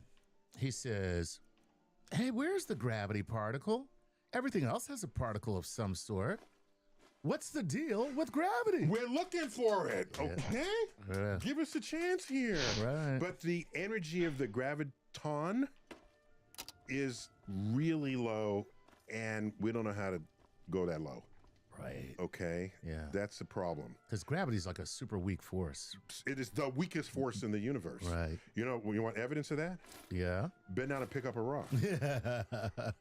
Okay? The entire Earth was insufficient to prevent you from picking up the rock. Right. Think about that. Because, the gravity didn't change. Okay. That rock is on the ground because of gravity. Do you know what is 42 magnitudes, powers of 10 stronger than gravity? Electromagnetism. Oh, my God. 42 powers of 10. That's incredible. Which is why you go to one of these magnet doors, you can't open it. Right. It's true. It's just two plates of, Or when you get electrocuted, they can't pry you from the wire. What? Why'd you get dark? I'm sorry. I don't know what my problem is. No, but the doors that are magnetic, the doors that are magnetically locked. Yeah. And when you push a button, and they unlock. It's an electromagnet, right? And they just unlock. Yeah, and you cannot open those doors. Okay. Yeah. Maybe if you tried really hard, you risk breaking the door. And that's just the circuitry in the thing itself. And you have all of Earth trying to hold on to the rock. And you thwart and it. all you do is come by just like, look at you, little girly Earth. Girly Earth. I pick up the rock so easily. Let's become Arnold Schwarzenegger. Girly. All right. Here we go. Yeah. So we presume there's a graviton particle, right, corresponding to gravitational waves, just as there are photon is a particle corresponding with waves of light. Yes. And the electron. Yes. Okay. For the electromagnetic. Right. So all of that combined. Yeah. So we're looking for it. Just chill. Yeah. Get off our ass. Like I'm one of you. Like I have a stake in this game. We'll find it soon. Like you got your own accelerator. Like my own accelerator. I mean, yeah. All right, here we go. Michael de la Morena. That's good. Shouldn't it be Miguel? Michael. Miguel.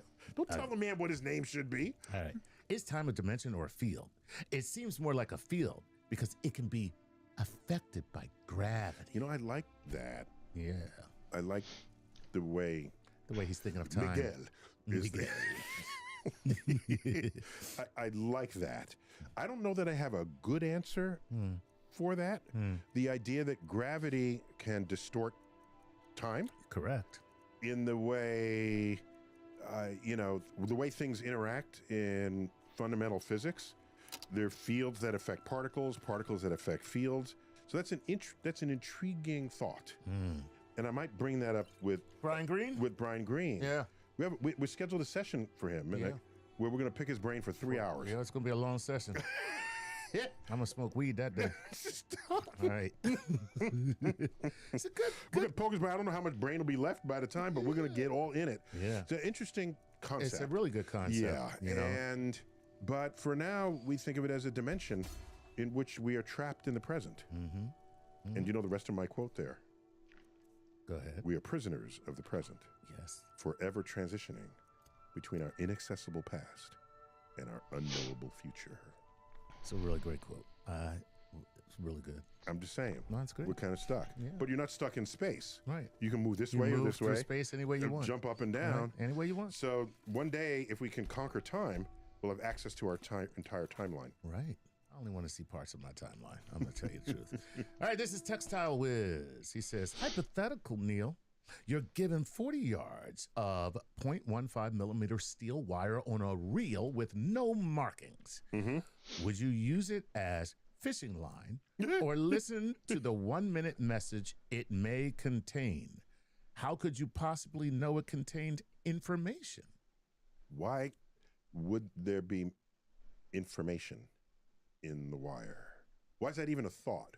Okay, by the way, if every part of the wire is identical to every other part, it cannot contain information. Why not? Because information is this configuration of whatever you have is different from this configuration, is different from that configuration. Right. And the information is contained in the difference in these configurations. That's where you get information. That's where you get information.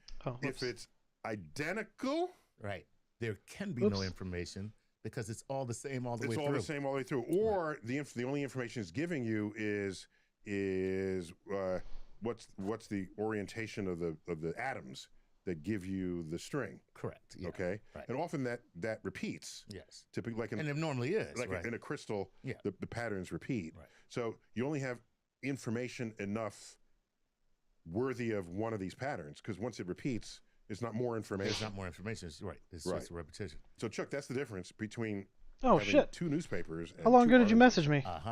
Okay. What's up, Camel Tony? 2 oranges. You got 2 12, oranges. It's like 3 minutes ago. I missed your message, dude. My bad. Have twice as much information. I was in the zone. 2 newspapers. What's up, dude? They got the same information. The same information. Gotcha. Okay. Right. Yeah. So I don't know how information would be embedded in the wire. I'd have to know that in advance to even attempt. My bad for not seeing your message 3 minutes ago. What I would do if I had any suspicion. If you had any suspicion. So the answer is go fishing.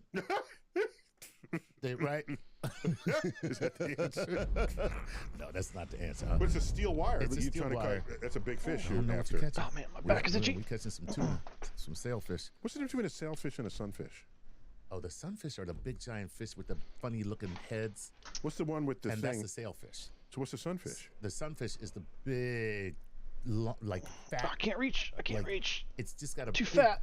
fat, long head. Okay. That's the sunfish. I'm just a city kid. And little teeny. All right. Okay. All right, here we go. Stephen R. Small says this.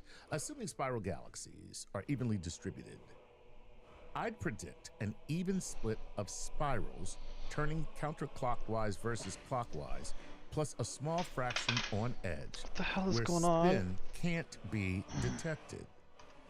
What Are you would there? we learn Still there? if that prediction No, were you true left or already. not? Putting aside expansion My of bad. space, is a galaxy's translational travel vector aligned with its equatorial plane like a frisbee?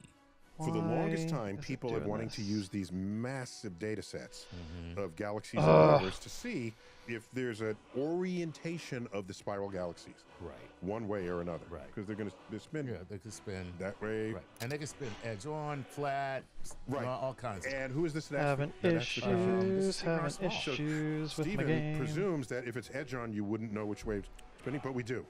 Oh. Yes, you can put a slit across it and get its spectrum, and you'll see that one side of the galaxy game is is making blue weird shifting colors. towards you, and the other side is red shifting away. That is brilliant. Yeah, yes. My people are brilliant. I love that. My people are brilliant. That is so cool. But go ahead. Yeah. So you know if it's coming towards Right, you, you even come in- right. even though it's edge on. Right. Even though it's edge on. Yeah. Okay. You can see what's blue shifted, what's red Okay. shifted. The other. Oh. So another fact I must correct is if you randomly scatter spiral galaxies into any environment, the most likely way you will find them is edge on. So here's the dish that's the galaxy. Okay. Here's a face-on galaxy. So let's say the North Pole is pointing to your head. All right. That's also face-on. Correct. The North Pole is pointing that way. To get a face-on galaxy. Ah, there we go.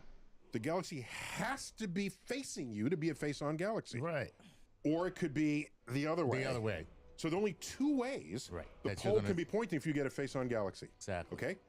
Edge on, oh my gosh. Oh, you can go in all the way around the clock. At edge on, the pole Anywhere you can wanna be go. an entire Marginal. circle. Right. This way, and you are edge on the entire The whole way. thing. There are more ways to configure edge on galaxies than face on galaxies. Okay. In a random set of galaxies. How is Okay. Yeah, and that you can makes show sense. that how is it marginal? probabilistically I and don't believe it. and it's an exercise in graduate school. You do this. So don't be surprised when you look at the Hubble Deep Field and other things. There's a whole lot of edge on galaxies. Right. Okay. Right. People have been looking for extra rotating one way versus another. And the first time someone made that claim, they had room full of people checking which way is the galaxy rotating. Just they ignored the edge-ons. So which way is the galaxy rotating? And people made their catalog. They said, oh my gosh, there's a net rotation clockwise. Oh, I don't want the Holy cow, credits. what's going on? And then theorists started coming in. Maybe there's leftover rotation from the Big Bang. And people started jumping all in. I call them ambulance chasing theorists. Okay. Okay. That's funny. All right. Go ahead. So then someone had the idea, let's give this same test to What's a up? different set of people, except have them how's it look going? at the photos from the other side, the mirror image of the Mirror photo. image. Okay. They evaluated the thousands and thousands of galaxies. Once again, most of them were rotating clockwise. Right. That's not possible. I just flipped them You all on flipped you. them. Right. That's a mirror image. Right. So they concluded that there's a psychological preference for noticing. So we have clockwise. we have a bias. We have a visual bias. We have a bias that Right. allows us to look for that. That's right. And so we said we're not going to have humans doing this ever again. Right. So we train computers. AI is coming in at the time. course, right. And someone now has a section of space, not the whole, all of sky, a section of space where there's a net angular momentum in one, a net spin in one direction and not another. And that's in the last year or so. Okay. So check that out. And we think it's not going to hold up, but it's nonetheless an observed result that people are contending with. Yeah. Well, Stephen, way to go, man. And we're using spiral galaxies because elliptical galaxies don't have the stars are like Yeah, they're beehive. doing all kinds of crazy crap. Right. It's not really a Whereas the spiral galaxies are uniform. It's a uniform They're rotating uniform with system. it, yeah. Mhm. Which, by the way, we're in one. We got There one. you go. This We're is the that's our Milky Way. home. Little known fact about me: I'm an entrepreneur, but I come from a family of entrepreneurs. My father was an entrepreneur, my grandmother was an entrepreneur, and my great-grandmother was an entrepreneur. I know how hard it is and how scary it can be, and you're not entirely sure it's going to work out. And it can be hard to make that leap of faith. That's why it helps to have a partner like Shopify by your side. Shopify is the commerce platform behind millions of businesses around the world and 10% of all e-commerce in the U.S. From household names like Death Wish Coffee and Magic Spoon to brands that are just getting started. With hundreds of ready-to-use templates, Shopify helps you build a beautiful online store that matches your brand's style. And get the word out like you have a marketing team behind you.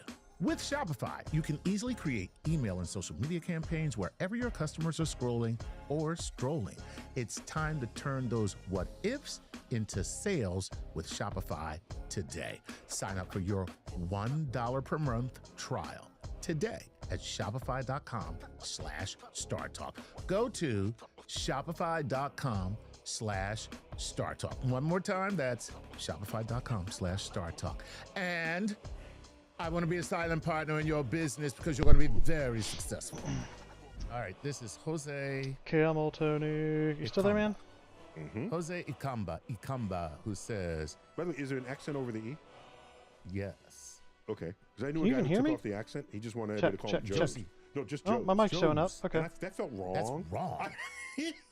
That's what he wanted. Joe's. Joe's, Yeah, okay. no, that sounds weird. Jose says, in Fantastic Four, First Steps.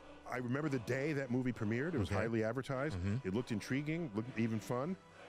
Haven't seen it yet. Still haven't. Me either. He says, Reed Richards considers teleporting Earth into another universe to save it. Realistically, with current technology, what could humans do to move Earth from its orbit around the sun? Analogous to DART or Dimorphos, but on a planetary scale. How plausible is it? You got to really understand how much mass there is on Earth. Tell me about it. Okay. I did a calculation. Do you know they bench test rockets? Okay. Space rockets. Okay. In the desert. So you know how they do that? They could point them upwards and see how far they go, but they don't. They anchor them to Earth, ignite them, and measure all the forces and the pressures and the temperatures and everything. I thought to myself, if they kept doing that, we could increase the rotation of the Earth. I said, are they slowing Earth down? Because if it's perpendicular to our rotation, that would have a different effect. It wouldn't speed us up or slow us down. But if it's due east or due west, oh my God. So I ran the calculation. Not going to happen. It's not going to happen. It's nothing. Right. Compared to the rotational inertia of the Earth. So it's a mosquito punching an elephant. Not even. Not even a gnat. It's a gnat. A blue whale. The blue. Give me something bigger than an elephant. A gnat in a scuba gear punching a blue whale. Yeah, so it's not a thing. So, but as I said in other recordings we've made, there's a movie made in China, but with an international cast called Wandering Earth 2. Okay. I never saw Wandering Earth 1. I haven't seen either. Okay, but Wandering Earth 2, there's something wrong with the sun. They got to take Earth somewhere else. There's no teleporting.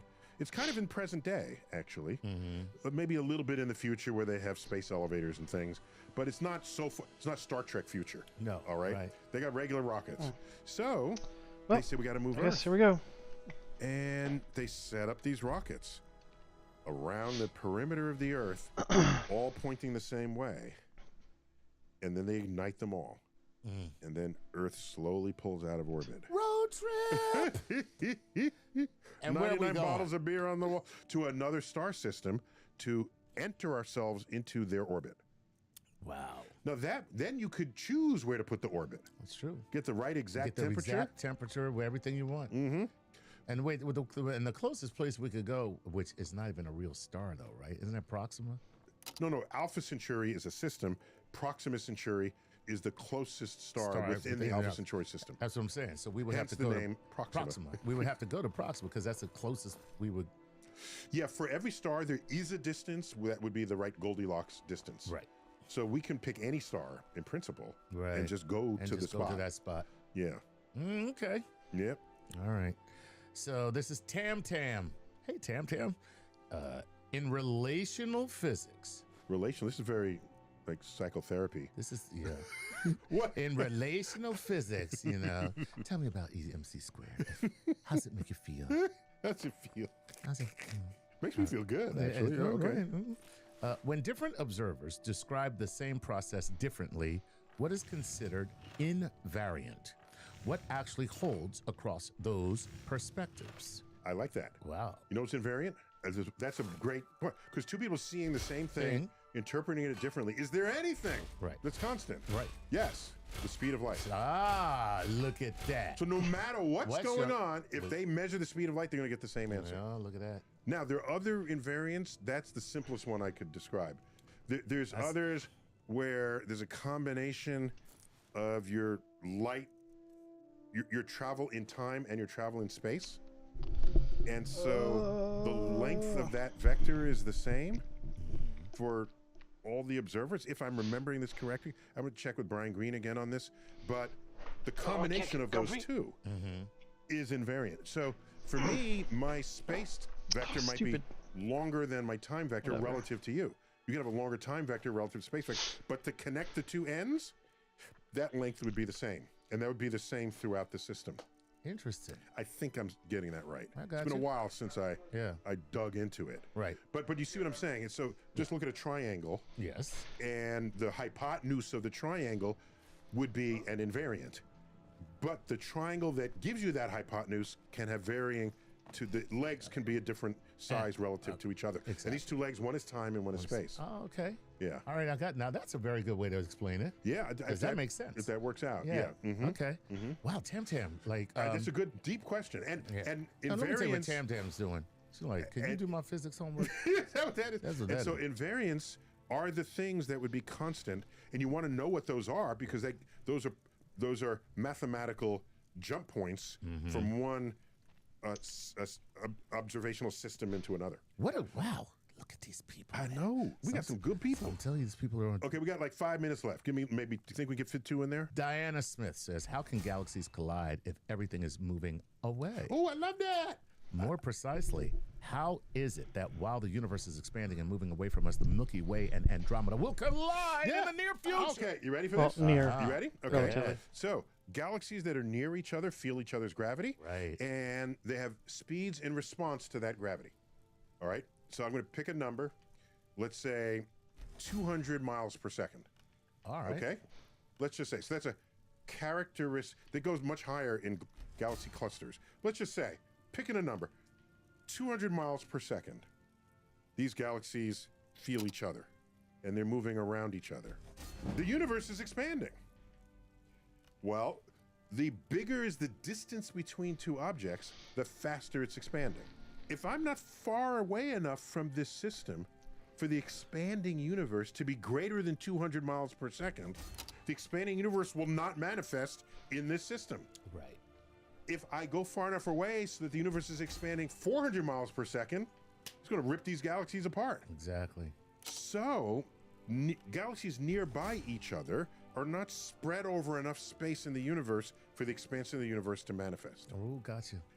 However, in the Big Rip, the accelerating universe, yes, there's a point where the expansion of the universe will rival the relative speeds of galaxies that are near one another, and it'll rip them apart. And then it'll rival the speeds within the scale of the galaxies themselves, and it'll rip the stars apart. Then it'll rip the planets off the stars. Then it'll rip the atoms out of the star. Then it'll break the atoms apart. Then it'll break the electrons off the atoms. Then it'll break the nucleus apart. And that is because the acceleration is constantly increasing. Constantly increasing. Right. And it'll outstrip anything. Anything that would otherwise be holding itself together. You can't outrun it. Can't outrun it. That's a good way to say it. Yeah. So that's why only nearby galaxies will ever show a blue shift. Oh, look at that. Yeah. That's very cool. Yeah. Good stuff. And it's only when the red shift outmuscles it. Right. And so no faraway galaxy has a blue shift. Nope. Nope. Look at that. Yep. Wow. Diana Smith. These These people are very smart. And we are on a collision course with Andromeda. Andromeda, right? Because we're close enough. Yeah, in like 7 billion years, plus or minus. Yeah, so stick around, Diana. October 3rd, it's 7 billion years. All right. Bill says, in the classic depiction of a supermassive black hole, e.g. Interstellar, the accretion disk looks aligned flat, horizontally from our point of view. Does a black hole look the same from all sides, left, right, top, bottom? Does make a difference? And is it even possible to get behind a black hole? Yeah, so I'm impressed that he called that a classic description. Right. That's only been with us for like 10 years or so. Right. Ever since we've had enough modeling, enough physics, enough theoretical understandings. So I'm impressed that that's now classic. That's classic now. That's funny. And it looked like you were coming in on the accretion disk, but there's distortions in the space-time continuum in the vicinity of the black hole. So the accretion disk behind the black hole has sidelines that come around the black hole to you. Because it's bending the light around because the gravity is that deep and heavy. Bending the light around. That's amazing. So you're seeing this sort of unfolded image of a black hole in all places. You see behind it when you're in front of it. You can't sneak up on a black hole. So you can go behind the black hole, right? But then I'm going to see your ass in front of the black hole, right? Because the light travels there. And when you see curved light, you don't know that it's curved, right? As far as you're concerned, it's a straight line. Just like when you see the sunrise, right? The sun isn't there. Yeah, the sun is 5 minutes below, right? Because the light refracted. It's not for the same reasons, but I'm saying if the light bends and you see it, you don't see bent light. Right. You're seeing the light. You're seeing a straight line. What you think is a straight line. Because that's why you see it. That's where you see it. And it's the refraction of the atmosphere that 5 minutes later the sun actually rises, but the atmosphere bent it into your view and you think it's in a straight line. Woo! So that's so cool. That's what's going on That's what's going on in the black hole. You see all sides of the thing. That's dope. Totally dope. That is amazing. I love it. I answered that quick, didn't I? Yeah, you did. Whoa. Yeah. Well, absolutely. I answered that quickly. Yes, you did. Thank you for doing Jackass. that. My mom would be very Your mama upset. was a grammar Nazi. Yes, she was. Okay. And my house was a hellscape. That's why you're so well spoken. Oh yeah. Oh. You know, one of my favorite shirts is? What's that? A librarian. I saw a librarian wearing it. Okay. Right. Well, I don't know if she was a librarian, but she looked the part. Okay. I was at a book festival. Right. Or I'm signing books. Right. She's walking around. Right. Kind of middle She had age. a card catalog behind her. That was on the Dewey Decimal System. You know, she had the glasses with the thing, right. And the hair was in a bun. Right. Okay. Yeah. But she wore a T-shirt, and librarians don't wear a T-shirt. Oh, right. This T-shirt said, "I'm silently correcting your grammar." That's cool T-shirt. That's gangster right there. That right, is. right. Yeah. So, Chuck, that's it. That's another. That was a great episode. Man, these people are they're bringing it with the questions. Bring it in. Bring it on. Bring it in. Yeah. Another completed episode of Cosmic Queries Grab Bag Edition. Thanks again, Chuck. Always a pleasure for being here. Neil deGrasse Tyson, your personal astrophysicist. Keep looking up. I am your sword and your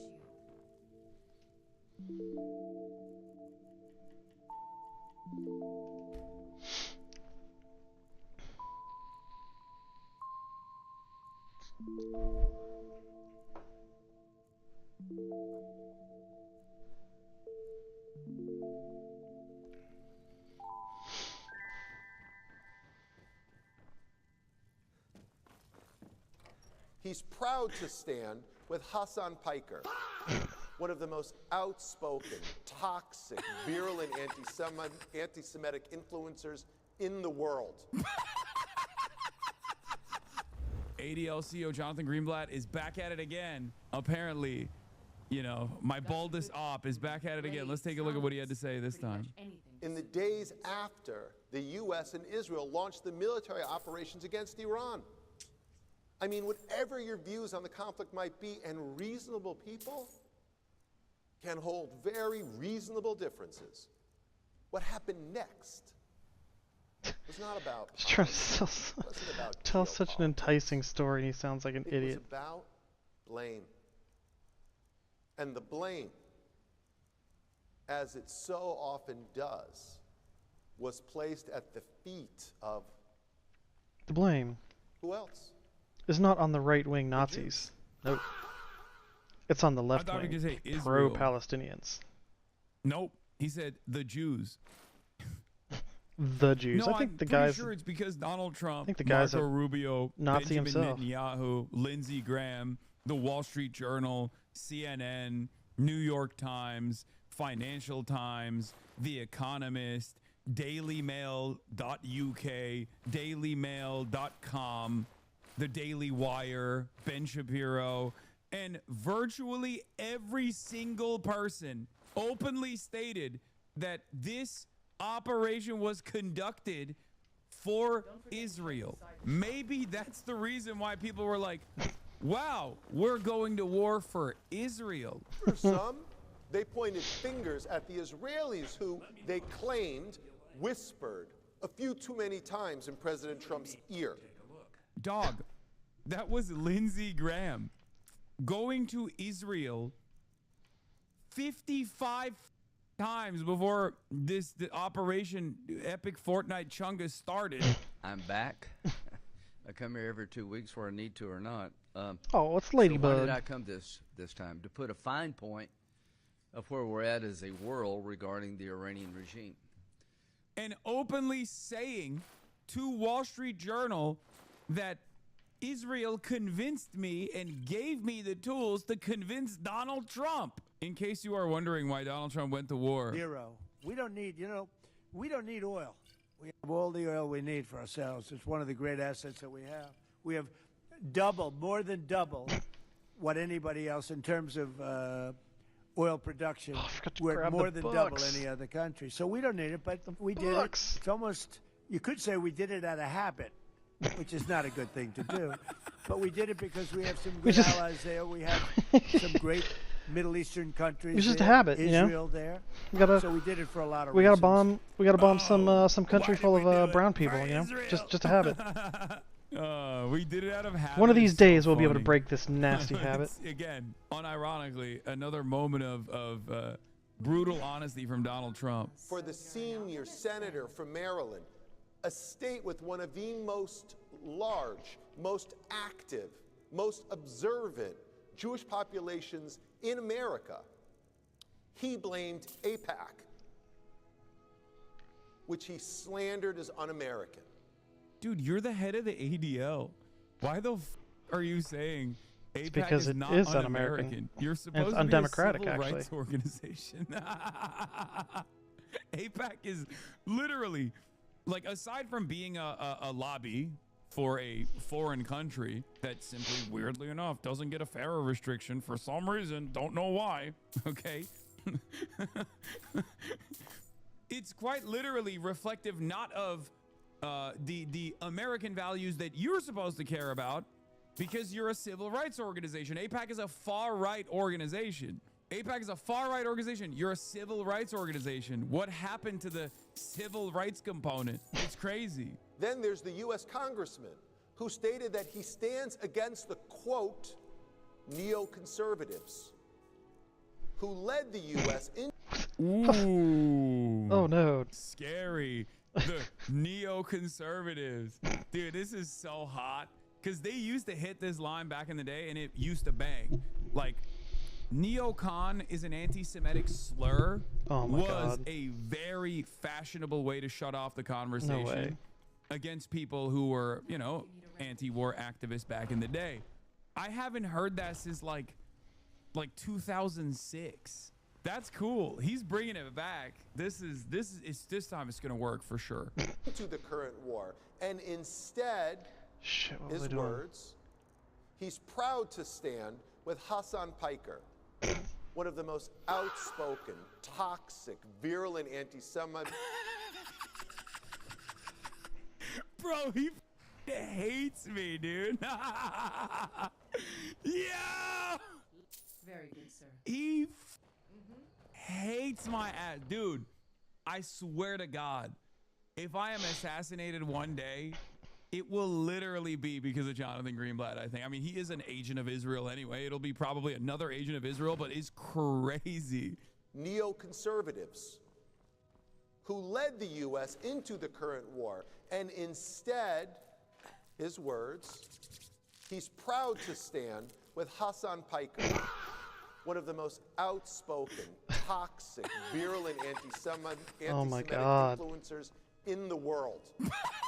Fucking weirdo. In the world.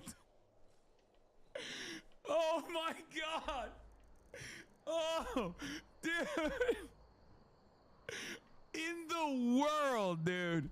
I am one of the most virulent, toxic, anti-Semitic streamers in the world.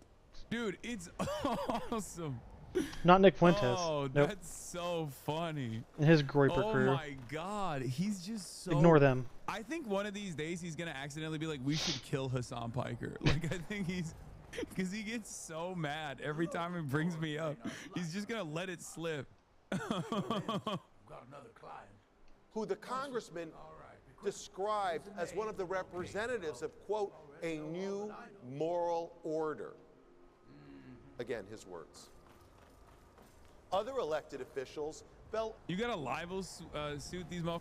First of all, the ADL has been successfully sued for defamation in the past because they're the always defaming league, always defaming losers. But it is funny. When did you get on his radar? When he said 9/11 was rad? No, I didn't say 9/11 was rad. But no, I got on his radar. He has known who I am. The ADL in the past has actually given my moderation team quite a bit of praise for the AOC stream that we did. They had literally said that we were one of the best online communities in terms of combating anti-Semitism, which is true. I mean, it literally is true.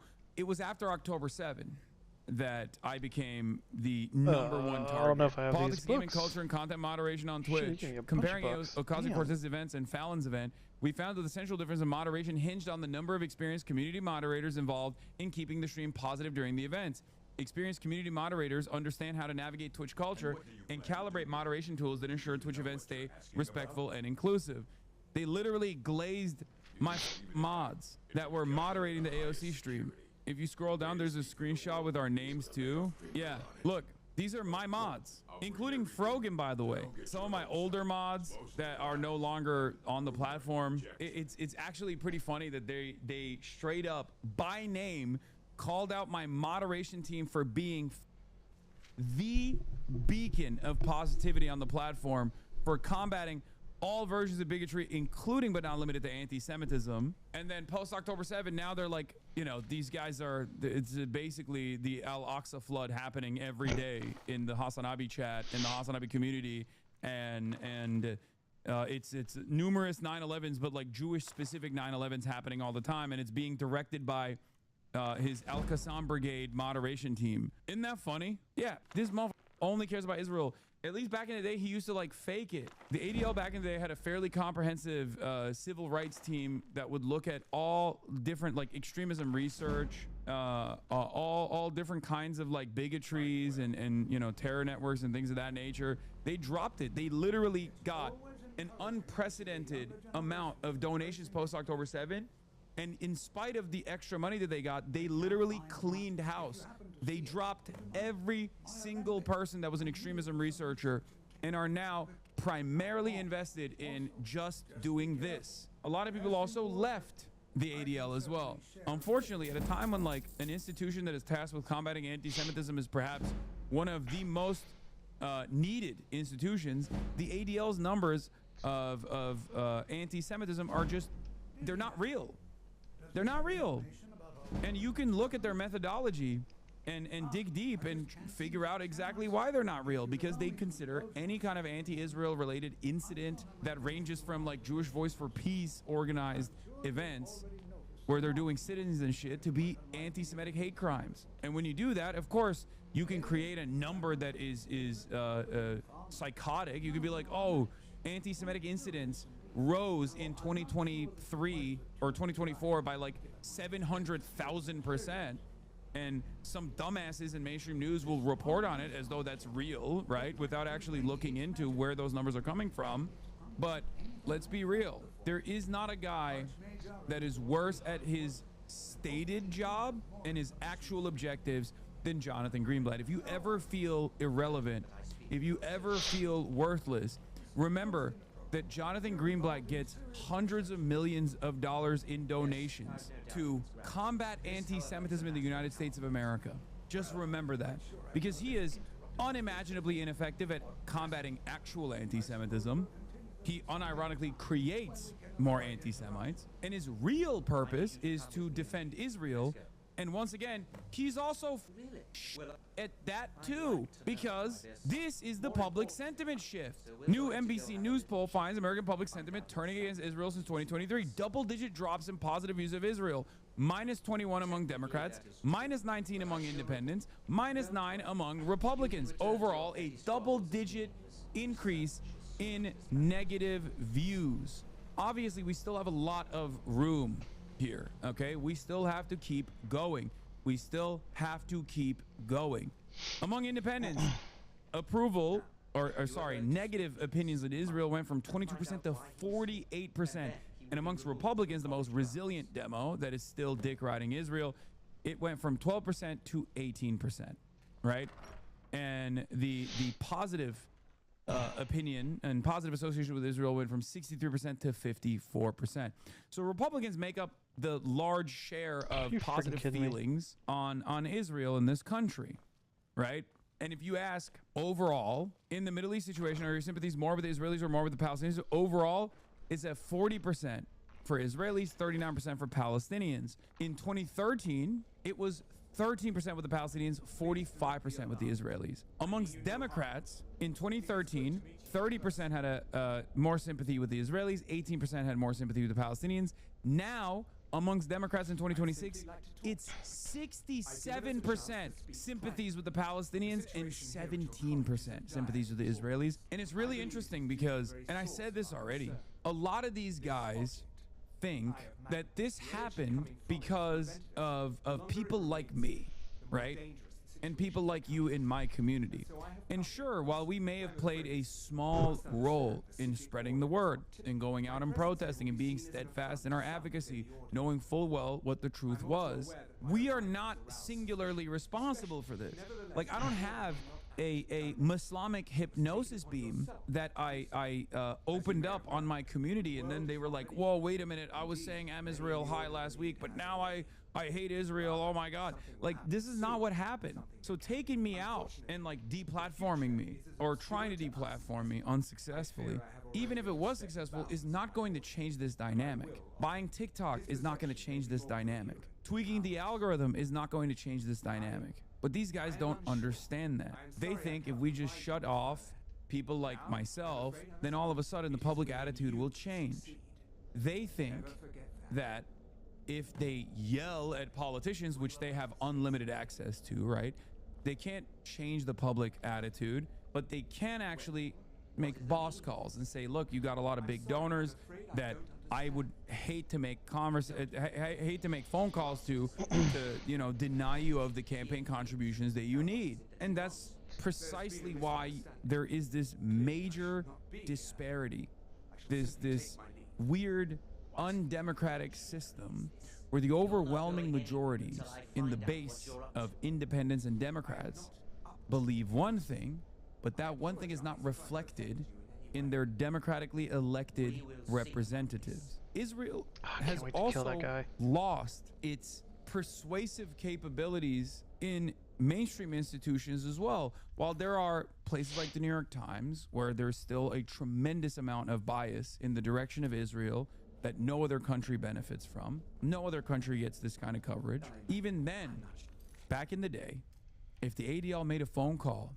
or a bunch of Jewish advocacy groups made a phone call to the New York Times to be like, do not fucking cover this Hassan Piker guy, he is a dangerous anti-Semite, it would be over. The only type of article that would ever be written about someone like myself would be negative, would be hit piece after hit piece after hit piece. So the reality of the matter is, these groups, and I try to tell this to politicians all the time, these groups only have as much power as you let them have, right?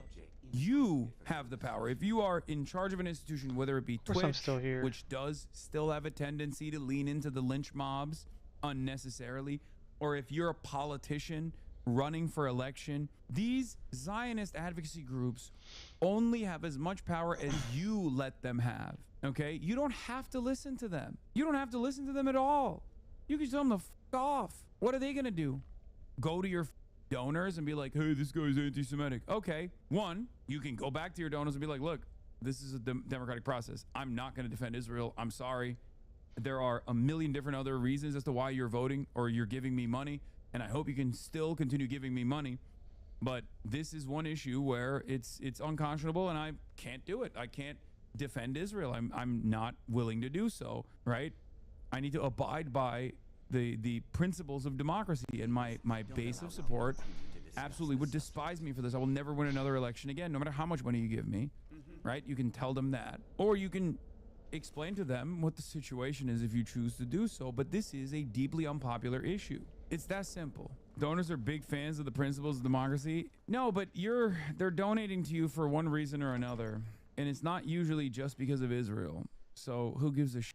New Virginia 6 poll, 84.86% of Democratic voters believe that Israel is committing a genocide in Gaza, and 85.6% believe that the United States should stop sending it weapons. That's a rural, they got rural Virginia in this. And there are still motherfuckers out here who try to act like this is a real conversation. There's a real disagreement here.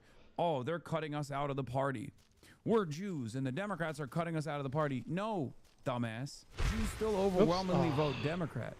You are using your Jewish status as though it's like a meaningful shield to defend Israel. You care about Israel, and you want to keep voting for the Democrats while still hoping that the Democrats defend Israel. And now you're throwing other Jews under the bus to make it seem like they only give a fuck about Israel when they live here. They live in the United States of America. They don't live in Israel. Shut the f up. The age gap among Israel approval is also insane. Brutal new polling from NBC News shows views of Israel among Americans have declined across all age groups in the past several years. In 2023, young voters' views on Israel turned sharply, leading to declines across age ranges. Kind of happens when you wipe out 100,000 people in a couple years. 34, 37% had a negative view of Israel, 26% had a positive view of Israel. In 2026, it's 63% that have a negative view of Israel, and only 13% that have a positive view of Israel. This is between the ages of 18 to 34. It's done. And once you start getting to the Gen X and Boomer generation, obviously those numbers grow. This is the backbone of the pro-Israeli sentiment. But even then, there's some significant changes. Ages 50 to 64, 2023, 59% had a positive view, and now it's only down to 37%. For 65 plus, obviously, it's, you know. This graph is basically how much in your formative years did you rely on mainstream news. If you grew up in a media environment where there was like 4 TV channels and they were all universally praising the beautiful nation state of Israel, then yeah, it's going to be hard to shake that off. But even then, 12% had a negative view, and now it's at 21%. That's huge. And Israel knows it's over, which is why they try to slam Islamophobia and try to falsely smear people like myself and call me an anti-Semite. A new moral order. Again, his words. Other elected officials fell over themselves to make big, splashy announcements of not taking money from the largest pro-Israel organization in the country, even as they seemingly have no problem taking money from anyone else. Oh, I'm so dumb. Yeah, it's anti-Semitic to say you oppose AIPAC money. It's awesome. I mean, like I said, I welcome his hatred. Just look at what happened. He's motionless. He's a f***ing loser. I was watching an interview Hassan did with Michael Brooks years ago, and in it, Hassan mentioned how the ADL didn't know him yet. Little did he know, almost 6-7 years ago, years later, he'd become the CEO's #1 focus. Here I am talking to the wonderful Michael Jamal Brooks. This was, I believe, 7 years ago. Rest in power to Michael Brooks. I'm shocked that I haven't been reported to the ADL thus far. But probably I need to get a better the microphone. Platforms that I routinely need to get a microphone. Israel on have actual partnerships with lobbyists and the state of Israel, and literally routinely take down Palestinian, like pro-Palestinian Facebook groups, and also censor my videos that, and like, this is not a conspiracy theory. Like, they literally censor my videos that I've done on Israel. So that's probably why the ADL hasn't caught wind of my my perspective, even though they are both good and bad at times. But I think they overreact a little bit when it comes to the they're completely bad now. Israel is the same as anti-Semitism. So, I mean, anti-Semitism is a totally real thing, and 100%. also, and you know, and to me, like, one of the reasons that I'm very wary of the misuse and cynical deployment of wokeness and this and that to advance bad politics is because this is the shit that I grew up arguing about Israel. You know what I mean? When I would say, like, hey, like, of course the inside. Nobody should be harmed. We're not talking about attacks on Israeli civilians or anything like that. We're talking about justice and rights and democracy and freedom of movement for everybody there, period. And people would hit me back with, like, yeah, but have you ever been there and been in that community and this and this and this and this identity shit? Nah, fuck that. No.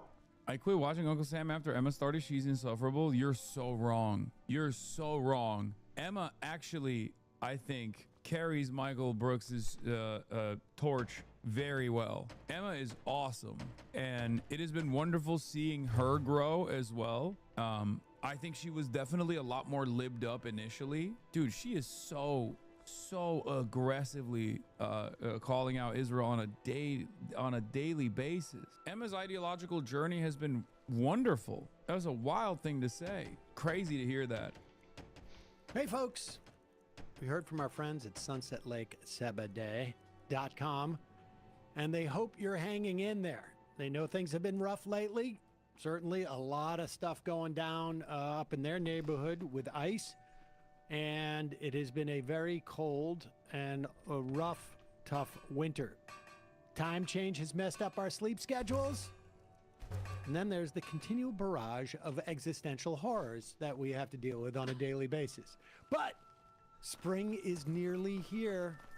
Told you about those starlings. They came early. Spring is close. And it's a great time to recenter and focus on maintaining healthy habits. And to support you in your wellness goals, they're having a big sale on all of their Sabbaday tinctures. Now through March 24th, you can save 30% on their full spectrum Sabbaday tinctures with the code SPRING26. Spring number 26, no spaces. This includes tinctures to sleep, tinctures for balancing your stress levels, and even tinctures for your cats and dogs. Oh, isn't that cute? I am a big Good Night Oil tincture user. It has helped me dramatically with my sleep now for a couple of years without having to take as much of that, stuff like Ambien and, I don't know, cough medicine or... it's fantastic. They have both sleep aids with melatonin, without melatonin. I also will take some of the straight Sabbaday, usually in the 3,500 meg realm, just when things are getting a little stressful at the home because of the kids. But as they age out, then it's just, I'm just going to chill. Head on over to SunsetLakeSabbaday.com. Use the code SPRING26. Spring26, that's Spring26, to save 30% on all their Sabbaday tinctures for people and pets. Sale ends March 24th at 11:59 p.m. Eastern. See their site for additional terms and conditions. And now, time for the show. This one. The Majority Report with Sam Cedar. The destiny of America is always safer in the hands of the people than in the conference rooms of any elite. Sam Cedar. They are unanimous in their hate for me, and I welcome their hatred. We must guard against the acquisition of unwarranted influence, whether sought or unsought, by the military-industrial complex. The Majority Report with Sam Cedar. And I get the feeling you've been cheated.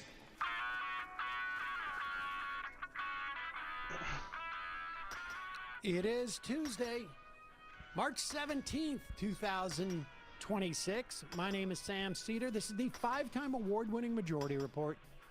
We are broadcasting live steps from the industrially ravaged Gowanus Canal in the heartland of America, downtown Brooklyn, USA.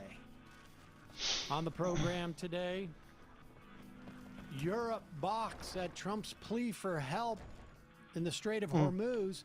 Top U.S. counterterrorism official resigns over the Iran war. Israel claims the killing of top Iranian security and Basij heads. Pakistan bombs Kabul, killing hundreds, I should say. The primaries in Illinois could shut out AIPAC.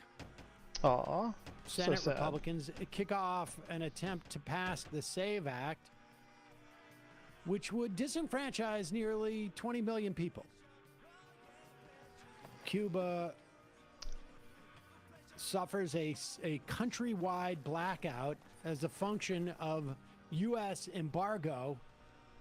Meanwhile, Naturally. Trump claims the United States will take over in a friendly way. Federal judge blocks RFK's vaccine policies. And the woefully understaffed DOJ starts hiring prosecutors directly out of law school. It is day 2 of the 3,800 meatpacking workers strike. This is the first meatpacking strike in over 4 decades. 200,000 legal immigrants losing their truck licenses starting yesterday. And abundance takes one square in the face. A new housing study. Womp. Lastly, a Georgia city fighting ICE detention megacenter. All this and more on today's Majority Report. Welcome, ladies and gentlemen. It is Newsday Tuesday. And in fact, a Newsday Tuesday. A true and pure and honest Newsday Tuesday. We're not lying to you anymore on this program. And breaking news, yesterday was Brian Bogey's birthday. Yep. Yes, it was. About due for dragon attack, I for my think. upcoming bar mitzvah. Brian waited. You actually can do that. Yeah, my uncle, who Saul was named after, he got re-bar mitzvahed like at age like 96 or something. How has Adam Sandler not done a movie about this? That's a great good point. And also, being re-bar mitzvahed sounds a lot more fun than being recircumcised, just in case Tony Dokapol wants to Well, he of just give did it advice once, to didn't others. he? Or did he actually? Who knows? I don't Who know. knows? It's hard to know what was there before. Nevertheless, happy birthday, Brian. Thank you. Happy birthday, Brian. Brian tried to stay away yesterday to avoid this, and so we're just sending a message. I made it. We're just He sending a didn't message. say why he was going to be gone on Monday. He's just like, I'm going to be gone. Oh no, it was the birthday thing, and then I just realized, like, oh, he doesn't want us to mention it. Well, too bad. I remembered on the day. Yes, very nice text from Emma that said like "you wee wow" or something. Well, I remember. I just said we're going to celebrate it today. It's celebrated today.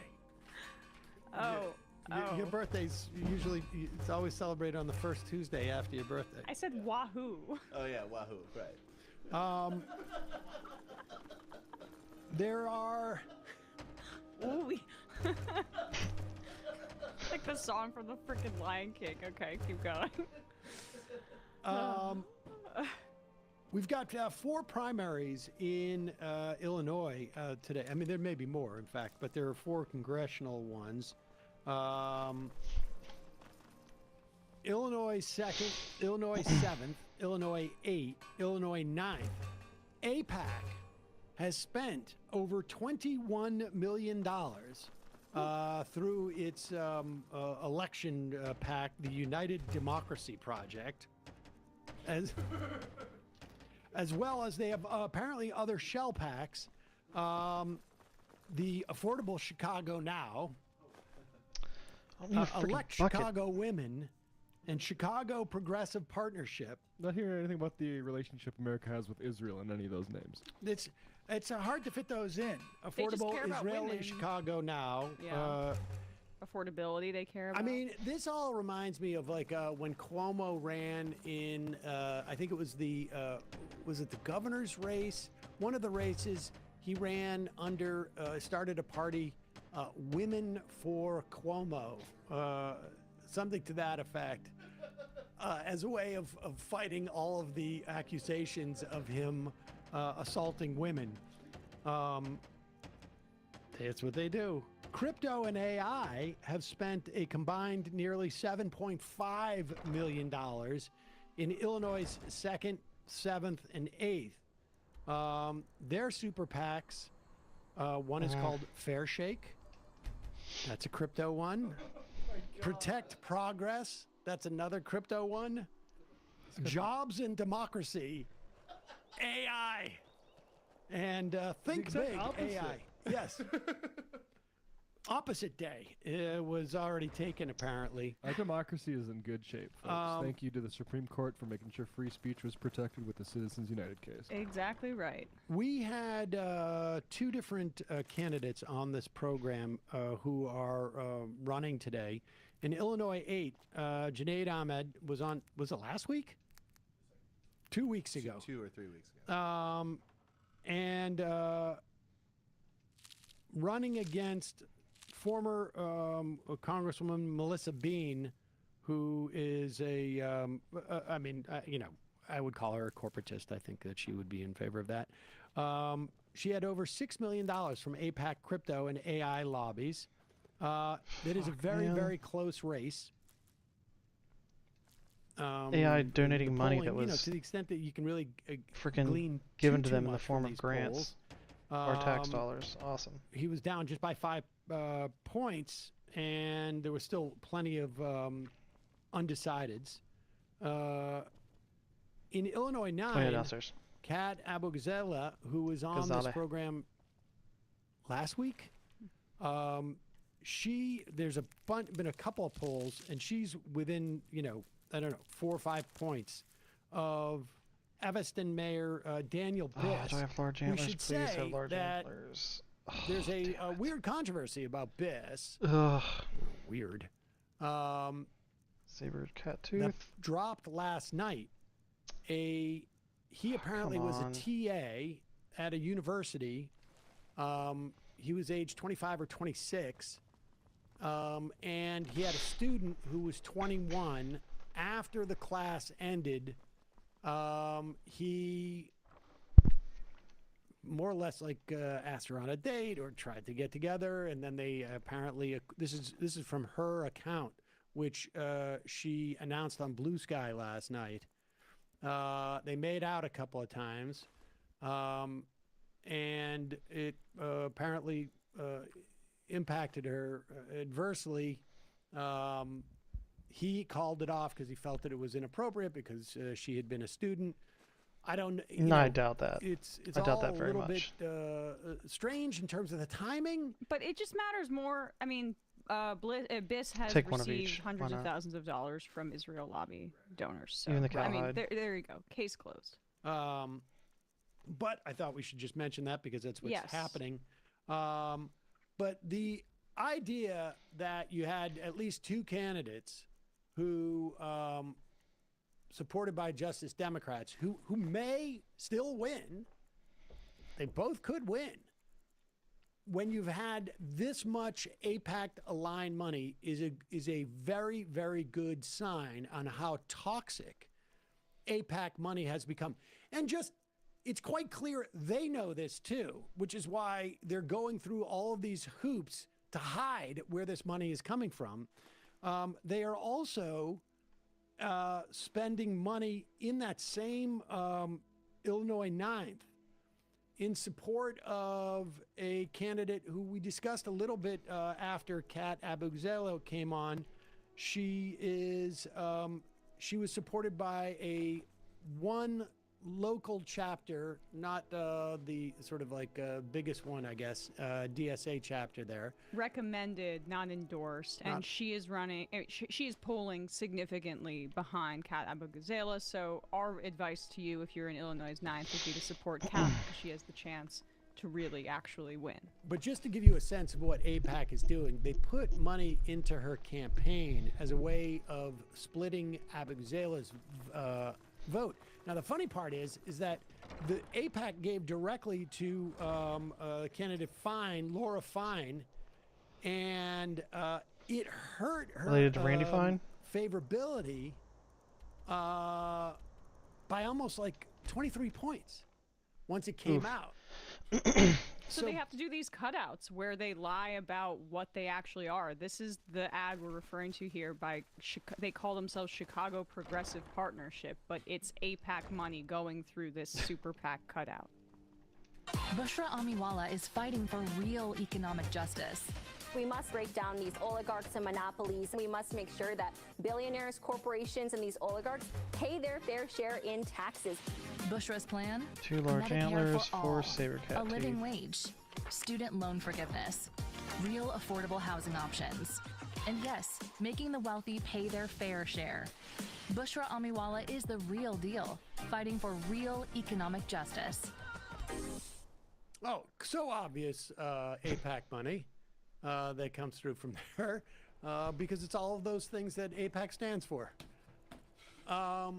This is them kind of learning the reverse of what happened in NJ11, by the way, where they ended up running ads to the left of Tom Malinowski to say that he had like kind of supported ICE funding and things like that, but they ended up splitting the vote of the pro-Israel contingent, and then you had Mejia, who ended up winning that race by the skin of her teeth. They're trying to now split the progressive vote. This is their newer tactic because they got swamped in NJ11. And here's Amwala. She had a response to this. She wasn't happy. Obviously. I mean, she had no control over them spending this money. Let's make that clear. You know, there's an outside expenditure. AIPAC is running ads supporting my campaign, and let me be clear, we don't want it, we didn't ask for it, and we're demanding they stop. This is an attempt to smear my name by putting my name next to pro-genocide, pro-war, Trump-funded billionaires, same billionaires who funded Trump's fascist regime in hopes that it sticks. And since Laura Fine is sinking fast, I'll save you the trouble of shopping around. Daniel Biss has already asked for your support. He won't call what's happening in Gaza genocide, and he won't say no to any further military aid to Israel. You all actually even stopped attacking him a week ago. We all noticed. Go back to your actual candidate. Once I'm elected to Congress, I'm coming for dark money. Oh my God, you didn't have a chance. Why? I mean, it's good that you pointed out those Yes. two candidates are. And she's still in the race. She's not going to be the candidate if all the polling holds. It would be a huge statistical error if that ended up happening. So, still though. It'd be very funny if AIPAC's ad actually pushed her into the from basically out of contention. I will say this: that in the event that Abu-Ghazaleh wins, her issue set will have had, and you can add it's those 11. points right. that AIPAC promoted there to her mandate in terms of like, you know, what her job is going to be in Congress. But okay. I just wanted to because He she mentions dark doesn't money look here, and Matt entertained. mentioned it too. We still don't, I don't think, fully talk about it too much. I just wanted to show this graph really quickly.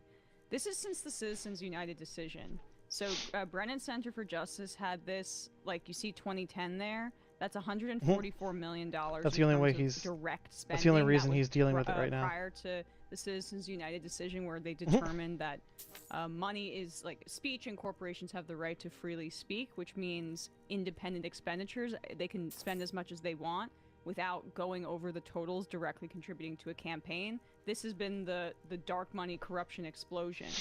It was only like a fraction of super PACs being the expenditures. They're only $6.7 million I'm seeing is the figure in 2010 that super PACs were contributing versus the $144 million total spent. Now go to 2024. That's almost the entirety of all spending. $1.3 billion Jesus. in super PAC money, which is where dark money comes from, versus the direct spending of $42.9 million. So we have, you know, $1.4 billion, and a $1.3 billion of that in the last election cycle was so-called independent expenditures, which is what you're seeing there.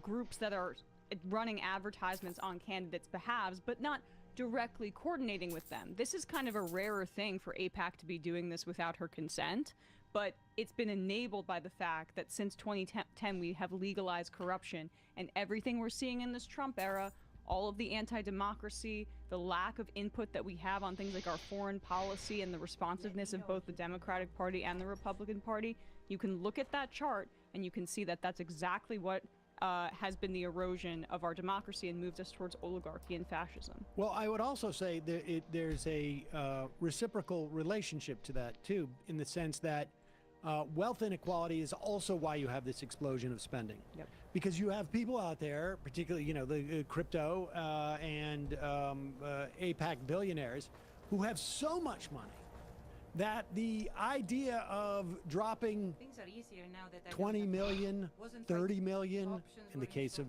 Trump, you had a couple of people drop 130, 150, 200 million, 250, $250 million from an individual, Elon Musk.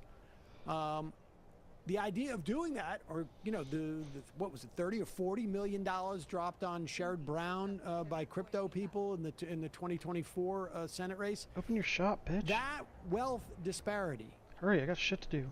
Is what we talk about when you go from a I'm gonna plutonomy go till I run out of to ore. a plutocracy, where that amount of money ends up being problematic, not just because it drives things like inflation and housing inflation. Thanks. We actually will talk about that report later in the program. I take these? Nope.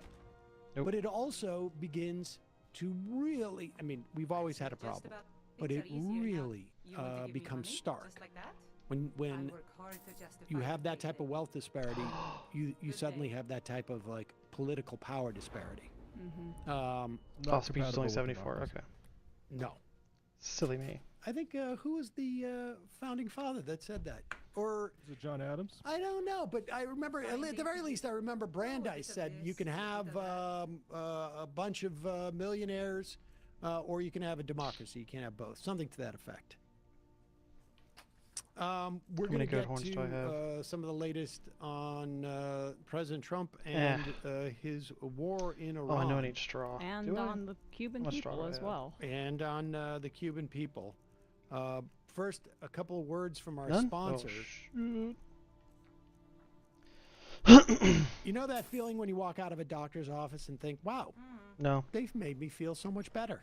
No. The right doctor can make you feel lighter, clearer, more hopeful. I have a great doctor. I've had a doctor for, I don't know, since I've been in New York for 30 years. I'm terrified, though, because he's like starting to get old.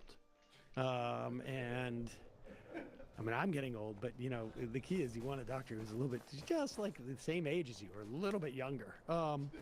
That's the key. Yes. But he's a great doctor. He's and it feels great to have a great doctor. I used to have an amazing dentist too when I first got to New York, and then he quit. He went to go like coach his kids' soccer. But there is nothing better than finding the right doctor. I found my dentist through ZocDoc, and I'm seeing that dentist tomorrow. There you go. Only dentist I've maybe ever liked. See, and the beauty is with ZocDoc, you can find doctors like that every day of the week. Oh, damn it. ZocDoc is a free app and a website that helps you find and book high-quality in-network doctors so you can find someone you love. We're talking about booking in-network appointments with more than 150,000 providers all across 50 states. My daughter has just found a new psychiatrist, psychologist, you know, therapy. I'm not. Everybody's in therapy. Yes. Shrink. It doesn't matter whether you're looking for dermatology, dentistry, primary care, eye care, or one of the other 200 specialties offered on ZocDoc. You can easily search by specialty or symptom.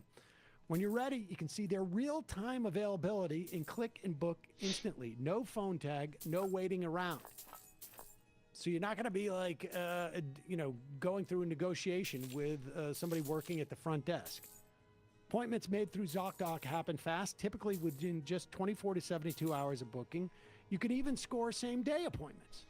I want to thank ZocDoc for sponsoring today's episode. I've told the story where I was traveling, had an emergency dental situation, found a dentist on ZocDoc. Stop putting off those doctor's appointments and go to ZocDoc.com/majority to find and instantly book a doctor you love today. That's ZocDoc.com/majority.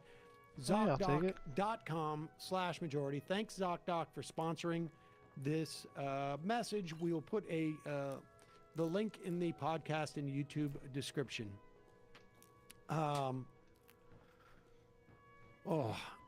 I have been loving my Cozy Earth stuff these days.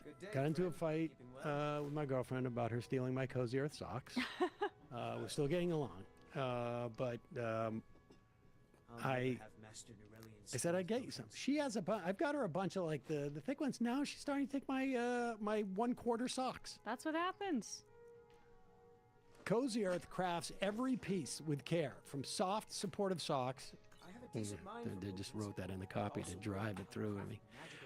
Your steps through the day to breathable comforters that help you rest deeply at night. Every detail is intentional, so your everyday feels quietly elevated. For Saul's birthday, I got him a Cozy Earth comforter and duvet cover. Loves it. Loves it. Their towels are fantastic, incredibly absorbent, incredibly soft. My favorite sweatshirt or hoodie continues to be my Cozy Earth hoodie made from viscose. It is both like light and cool and warm and like substantial. I don't know really how to describe it in any other way. Those Cozy Earth socks, they are a small, grounding comfort designed for everyday life. Cozy Earth Essential socks are soft, breathable, and thoughtfully cushioned to support you from your first step to your last. These socks come in 4 styles: calf, quarter, ankle, and no-show. I have been going with the quarter, and that's a new thing for me, and I love it. Because you feel cool, but you also don't feel like you're too exposed. I like it a lot. And I showed you the maroon and gold ones. You did. Those are sharp socks. Yeah. I had to get up. I don't know what it is, To see 'em. but if you actually wear a pair of socks that look good, you can actually it makes you feel different. I don't know. Yeah. They have comforters. If you Crafted say with so, buddy. intention for support, deeper rest. They're designed with naturally breathable, temperature-regulating materials. They are incredibly soft comforters. They help your body settle. They're cool, calm, and gently supported through the night. Cozy Earth purchases are risk-free with their 100-night sleep trial. Try them out. If you don't love them, return them hassle-free. They get a 10-year warranty because once you feel this level of comfort, you're going to want it to last a decade. Thanks to Cozy Earth for sponsoring this episode. Discover how care... Excuse me. Oh, whoa. Yep. Discover how care in every detail transforms simple routines into moments of true comfort and ease. Head to CozyEarth.com. Use the code MajorityReport, all one word, for up to 20% off. That's code MajorityReport for up to 20% off. And if you get a post-purchase survey, be sure to mention you heard about Cozy Earth right here. Experience the craft behind the comfort. Make every day feel intentional. We'll put a link to that at the podcast and YouTube descriptions. Come on. Honestly, that Cozy Earth stuff is awesome. It's phenomenal. All right, let's get into this. We are still on the cusp of a quagmire. It seems from the various places I've been reading that it is unlikely that we will not be suffering the impact of this war economically for years to come. But it can still get worse. We're going to have an oil shock. We're going to have a food supply shock. And now it's just a question of like, how long will it last? How bad will it be? Will it drive Keep forgetting. the entire world into a recession? It really appears like they had no plan, or they had a plan A, which was the Israelis are going to take out the Ayatollah, and the entire society will implode, and people will come out in the streets despite the bombing that we're doing, and will overthrow the Can I take government. your stuff too? Oh, sure can. It now appears like there's very, very little chance of that happening, that it was ill thought out, and the nature of the Iranian society and its government was such that it was far more decentralized than they assumed. And now Trump is in the CYA part, and the problem is that the fear I forgot to sell him his of posts humiliation, back. the fear of being seen as weak, means that the chances of Trump exiting this war are getting smaller. And apparently, like, the military keeps trying to feed him options on exit ramps. So we'll see. But here he is now claiming that none of this was predictable. Thank you. You were talking about Iran. Should have played this one first. It's kind of the title of my episode. Epic Fury began. You said they hit Qatar, Saudi Arabia, UAE, Bahrain, Kuwait. Nobody expected that. We were shocked. Are you surprised that nobody briefed you ahead of time that might be their retaliation? Nobody, no. The greatest experts, nobody thought they were going to hit. They were, I wouldn't say friendly countries. They were like neutral. They lived with them for years. Peter, they were going to. Yeah, they didn't do anything until you attacked them. They were going to knock out Israel with their nuclear weapons. But after we knocked out their nuclear potential, Pause it for 1 second. I hope everybody sees the contradiction just in what he just said. Nobody thought that they would hit these countries at all. No experts. But what they were going to do was take over the entire Middle East. I mean, so, those are back-to-back statements. But continue on here. I mean, I just wanted to point out that 100% contradiction. Peter, they were going to take over the Middle East. They were going to knock out Israel with their nuclear weapon. But after we knocked out their nuclear potential, potential weapon, they started building missiles, thousands of missiles.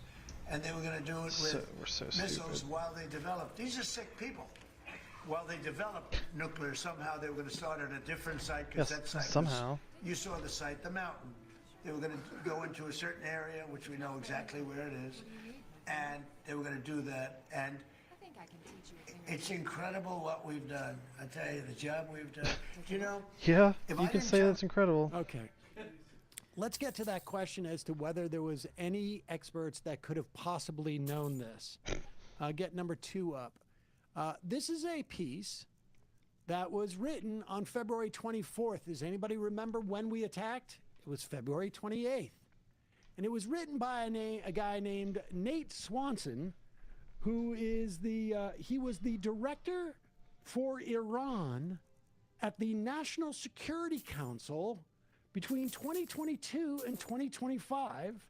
In the spring and summer of 2025, he served on the Trump administration's Iran negotiating team, and he was rumored sometime in the fall of 2025, fired from his job because apparently Laura Loomer wanted him out. I mean, you actually start, like, it gives you a better sense of who may be, sort of, because we've speculated, like, how did Laura Loomer get a list of people who needed to go in this administration? Like, how is Laura Loomer, sitting in her studio and wherever she is in Florida or whatever it is, how does she know which members of the National Security Council are advocating in any way or whatnot? And my assumption has always been, and I continue to believe this, like, Stephen Miller is feeding her stuff. Maybe, whatever, J.D. Vance is feeding her stuff. Or literally the Israeli government or Zionist lobby. She is clearly in bed with them to some degree. And, I mean, you say Loomer, that's not even an exaggeration. I remember Trita Parsi at the start of this war was saying that that was the scuttlebutt, was that at that time, Trump was listening to Lindsey Graham, Tom Cotton, and Laura Loomer. No, she is the one who literally said this guy's name. Go back to this piece because we need to read part of it. Because Donald Trump asked, who could have known this? Well, if you go down in that piece, keep going. Paywalled. All right, well, I will read it for you as you get the I had put the other link in there. Tehran, okay, here we go. He's writing to the piece, why Iran will escalate. This is 4 days before we attacked. He may have had a sense that we were going to attack. In a speech last week, find this, Khamenei threatened to sink U.S. aircraft carrier and close the Strait of Hormuz. Tehran is unlikely to do either of these things given the U.S. military buildup in the region, but it could more easily inflict U.S. casualties. Killing Americans may be a particularly appealing option. I'll go down. Iran may seriously consider targeting the Gulf Arab states' energy infrastructure. Ding, ding, ding.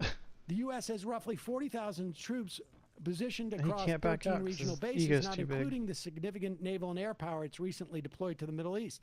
On February 19, Iran's ambassador to the UN warned the body that if the country were attacked, all nearby bases, facilities, and assets of the hostile force would constitute legitimate targets. So both this What a guy, mystery. who worked for the Trump administration before Laura Loomer decided he shouldn't, and Iran's ambassador to the UN gave a warning about this stuff.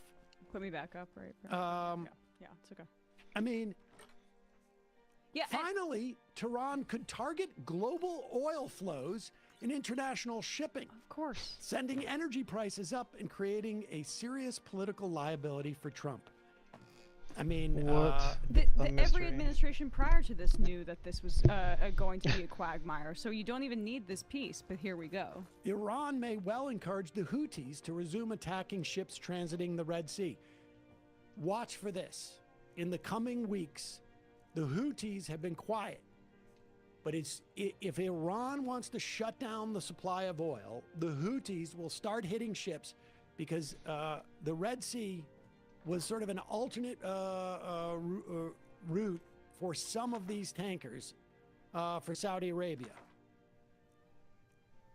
I mean, if the conflict with the U.S. state deepens, Iran may seriously consider targeting the Gulf Arab states' energy infrastructure directly. In 2019, during Trump's last maximum pressure campaign, Iran directly attacked Saudi Arabia's Akbake oil processing facility, the world's largest. That assault appeared to be designed to damage easily replaceable components, thus limiting the consequences to the global energy supply. But if Tehran instead assaulted infrastructure that it knows would take longer to repair, the results would be much more damaging. It also is just common sense when you think about it, because the Iranians probably assumed, rightly so, as you had the administration saying that we did this to protect Israel, that they were not going to prioritize protecting the Gulf states as we throw billions and billions of dollars at Israel and we fund their missile defense system, the Iron Dome. More bang for your buck if you target the Gulf states. And yeah, that there's less of a lobby, to put it mildly, here in the U.S., but in terms of financial interests, like, these countries are trying to expand to the West and to ingratiate themselves to European and American tourists, and they're working themselves financially into our sports industries, and they have crypto deals with a bunch of American and Western capitalists. So Iran is thinking, okay, we can do this relatively cheaply, even with drone attacks, save our more sophisticated missiles for the Iron Dome, and hit them where it hurts when we need to. And we still don't even know fully what the damage is from those missiles because of Israeli censorship. So you gotta wonder what strategic thinking was involved here, if any at all, or if you have just a deeply racist administration, and it seems like Hegseth is calling a lot of the shots here, and we know how he feels about Muslim people, both in Iran and in the Gulf states, where they literally they don't care. I mean, those Gulf states are just like filled with billions and billions of dollars, and they probably were arrogant enough to think that, like, yeah, they'll take their hits, but they don't have any democracy there, so who cares if some of the people are harmed? Yeah, the leadership is based, like how Israel's sort of outgrowth of the military-industrial complex. A lot of those Gulf state monarchies are outgrowth of just the global oil industry. Absolutely. And the bottom line is, to the extent that they had experts on Iran, they did not want to listen to them, or somebody arranged for those to be fired. I mean, obviously, Donald Trump had no idea that this guy existed, and Laura Loomer sent a list, and they were gone. And so anybody who could warn the president, or through the chain of command, as to the dangers inherent in this, were taken out months ago from the administration, anyways. But here is Trump. On one hand, he had no idea about this. No idea that they would attack. How could one possibly know? Here's clip number 8. No, excuse me. I'm sorry, 7. He had no idea, but he did know some other things. This is number 7.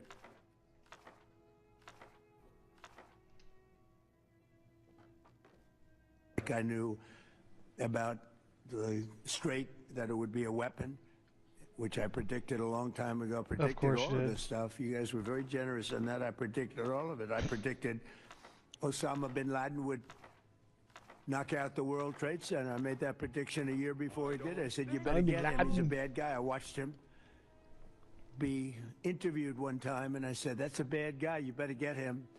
1 year before, exactly. I wrote it in a book. You can even check. About a year before the World Trade Center then came down, President Clinton actually had a shot at him, and he didn't take it. No, he didn't. Unfortunately, I'm not blaming him for that, but he didn't take it. And he ended up knocking down the World Trade Center, but I predicted that too. I predicted a lot of things. We strongly encouraged. I knew. Okay. When we're looking at this as kind of neocon Don, maybe Bush Bush term 3, and I think that we should be talking about like the catastrophe in the Middle East in those terms. It's almost like the reverse of when Trump looked into Putin's heart and he saw Pooty Poot, he could work with him. Trump looked into Osama's heart and saw that he was a bad guy. He's also using like a very similar logic for the war in Iran as well. We should also say that this is not the first time that Trump has made this claim that he had predicted 9/11. Here's a story. Let's go to the. No, let's go to the. Is this the top one? This is the most recent here. Right here. This is from. Yeah. Okay. This is from March the 16th. Delusional Trump 79 falsely claims he predicted 9/11. That's one piece, but it's not the first time he has said this. Let's go to the next one. This one is a fact check from October 6th in 2025. Trump falsely claims again that his pre-9/11 book warned about Osama bin Laden. That was fact checked by Daniel Dale. But again, it's not the first time he's said this. And so this is from October 27th, 2019. Fact check. Trump falsely claims his 2000 book demanded the killing of Osama bin Laden. Well, to be fair, he didn't probably write his book, so he may need a refresher on his own book as to what's in it. I told the writer, and he forgot to write. He forgot. Did you? The other part that was so Bush that I was thinking about was when he said, he was asked the other day, when will this war end? He said, when I feel it in my bones. It really reminded me about how Bush spoke about how it was him listening to his gut that led him on foreign policy. And so it's subliterate. Yeah, I mean, it's just important to point out these consistencies, whether it was John Bolton being consistent across the administration, or just like the same infrastructure of the neocons that Marco Rubio was a part of, or Hegseth being a guy that was lobbying to overturn the convictions of war criminals in Iraq. As you have a class of people in media that had a lot of influence saying that this administration was going to be anti-war and dovish, back to Hillary the Hawk and Donald the Dove in the New York Times, you would have to have no understanding of the Republican Party, no understanding of neoconservatives, no understanding of their philosophy to understand that. And here we are once again in another quagmire in the Middle East. And let's take the other claim that he made in that statement, which was that he knew they would weaponize the Strait of Hormuz. If you knew this, and you were about to launch an invasion, and you knew, like, okay, we need to figure out a way of preventing them from weaponizing the Strait of Hormuz. We know that Donald Trump has gone to NATO and has gone to European countries, asked China, asked Japan, hey, you need to help us escort ships out of the Strait of Hormuz. And the idea being that Iran may not want to blow up ships that are not American because they don't want to expand their enemy list here. I think he actually just doesn't want them to hit Americans because he'll get blowback. So he's asking to the European young men and women to be on the front lines of his illegal offensive criminal war in Iran, and is like, I'll take NATO membership. I will threaten NATO funding if you don't acquiesce. Well, yes, and the point being, though, is that Iran is going to be more hesitant to fire or send a drone against a ship from China or from Japan or from NATO. So Trump has begged them, but you would imagine if he predicted this, you would line those ducks up before the war started, right? Like even George Bush attempted to have a coalition of the willing. It got very, very small by the end, and was sort of like people were pulled in, dragged, and kicking. But Donald Trump did not do that, and it seems that they have all rejected him, and so much so that the Iranians now have taken a page from the Trump administration and produced their own AI video where they are mocking how the rest of the world is not listening to Donald Trump. Aww. Podcast audience. The boat gently down. Merrily, merrily, merrily, merrily. Oh, what's up? So that's Macron. Oh my god. Okay. Remind me in the morning. I'll call. See if we can get you squeezed in. Hey, I can't do the water splash. Ugh. Are you like punching yourself in the face or something?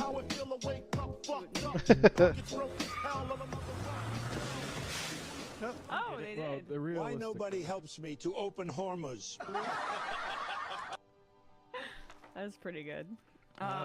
The coalition of the willing is a little bit easier to pull off when Bush's approval rating is not what Trump's is right now.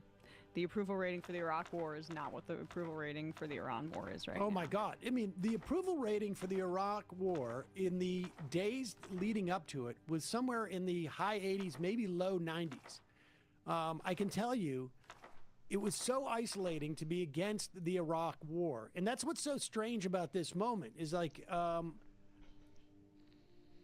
I don't think that this show has the ability to really reach any significant number of people who are in favor of this. Like, when I was on Air America, we would be reaching people who were in favor of the Iraq war, even as late as 2004. Because there were so many people. Take this clip. Do we have that clip from Michael Moore? This is the Bowling for Columbine. He won this Oscar.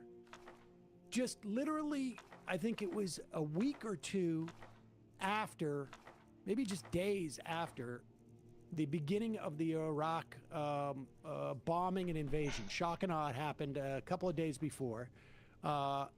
Michael Moore won the Oscar for Best Documentary for Bowling for Columbine, which was about the mass gun shootings. So this is roughly the end of March 2003 were the Oscars. And Shock and Awe happened in mid-March, I think it was. March 19th and the 20th that night, into midnight it went in. And so this was like 3 or 4 days later, actually. And so here's Michael Moore, but I want you to get a sense of just how popular George Bush and the Iraq War were, you'll get a sense from this room full of Hollywood elites.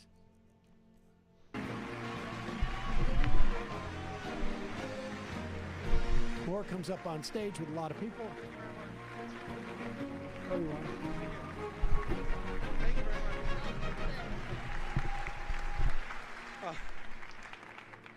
much. On behalf of our producers, Kathleen Glynn and Michael Donovan from Canada, I'd like to thank the Academy for this. I've invited my fellow documentary nominees on the stage with us, and we would like to, they are here in solidarity with me because we like nonfiction. We like nonfiction and we live in fictitious times. We live in a time where we have fictitious election results that elects a fictitious president. We live in a time where we have a man sending us to war for fictitious reasons, whether it's the fictition of duct tape or the fictitious of orange alerts. We are against this war, Mr. Bush. Shame on you, Mr. Bush. Shame on you. And anytime you've got the Pope and the Dixie Chicks against you, your time is up. Thank you very much. I'm sure they're playing him off now. I mean, Liberal you Hollywood. could see that shot of the audience was really telling, where nobody wanted to speak up. You had one guy in there. It looked like clapping. Scorsese was about to start clapping. There, right there. I mean, that one is where everybody's just like, I wouldn't put myself out like that. Who's the blonde lady clapping there? Is that Nicole Kidman? Oh, okay. Well, maybe not. But you see, there one guy in there who's actually really. I mean, this is what it was like at that time. It's probably a seat filler. And I don't also want to like say things have improved in terms of what the approval rating for this war in particular was. But just because we had the Oscars on Sunday, there was one speech that mentioned the Gaza genocide, and it was Javier Bardem. And I know Joachim Trier said something afterwards about Sudan and Congo and Gaza, but like in the midst of our country funding a genocide, the fact that that was really the only display at this point of opposition is deeply upsetting. But like that mood there it was reflected in the poll numbers, Bush's approval rating and the approval rating for the Iraq war. So Trump is maybe, a continuation of Bush, but he certainly doesn't have the nationalism that came from 9/11 to buoy him into this criminal war. Or even look, the Bush administration went through a lot of trouble to make up a lot of lies to justify it. They leaked information directly from the White House to Judith Miller, who was a reporter at the time for the New York Times, saying that Saddam Hussein had access to weapons of mass destruction. And then Dick Cheney, the next day, the office that leaked it to her via Scooter Libby, went on Meet the Press at a time where Meet the Press actually had some valence and said, I'm just quoting the New York Times to prove that there are weapons of mass destruction. They've done the reporting. This isn't coming from us. I mean, we have stuff that also verifies it, but we can see that it's public information. You had Colin Powell use all of his cachet and sit in front of the UN and hold up a vial of fake anthrax to say there are weapons of mass destruction there, and Lieutenant Colonel Wilkinson, who years later, I think, on a sort of a reputation rebuilding tour, said that it was the worst day of his life, and that Colin Powell, knew. They were just basically whitewashing the stuff that the CIA, I can't remember his name now, was sitting behind him at the UN. And so there was a concerted effort to lie to the United States, to people, and of course, like you say, it was in the wake of 9/11. The country was largely in shock. In this instance, Trump just it was almost like in the same way that I might decide I'm going to go see a movie if I don't have my kids. So it was like that loosey goosey. And hopefully we'll have a guest on to speak about not just the human toll of this bombing campaign in Iran, but the ecological toll that is going to be felt by people for decades. To have the President of the United States have the capacity to engage in this bombing campaign on a whim is the direct result, to bring it back to Iraq, of the lack of accountability that the war criminals in the Bush administration were able to experience. The fact that Dick Cheney died outside of a jail cell, the fact that Bush is painting and on his ranch in Texas, Condoleezza Rice, she's like, a consultant for the Denver Broncos or something. I mean, it's absolutely insane. And that was because the Democrats were complicit in it. Many Democrats, including Hillary Clinton, supported the Iraq War. Joe Biden, Chuck Schumer. How are these people still influencing the party? If we had prosecuted these people, if we had also removed there had been a war powers vote, if the authorizations for the use of military force had been rescinded, then perhaps Trump wouldn't be able to do this on a whim. But this is the result of that lack of accountability. Let's go to 6. This is as we are continue to bomb Iran, as the Israelis continue to bomb Iran. Israel is very busy these days because Lebanon too. The Israelis are not only having their Well, they might as well IDF use it while they got it. People in the West Bank. Not only are they still bombing Gaza, but they are now apparently prepping for a ground invasion of Lebanon as they bomb oh my God, I hate this southern timeline. Lebanon first, and then will come in with a ground invasion, supposedly. Here is Donald Trump being asked about that bombing in Lebanon. Israel is expected to expand its ground offensive in southern Lebanon to go after Hezbollah. Have you discussed that with Israeli leaders? Yeah. And does the United States support a potential Israeli invasion of Lebanon? Yeah, no, I did, and I no. know though. Look, Hezbollah is a problem. It's been a problem for a long time, not just now.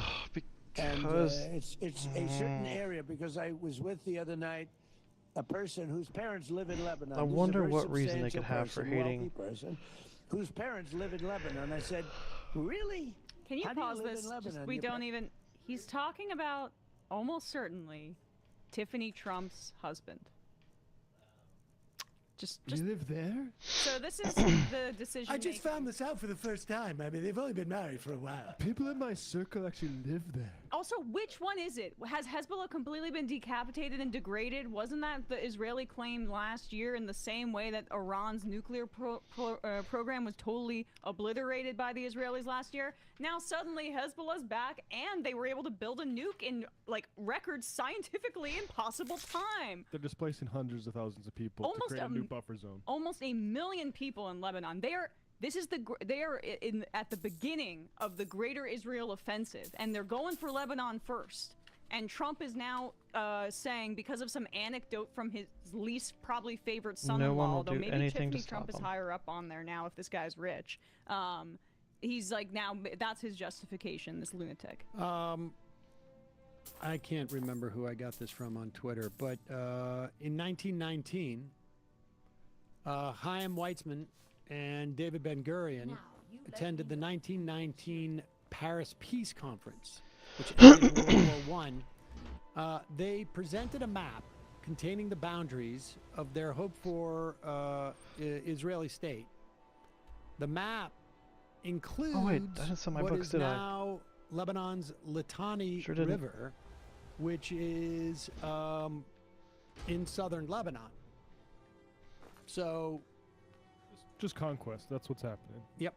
And they are now, they've apparently sent leaflets to depopulate the entire area south of the Litani River. That is 10% of Lebanese territory. And like you say, home to, somewhere around 300,000 to 400,000 people in more than 150 villages and towns. But here's Trump giving the answer. Like, I actually know somebody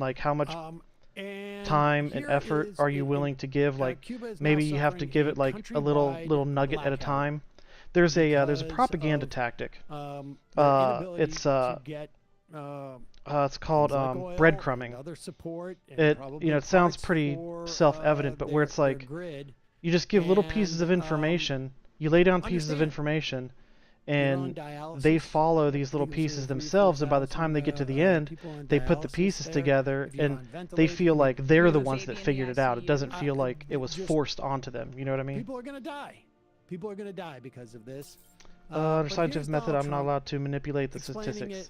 So you don't have to manipulate the statistics. The goal is to manipulate the listener so that they are more open-minded. Person who's Cuban and made a fortune in sugar, Fanjul family, right?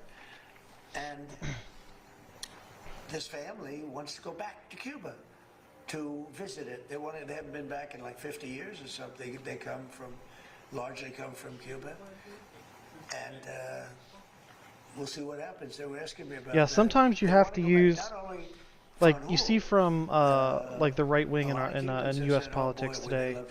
They're always using propaganda tactics, where they'll constantly they'll just beat a message until it's stuck in your brain, or they do the breadcrumbing thing like I talked about, or they do another tactic called card stacking, where it's not like a trail of clues, but they will layer a few different pieces of information into like an individual statement, and then the people put the deck together themselves. You know what I mean? Taking Cuba in some form, yeah. But the goal is the same: is to get the person to arrive, make it feel like the person has arrived at the conclusion themselves. Because we're stubborn by nature. Question: does Trump know that Puerto Rico is? I doubt it. I sincerely doubt it. I would say it's least likely that his white voters know, and then right above that is him. We've seen what ISIS. I think he's a little bit more likely, but not maybe 50-50. But I bet the people in his administration know, like Marco Rubio, Pete Hegseth. I'm sure those guys know. But even if he said it wasn't, they wouldn't correct him. And a lot more deprivation. Thing is like you just can't tell with him. Being right off their shores, why trying to assassinate their heads of state the entire time. Like, this is our fault. Castro escaped that dozens It's not of a product times. of socialism, then that's ridiculous. No. It's a matter of propaganda that it is. No, it's not a product of that. I mean, it's a product of a country completely under siege. But and that's like the idea that that's part of Cuba. That's another strategy of his too, is to keep people off balance. Like you think you know what he's going to say or do, and then he just does something you're not prepared for. And it's like you're constantly on like mental defense. Taking them off the terror watch So list. even if he were to say one way or another, whether he knew it was or not, I wouldn't believe either one. Grandkids now. Grandkids. Question: if I was born in Guam, moved to the Great Lakes, and slavocracy that was do people know Guam is American? A lot of people do. America forced it to be. To be fair, I would say the Haitian slaves, they paid reparations for over 100. Oh, man. What was it? 20 years. So the only experience I have with people from Guam is when I was in the military, and there were a bunch of people from Guam that I went through like basic training and AIT with. I did so, but the people from Guam, I don't think they had their own like National Guard unit. Up to something like, I don't know, they just had people that enlisted from Guam, but Puerto Rico has their own National Guard unit that stays together like as a group. Yes. But he says that so the about only the interaction I had with hurricane Puerto thing. Ricans, I mean, the other well, no, I part should is say the one, only, but most of the he's, interactions were completely National disconnected Guard from units that reality. were I just looked it up on the stationed New on the York Times. bases that I was at. Cuba has had 10 major hurricanes in man, the last 25 I don't know, years, I think- including a Category 3 last year. I think the reason that asking us for money, he's doing. I don't know for sure. smearing At Puerto Rico. Realistically, So it's he's probably saying about he the wants to same turn percentage. Cuba into another But territory of the I think United if people were to just guess, They'll be a little bit more fun for us, 'cause they we would can maybe probably reopen those be more casinos likely that to some of guess my that buddy Roy Guam Cohn's is friends were American, really into back in just the old because days. it The doesn't old days, sound I'm bringing as us to, Hispanic as Puerto including Rico. You know what I mean? Complete return to open colonialism. Just that part in as their he brain, says they it, hear Puerto just Rico, they think Hispanic, No. so not American. No you know? hurricanes. See, I looked at the weather map, and But you have Guam, somebody wrote that. which No hurricanes. you know, it doesn't. Maybe it's Hispanic. I don't know the origins. To be honest with you, I'm pretty ignorant of that myself. I wonder if somebody says to him, It's a pretty small island. You don't really meet too many people from Guam.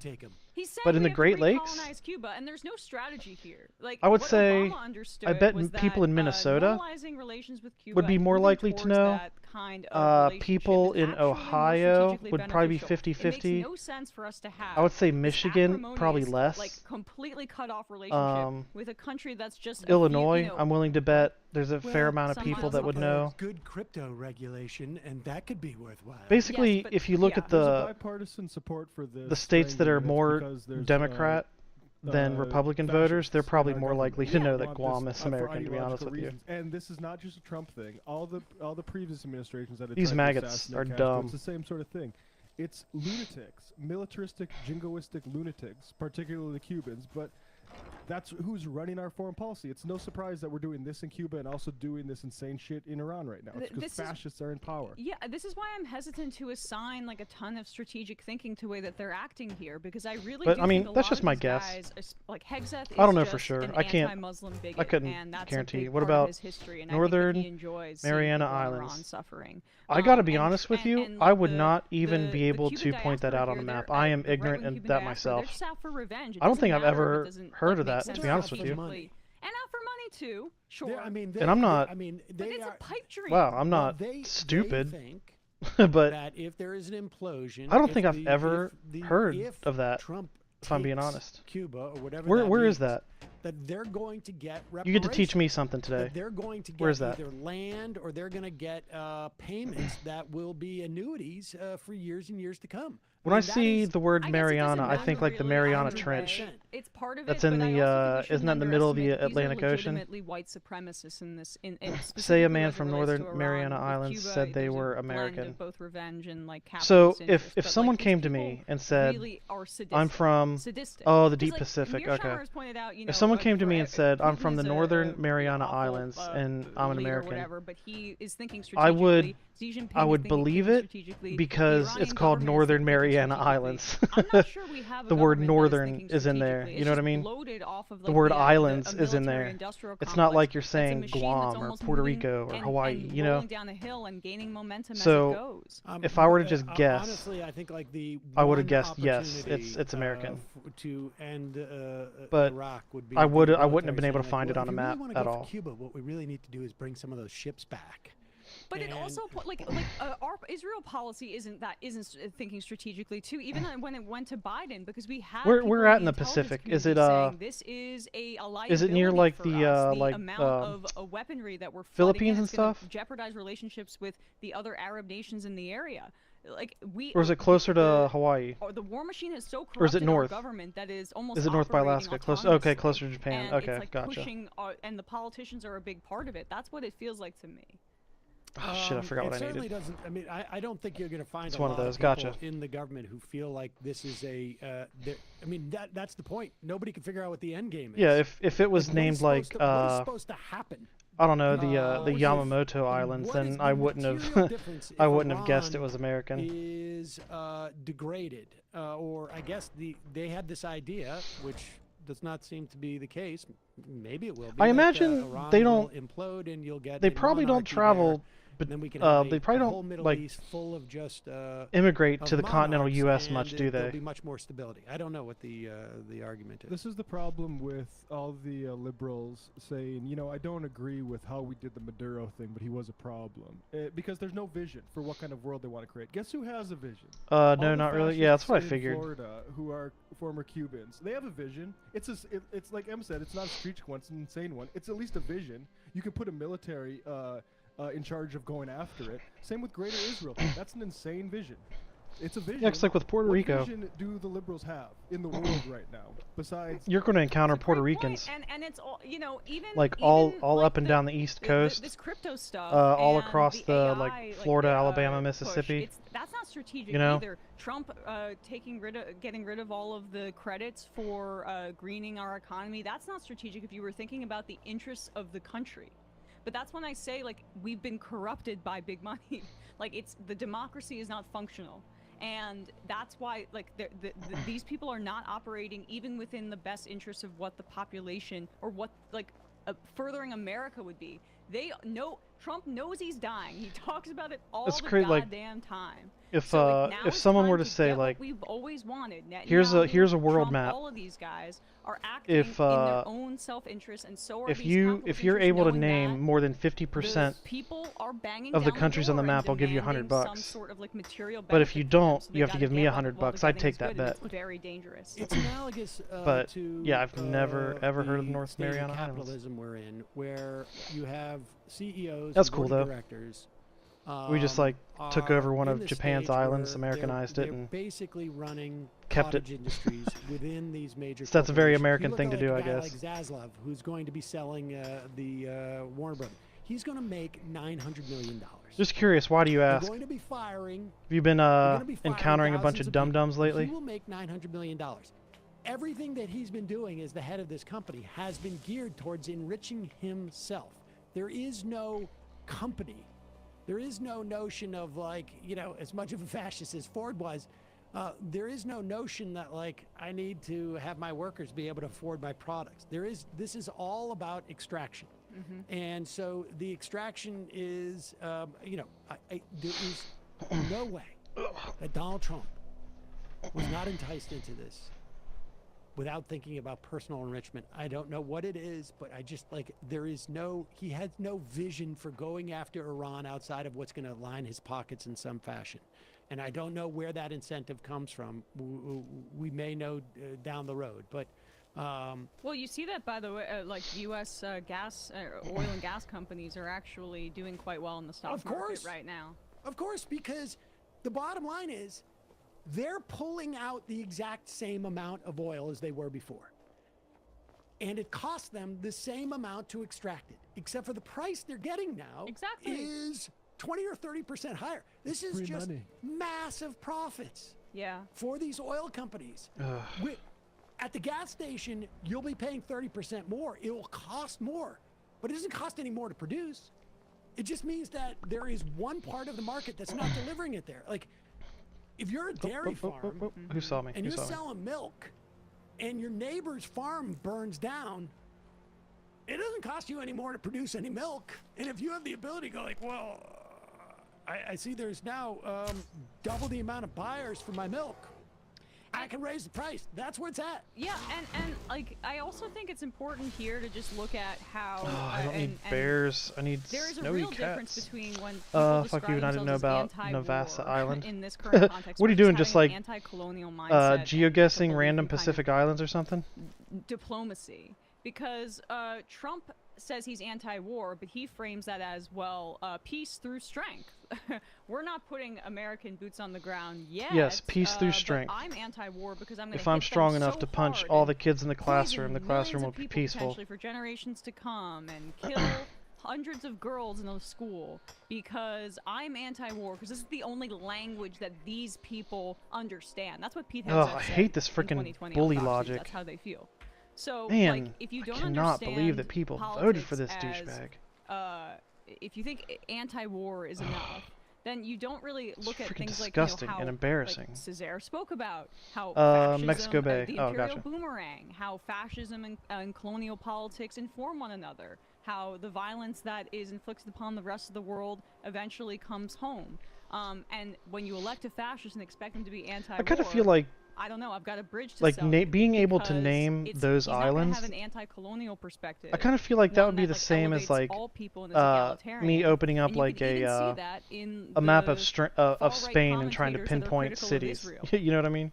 It's a similar mindset. They don't view Because it's not their its own project country, as right? uplifting It's all part people. of They view it as supremacy for part of certain groups Mexico. over the other. If And it's the right off the split in coast of Republican Mexico, Party I over assume. Israel is whether it's elevating Christian Zionists or whether it's saying that it's Christians that say that Zionism isn't the way to go. But either way, both visions are about Christians having supremacy, and that's like a major, and that's who populates the federal government right now. All right, we're going to take a break, head into the fun half of the program, wherein you can join us, and Oh, shit. I am the I show think- if you are a member. Go to jointhemajorityreport.com to become a member today. Jointhemajorityreport.com. Also, justcoffee.coop, fair trade coffee, hot chocolate. Use the Another one coupon in the code chamber? Yep, majority. sure do. You will get 10% off of your coffee purchases. Matt, what's happening in the Matt Leckie? I thought I would. It's Josh Johnson. Thought I'd be heading to bed by now, but just trying to get this little bit done. Ooh, I'm in 3D. Shit. Good popcorn. Everybody's so mad at Timothée Chalamet. This is, wow. This is very mad. Okay, in case you didn't see it, this woof. Okay, so in case you didn't see it, he was talking to Matthew McConaughey, right? And they were surrounded. It was like a CNN variety thing, and they were all together in this room where a bunch of, I guess, like aspiring actors were surrounding them. The setup felt awkward, but basically, Timothée Chalamet said, at some point, he was talking about film, and he was like, I don't want to be working in ballet or opera or one of these things where they're like, please keep this thing alive even though nobody cares about it anymore, right? And I didn't know so many people did ballet and opera because the way that they came for his life, his head, everything, wow. So I thought it would be fun to come to the Wheeler Opera House.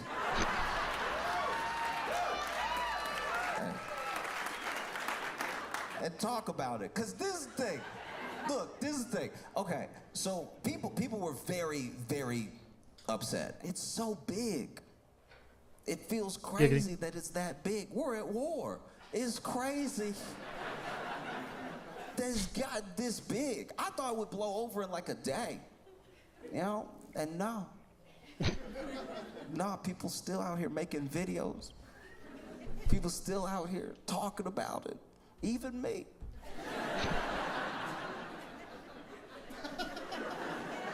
It got me too. Even the Met replied. The Met, you know, okay. I understand being upset at the idea, even the sentiment that like your art, the thing that you pour all of yourself into, is dying, right? I understand how it feels dismissive and offensive and everything. I'm not coming at anybody who had a response. I'm just saying like the Met replied with a video. I understand he was being disrespectful. He was being disrespectful to two art forms that are like actually the cornerstone of where a lot of creativity has come from, right? I understand that. I do get that. The Met, okay, this would be like, okay, because I've you know, been out with friends or whatever, and someone will say something about how they don't care at all about basketball. They don't care. I don't know what the rules are. They get it in the hoop, I guess. I don't care, right? Barclays Center doesn't reply to that person to be like, actually, a lot of people like it. Yeah, like. But I understand why the Met did it, because here's the thing. Here's the thing. If you are in any creative field right now that in any way is struggling, you know, it's usually money that we count as the struggle. More often than not, it's like, this thing isn't making money, so it must be struggling. And I think that sometimes we do the same thing that I at least think Timothy was doing when he said that, which is we confuse commerce with creativity. You know, we look at this exchange of artists giving us their work and us returning it with our attention, and we look at it in a way that I don't think is helpful to art at all. Just ask an artist. And what happens is, if you're not making a ton of money, you must not be good at art, is the idea. And if you make a bunch of money, you must be the best at art, which everyone knows is not true. And so I think that when you talk about this thing is dying or nobody cares about it anymore, it's like, I think you're only speaking on money. Donald Trump doodles. And He's so doing if great. something doesn't yield a lot of money, in the back of our minds, is not great art. No, actually, no. I think he Because must if be it was great miserable. art, more people would engage Like, with it, all the give time. more of their dollars to it. It would just be more substantial, you know? But that's not why you do art. Or he just doesn't care. I have no idea. I know maybe for some people it is, but it shouldn't be. That's not what makes art. Imagine if your kid came to you and said, when I grow up, I want to make money. I'm talking stacks. I'm a paint.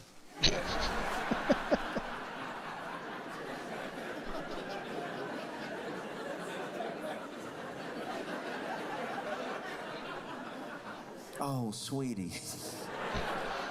I have terrible news for you about the art world. And don't get me wrong, that's not to say that artists don't make money and that people don't care about art that doesn't end up making money. We have to do like an uncoupling of art and money, of art and popularity. Real art, the things that move you, they move you. And sometimes they happen to move other people. But whether they do or not, that shouldn't determine whether we count them as art. You see a painting and you're moved, that's art to you. You hear a song and you're moved, that's art to you. It shouldn't matter how many streams it has.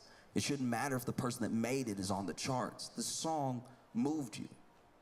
Art is so subjective, not just in its value, but also in like its meaning to the individual, that you will hear a song that moves you more than anything has ever moved you in your life.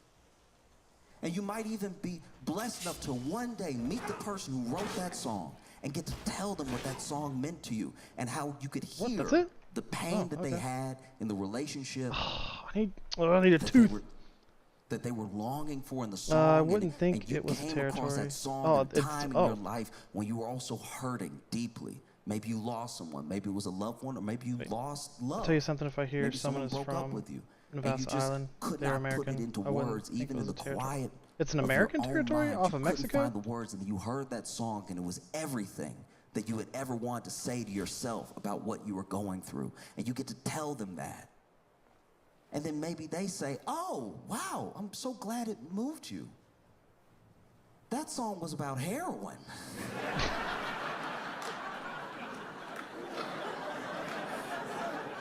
We just took a bunch of islands from all over the place, didn't we? Because that's part of art. Part of art is making it and then letting it go, letting it be whatever it is to other people. You know? You spend a lot of time, especially when you begin as an artist, making bad art. Now, this bad art, maybe it's bad because it's not well communicated. Maybe it's bad, some would say, because it's not making any money and no one knows who you are yet. Or maybe it's just bad in your own opinion based on the skills that you build off the skills you didn't have when you first did the art. Right? So it takes a long time. And then to have your art recognized it's a tremendously powerful thing. To get an award for your art means so much, because as artists, no matter what you do, I don't know if you act, if you write, whether it's poetry, novels, whatever you do, whatever artistic thing it is that you do, you are on your own in this endeavor. Even when you're with a group, your contribution comes from you. You are on your own as you do it. And because you're on your own, you're just sometimes what feels like floating in a void. Is this good? Is this worth it? Should I share it? All these things that eat away at your artistic endeavor. An award sometimes is the validation that you need to keep going, and it shouldn't be, but sometimes it is. It's nice when someone or a group of people or everybody is like, wow, That's Come art. on. You killed it. And maybe that's why Timothée Chalamet wants Oh, an and Oscar vampires. so bad. Awesome. You guys kill the dragon. No, no, no, no, no. Don't see me. Don't see me. He's clearly killing it. He's been in a lot of blockbusters. He's known as a great actor. But this thing, the pinnacle, he hasn't reached it yet.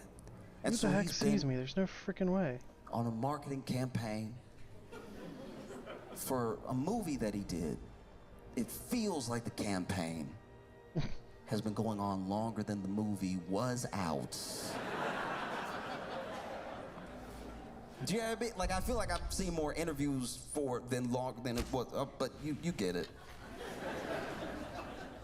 And I'll even say this. I don't know Oh, I if kind of this- need those vampires to die. It's gonna come off however it comes off, but I personally view Timothée Chalamet as someone who promotes his movie like his character from the movie. Do you know what I mean? So when he was like sweet and sensitive and quiet, that's how he promoted the movie. You see in interviews where he was like, "I'm just happy to be working with him. I just, it's like the artist." Oh man, they wrecked that vampire What actually. did you say? No, we should really just it doesn't matter what I said. You know what I mean? Like, we should really just listen to more women speak. That's like what. And now for Marty Supreme, you can guess what the character's like, because Timmy's out here hard promoting this movie. Have you seen the movie? Then what you doing with your life? Get together, Marty Supreme, Christmas Day. And I think some of the annoyance is it's because we don't have a sort of like monoculture anymore that just feeds us the thing to be watching and to be talking about. Once the internet sort of democratized attention, we got to this place where, okay, I could do anything all day. I could watch 2 hours of cat videos. I could watch like 2 hours of cat videos and nobody can stop me. You're not the boss of me. And I'm not crazy for watching 2 hours of cat videos because you provided them to me, internet. Like you're acting like I have some sort of choice. There's a cat video, I'm gonna watch it. I'm gonna watch it. And so you're able now to go from what was cable, which is just, this is what's gonna be on. Oh my god. And you can watch this at 8 o'clock, or you can change the channel and watch something else at 8 o'clock. But all the TV and all the attention is already sort of spoken for in a way. Oh my god. And then the internet made it so that you could be doing anything. You could just be playing chess for 3 hours online. Oh, I don't have stamina. Losing. That's why.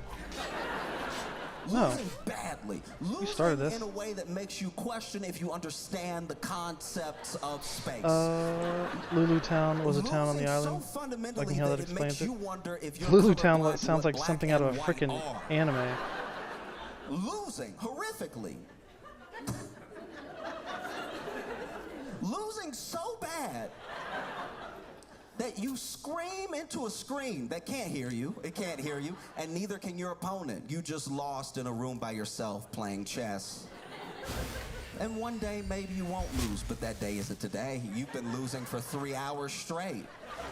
You've been putting all of your time and attention into doing these en passant and trying to get somebody to fall for the scholar's mate and everything, and now you're just sitting here in checkmate.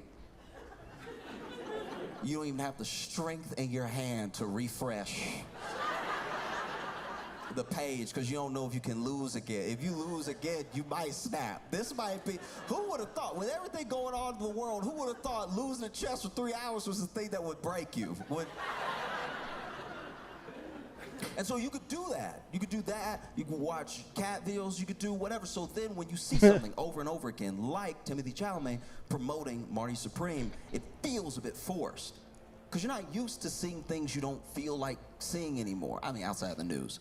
I feel like Tim was out here promoting hard, believing in this movie, campaigning for that best actor. Question before Oscar today. award. But this is a tough year to try You to have a get it. question? Because you also have Sinners. Oh, that movie was freaking awesome. Wow. Okay. Love that movie. Look, if you haven't seen Sinners, what are you doing with your life?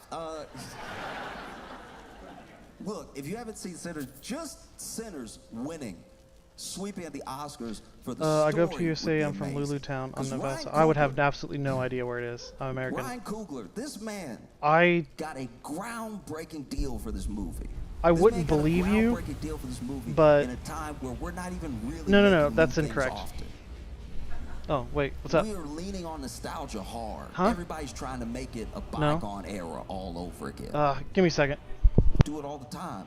Come on, y'all. Rush Hour 4. It needs to happen. You, as a creative, right, up against the industry, no matter who you are and no matter what you do, you can probably appreciate what this story means for people. You, as a creative, are up against your industry to create something new. You want to make something new because everyone's kind of sick of the stuff we've seen before.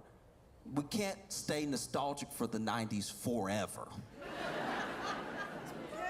You know, I love 90s nostalgia just as much as anybody else. It's when Okay, my anyway, knees alright, were I'm the back. best. So- Like, Now, I love 90s nostalgia. I'm trying to do 90s nostalgia all the time. Like, hey, it's hard to explain. It's not that I wouldn't believe you. Yeah, I remember I did that It's push-up that real fast. I would be That was good stuff. skeptical 90s were all because I right. recognize All that the musicians I liked were still alive, and we I didn't do know have a enough bit of about 'em. geographical ignorance. So I'd be like, you know, I've never heard about it, 90s, wow. but I am dumb enough 90s, even into the 2000s. for it to exist without me knowing. Pretty You know what I good. mean? We didn't appreciate it back then. It was like we had just enough tech to feel like we were headed towards the future, but not enough. Would you know what I was talking about? Like, no, I would absolutely would not. I've never heard that before like ever. Centipede on your phone too much. I would literally have no idea.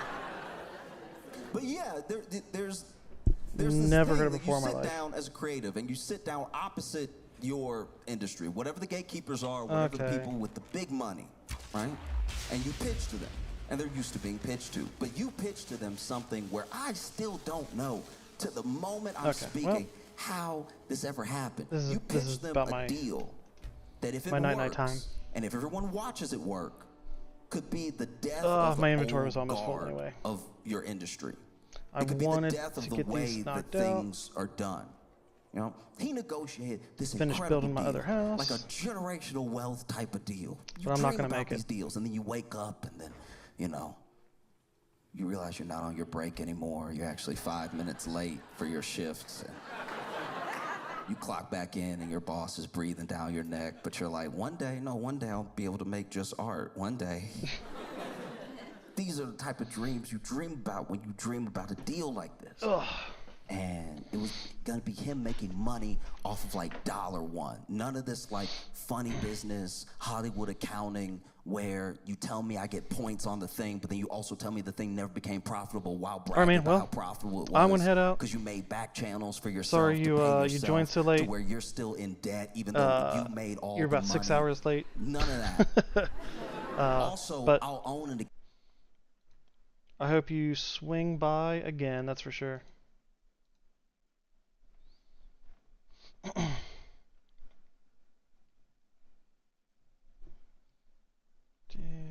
Close that. Alrighty, so stop my TikTok stream. Yeah, if you're feeling squirrely, check me out on TikTok. I'm on TikTok too, but I just started posting recently, so there's not much. Just I think like the first episode I cut into little pieces and put on there, but all the likes and follows will help. But I mean,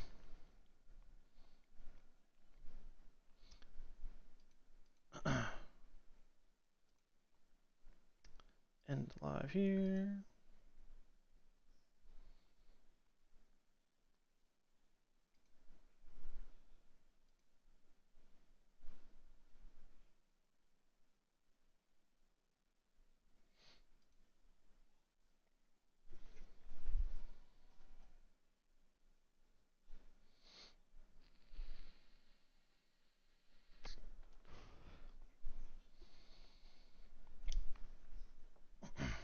Probably get myself a bowl of cereal, watch an episode of One Piece, then head to bed.